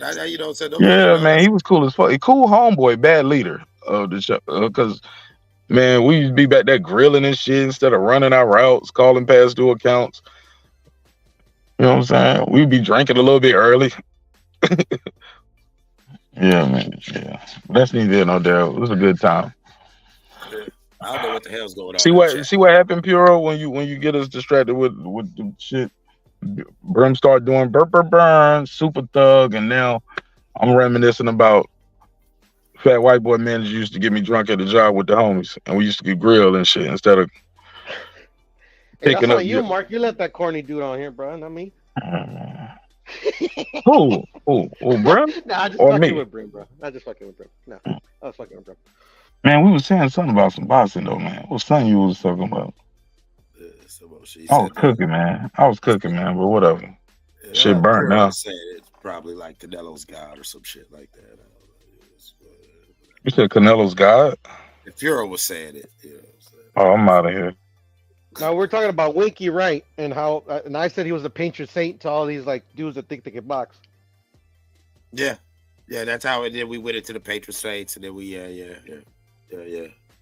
That sums it up. But yeah, we was talking about Canelo, and he's not the Oscar De La Hoya type. That's just not him. He's more of a Floyd Mayweather type. I'm gonna fight the right guy, the right time for the right price. I'm gonna do what the fuck I want to do. Fuck y'all niggas, y'all don't give a fuck about me anyway. Y'all my kids can't eat no belts, like all that shit. He's like he took the Floyd Mayweather blueprint instead of the everybody else blueprint. That's my assessment. Yeah, the bad assessment. I mean, go ahead, tell me what's wrong. Like we going full circle. Because in May, after he fought John Ryder, yes, sir. Why didn't he start saying I want David Benavidez? Where is he at? I never heard him say, I want David Benavidez. Everybody keeps saying he the shit. Bring his ass up here too. Well, because if you would listen to clips he was cooking earlier, what did you say that Canelo is? Clips that he's stoic. Very shrewd, very stoic. He don't talk. The motherfucker don't talk unless he's fucking like trolling you or something. But that's very few and far between. Like I've never heard him call out any fighter in his whole career. Why is he gonna start now? This motherfucker can't even spell. You didn't hear him call out Floyd Mayweather? You never heard him call out Floyd Mayweather? He never did. Oh my God. He did, bro. I swear to God, he did, bro. Everybody knew it. Even Oscar, bro. Even I remember watching them fight on one of Floyd's undercards.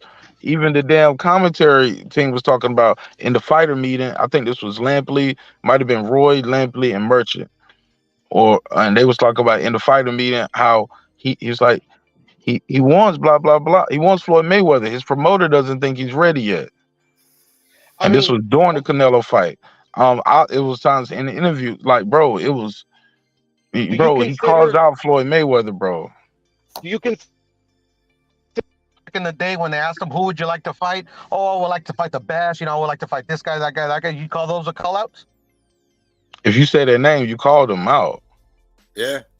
It's thousands of boxers. I don't think those are call outs, bro. Bro, it's millions of people on this earth that got two hands. It's a smaller section of that. It's a smaller section of that are boxers. It's an even smaller section of that are people in your weight class. It's an even smaller section of that people are in the top 10 in the world in your weight class. If you said my name, you meant to say my name. No, and I feel you, but I mean, like literally, like when you say Floyd plus 3 other boxers, how is that like a true call out? Like who do you want to fight first? Like at the end of the day, too. A lot of the times they would name names and he would be like, yeah, I would like to fight him. Okay. That's all I'm saying. I agree. But you do got a good point though. He's not known for always. I'm just saying you are right to a point. He's not known for calling guys out, but he did call out Floyd Mayweather. But I get it. That's Floyd Mayweather. You and I would have fought him, but I'm just saying, like, but I do remember. So I got to take back what I said too about him taking the Mayweather blueprint. That's not true, because when guys were saying this guy could beat Mayweather, he fought him, bro. Canelo being one of them, and I thought he was. I ain't gonna lie. I thought he was saving that Canelo fight for the closer to the end of the deal. I just thought the guy was too young, too big, too strong. I was like, I got him beating Pacquiao. I don't know about this motherfucker right here. Yeah, Canelo And then was he fought him next immediately. I couldn't believe he fought Canelo before Pacquiao. When I saw him do that shit with Pacquiao, I was like, oh, ain't nobody beating this kid. Ain't nobody beating this kid. Yeah, I thought. I thought that was genius of Floyd to take Canelo when he did take Canelo, and but in real time, it seemed like a bad decision. It seemed like, whoa, damn, like said this kid might. Even now, it's a very dangerous decision when you look back. That was a dangerous decision. He made the fight look that way, but that was dangerous, right? Am I tripping? I think because ain't nobody beat Canelo like that. Even Bivol didn't beat him like that. Oh yeah, Nobody Floyd gave him a master class. Floyd gave him a master class, and that showed you experience. That just showed you superior boxing skill versus raw potential and talent. Where it was there for Canelo, Canelo had all the tools, but yeah, Canelo was just still raw enough, still green enough that Floyd could exploit things, and that's why I said it was genius. Hindsight being 20. Puro, let me pick your boxing brain. Puro, let me pick your boxing brain and ask you a question. When you think back to that Mayweather Canelo fight, right? And don't just say boxing skill or experience, right? Tell me, what skills exactly that you saw? Like, this is what he did and how he capitalized on Canelo's lack thereof. Like, how was he so effective? Because people, and not to bring it full circle with Bud, right? People will say, Bud don't hit harder than Bivol and Kovalev and all these big guys and Triple G.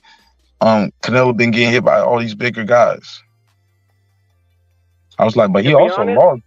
He lost to a guy who allegedly was an old man who was pillow fisted, and he beat his ass, and he wouldn't run around the ring. He stood right in the middle of the ring. He moved when he needed to move, but he was very effective, and Canelo couldn't do nothing with him. What was it? Was it just speed? Was it timing, footwork, like head move? Like, give me what happened. In my humble opinion, and that's why I cleaned up in that fight, because I knew people were gonna, the Floyd hate, everybody wanted to see him lose. That's not, in my opinion, strictly reserved for the Mexicans. Like literally, the majority of boxing fans want to see him lose. But anyway, that's not here nor there. Right. No, you're right. Not me, but I get it. Yeah. But anyways, at the end of the day, bro, Floyd is real smart. I agree, halfway with Clips. He picked them at a time where he came off his best win. He beat Austin Trout, in a very good performance in a very close fight. He also knew that he kind of gambled a little bit. I think what eventually cost Canelo that ass whooping was that Canelo came in there a little too feeling himself. I think this is obviously I'm not in his head, where I didn't think Canelo thought it was gonna be easy. He just thought he was gonna go in there okay, yeah, oh, I just beat Austin Trout, this is gonna be a tough fight, but my size and my output is gonna be enough to beat Floyd. And I think Floyd banked on that, and he just used he just used it to me, like you said, not to use the word experience, but it's what it was. It's just the level that Floyd was on at that moment. He was what they called these fake complete fighters. Truly, Floyd was a complete fighter. He had it all. Floyd was already a master. It was just. I'm gonna tell you another thing I saw that gave Canelo problems. The feints. Floyd was fainting them all night. Floyd would be walking in and faint and then jump all the way back out. Floyd. I think Floyd has I can't prove this, but with boxing, I think this nigga got kind of a photographic memory. He'll remember what you did, in the second round, in the 10th round, or the 12th round. It'll just, but not just one little thing. No, I mean, not all the things. No, I remember that one little thing you did right here. And every time you do it, and hey, look, but the muscle memory is crazy. Every time you do that, I'm gonna do this. Bang, got you. All right, okay. I see you keep doing this. Every time you do that, I'm gonna do this. Bang, got it. And it's and he'll just do the rinse, wash, repeat. But as the fight going, he added more things to that. I know it sounds cliche, but you know how they was like, he's downloading the data. This motherfucker was he's seeing what you do, but also he's letting you get some of that energy off. Most niggas are front runners, you know what I'm saying? They real strong in the first 3-4 rounds, but round 5, 6, that's when they all start. Everybody slows down a little bit. And I remember Brother Nazim was talking about. He told Shane Mosley in the corner of the Floyd fight. He said what he say? He might have said something like, his gift is his stamina or his endurance. Like that's his real gift. That's his strongest strength. It's his stamina strength. He's like, you know, and he could tell because he knew Shane was getting tired. He was huffing and puffing, and Shane was still looking for that one shot, and he tired as hell. And Floyd just over there still breathing through his nose. Mm-hmm. You know what I'm saying? So it was like his strength is his stamina, man. He said, now repeat after me. I'm gonna step over and throw the right hand. Shane was like, I'm gonna step over. Throw the right hand. He said, see, you still talking to me, so you ain't that tired. I was like, this nigga's gone. Gone. Exactly. No, but what you're saying, Mark, is like so true. And that's why I'm such a big Bud fan. Because like I think Bud does this at a higher level than Floyd, even in his prime. Even though Floyd was the first time I truly seen somebody does what at a higher level? Process the data. Oh wow. I really do. I really believe Bud does. I really do believe Bud does. I saw that in the Porter fight, Avanesian fight, to where that just made me just so solidified. Like by the time the fish fry happened, you know, I had already told you exactly how it would happen, you know. And the only thing that I didn't call was the early knockdown. But I called how he could get a knockdown like that using the half step, you know, stepping right in front of him. And as soon as that fucking plants his foot, you already getting punched. Right. You ain't gonna see it coming. You know what I'm saying? You ain't even gonna see it coming because you so busy. Like Floyd, like you were saying about Floyd, he's processing that. But you know what? I see a difference between them two.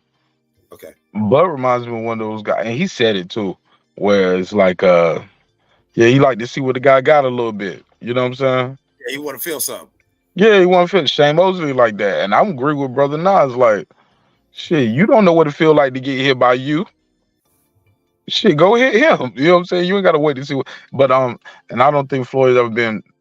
It was so I missed it if he said it vocally. Like, yeah, I want them to hit me. I want to feel their power and see what they got and shit like that.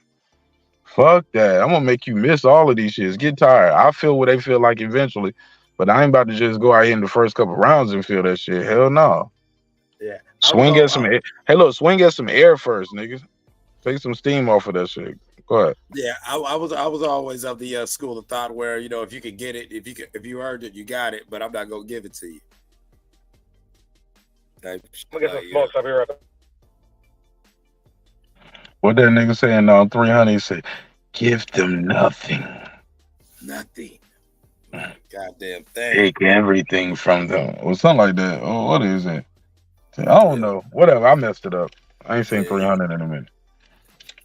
Like he's basically saying, yeah, some shit like that. All I remember this is Sparta, and he kicked the nigga in the hole.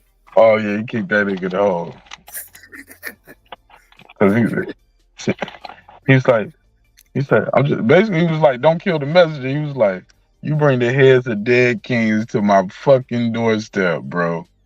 Threaten my family. Nah, messenger, you should have chose your words more wisely.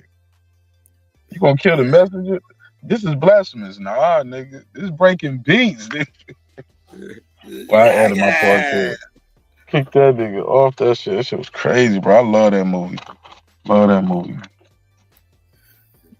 What's that other one? They did a spinoff to that shit. What was the other one? No, they did. They just did more aspects of the rest of the battle. One was called 300, and what was the other one called? Fuck, I forget.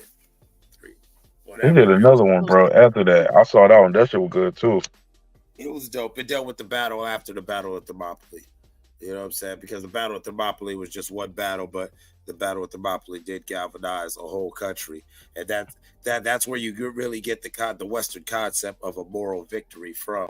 what's the Right, battle. man. I had to battle Monopoly the other day. I was in there playing, and like when nigga that boardwalk and park place, like the game pretty much over. So I had that battle Monopoly the other day. What? What you say? It's the Battle of Thermopylae. That's what the movie was about. I never heard of it, dog.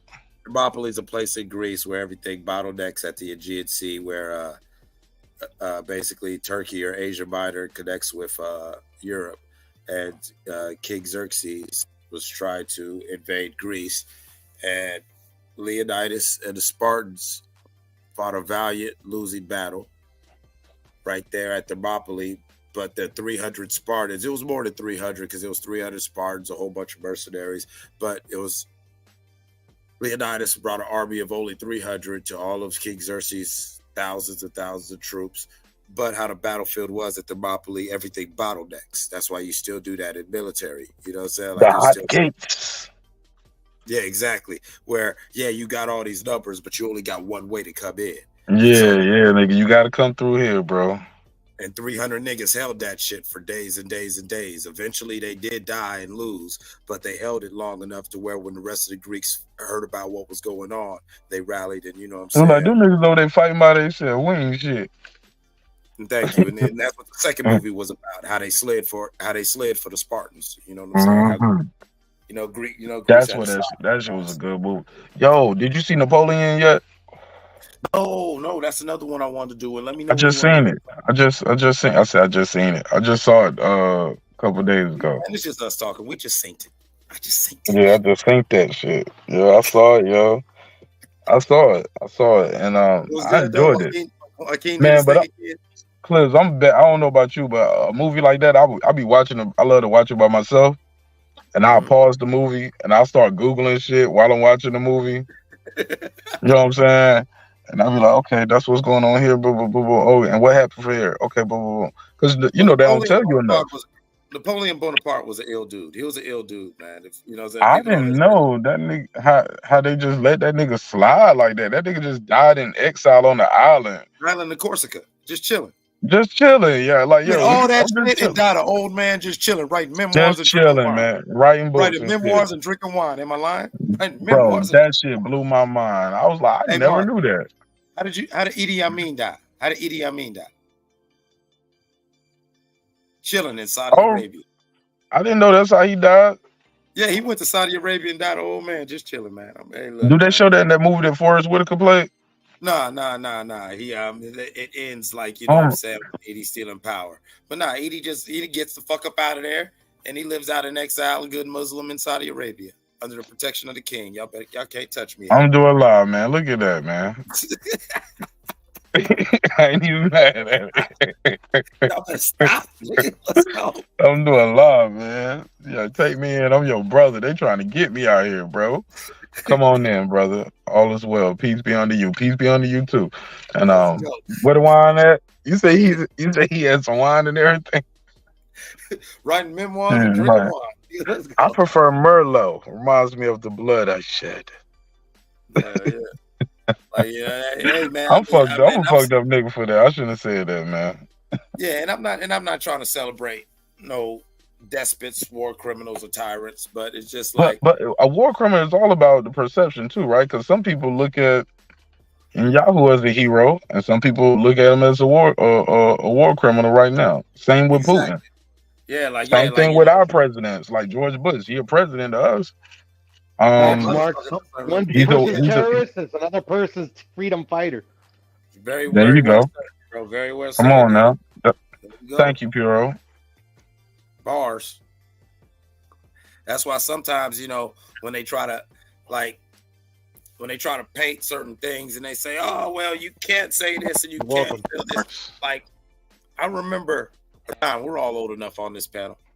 I remember a time where patriotism wasn't so weaponized or whatever, but in a post 9/11 world, certain things became so absolute, so black and white that, you got to really take pause and step back and look at some of these situations, because it's like, yeah, Israel does have a right to defend itself.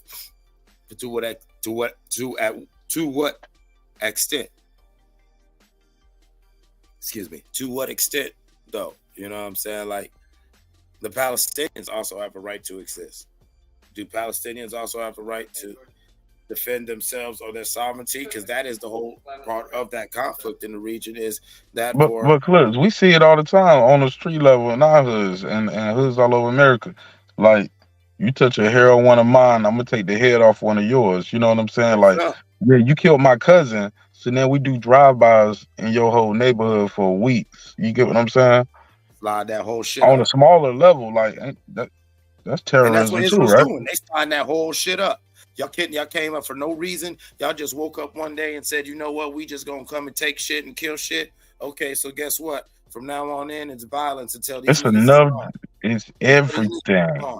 You know that I kind of understand what Netanyahu's doing, but I don't agree how he's going about it, because they're shooting Netanyahu. I mean, do it by yourself. Don't bring other countries involved in the shit.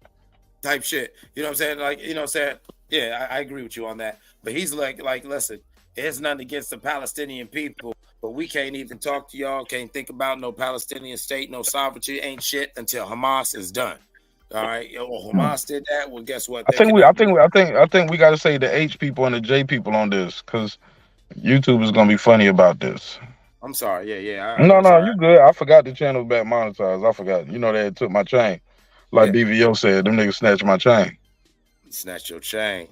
My grandmama gave me that chain, nigga. Right, man. Right. My subscribers gave me that chain, nigga. Nigga snatched my chain. But yeah, might have to say the H people and the J people. I forgot. My bad, y'all. My bad. But shit, it's all good. I want to do a whole episode. I really want to do a deep dive on that shit, Clips, because when it first happened, I talked about it once. I saw how the room shifted, and I was like, man, I don't even want to.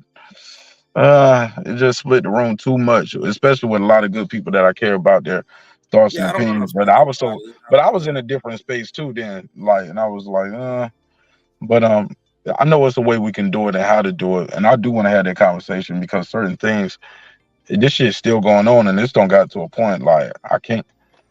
I thought it was just. I thought this shit would have been done by now, Clips. Oh no, I knew it wouldn't have. And I'll just say this: I'm not gonna. It's like total annihilation. Right. And now he's telling the people that they push to the south, like, y'all niggas need to get out of here too, because we about to bomb this shit too. I'm like, well, where else they gonna go? That's what I said. No, that's what I'm saying. That's what I'm saying. It's like, he's like, we can't even have this conversation until them niggas is gone.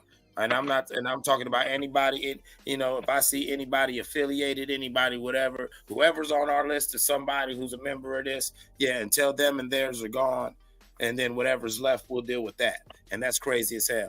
And I will say this, me and my son, when it happened, we was kind of like, what the fuck?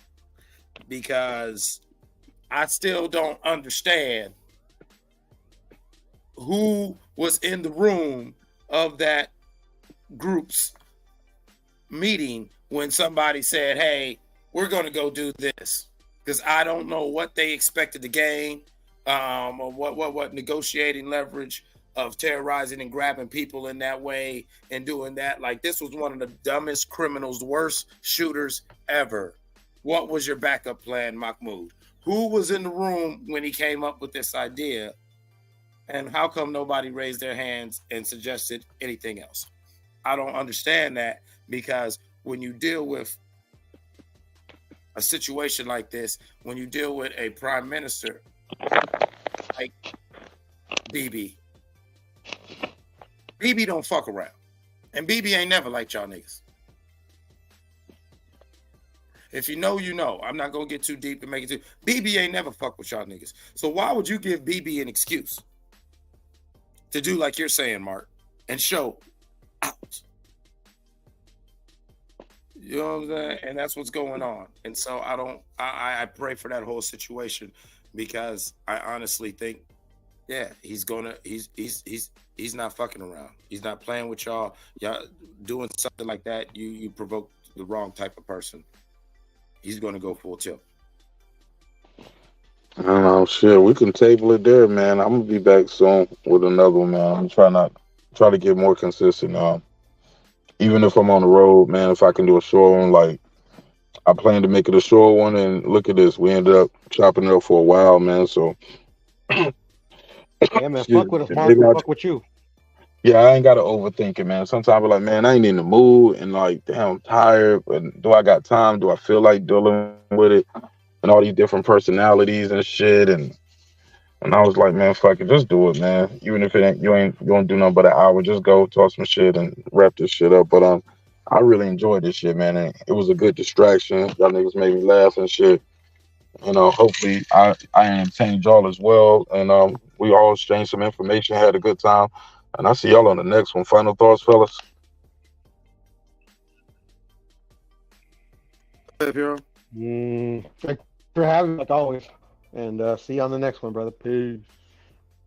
Appreciate you. Cliff, drop your link again for your merch, bro.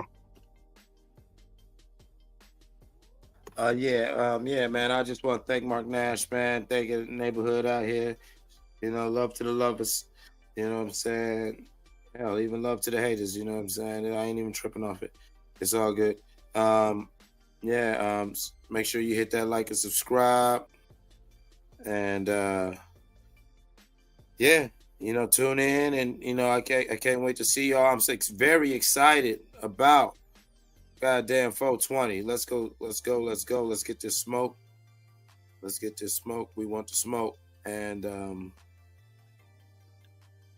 I'm really just stalling because I'm looking for the link. But yeah, Mark, thanks for having me on, man. But no, you got time. Go ahead. No. Just shout out to the whole neighborhood. It's all good. Oh, you got time. I'll run the long outro for you. All right, man. It's been another great episode of Breaking Beats, where we break down business, entertainment, art, technology, sports, anything else you will not feel like talking about. It's a hip-hop political sports show with a comedy twist. I like to let the jokes fly. Life is serious enough. Hey, man, I really enjoyed this one, man. I really, really enjoyed chopping it up with y'all on this one, shit. So I'm going to go ahead and get a little bit of rest. I got an early morning tomorrow. I'm going to have some breakfast with Mom Dukes and shit. Kick it with Pops. You know what I'm saying? Handle some business. And then, I'll see y'all again soon, man. Thank you for your time. Thank you for your energy. Thank you for allowing me the opportunity to entertain y'all this evening. Going into this morning, hopefully you were thoroughly entertained. If not, we'll try again on the next one. With that said, man, respect is free. Disrespect gonna cost you everything. Your family, your freedom, your finances, most importantly, your life. So let's show each other love. Let's show each other respect. If not, let's show each other the door. You go your way, I go mine. God willing, I'm sure we both will do fine. If you want to support the show, you can go to martyn.com. Got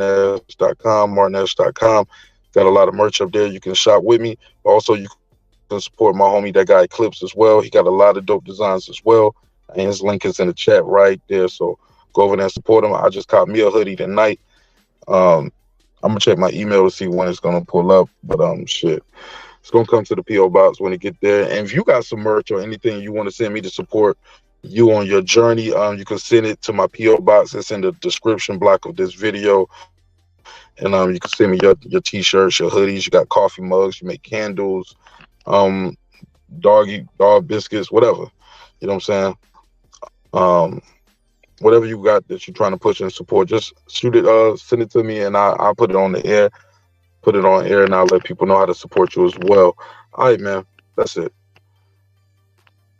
Dreams require sleep, goals require effort. Go out there and get your goals. I'm on to the next episode, man. Hey, look, man, sometimes we're going to agree.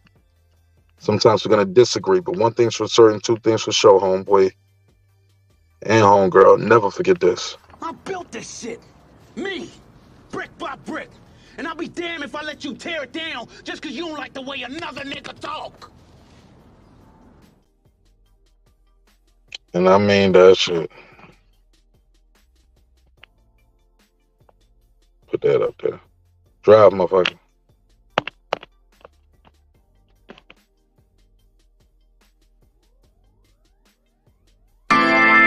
This is my passion. This is what I love to do.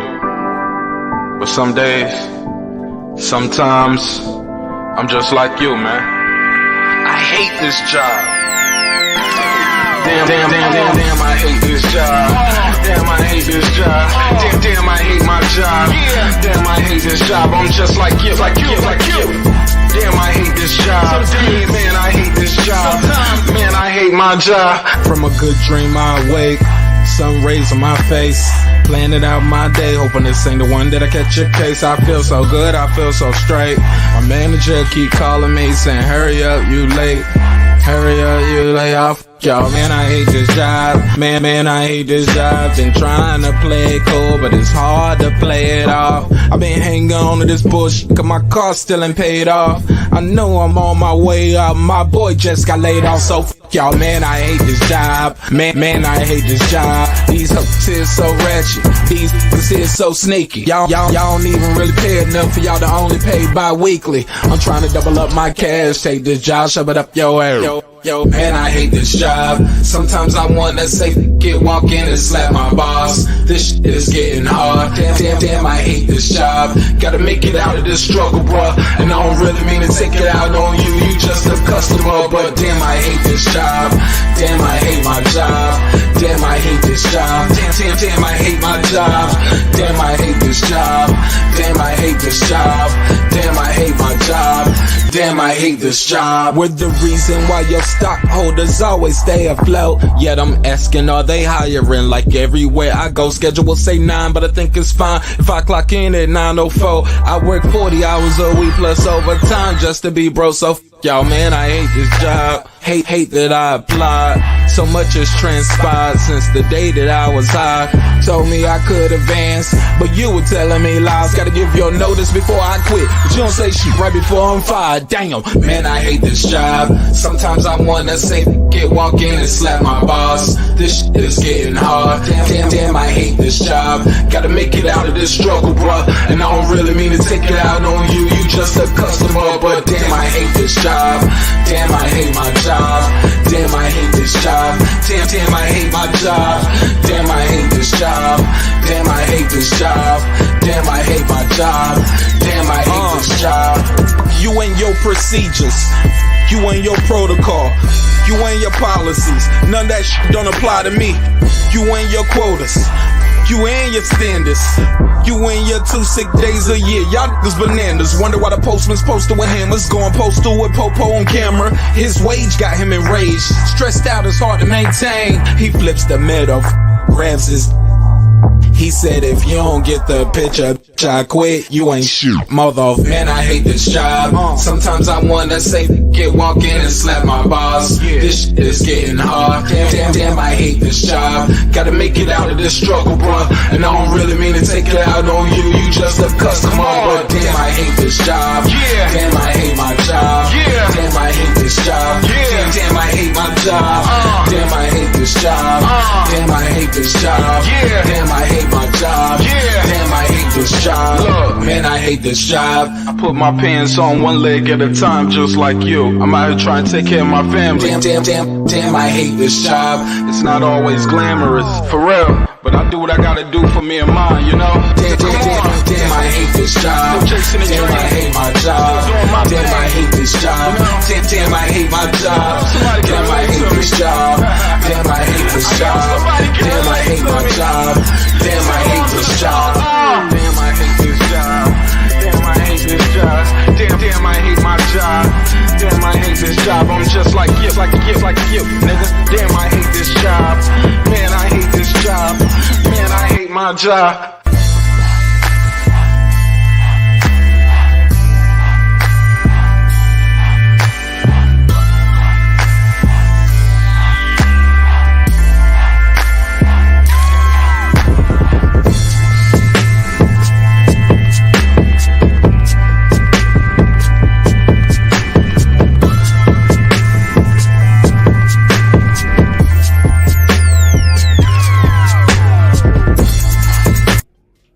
The views and opinions expressed in this program are those. Hey, it's Antonio Tarver champion. You're watching Mark Nash at Breaking Beach. I usually don't do drops, but I'm going to give you one, bro. I'm going to give you one. I love you, champ.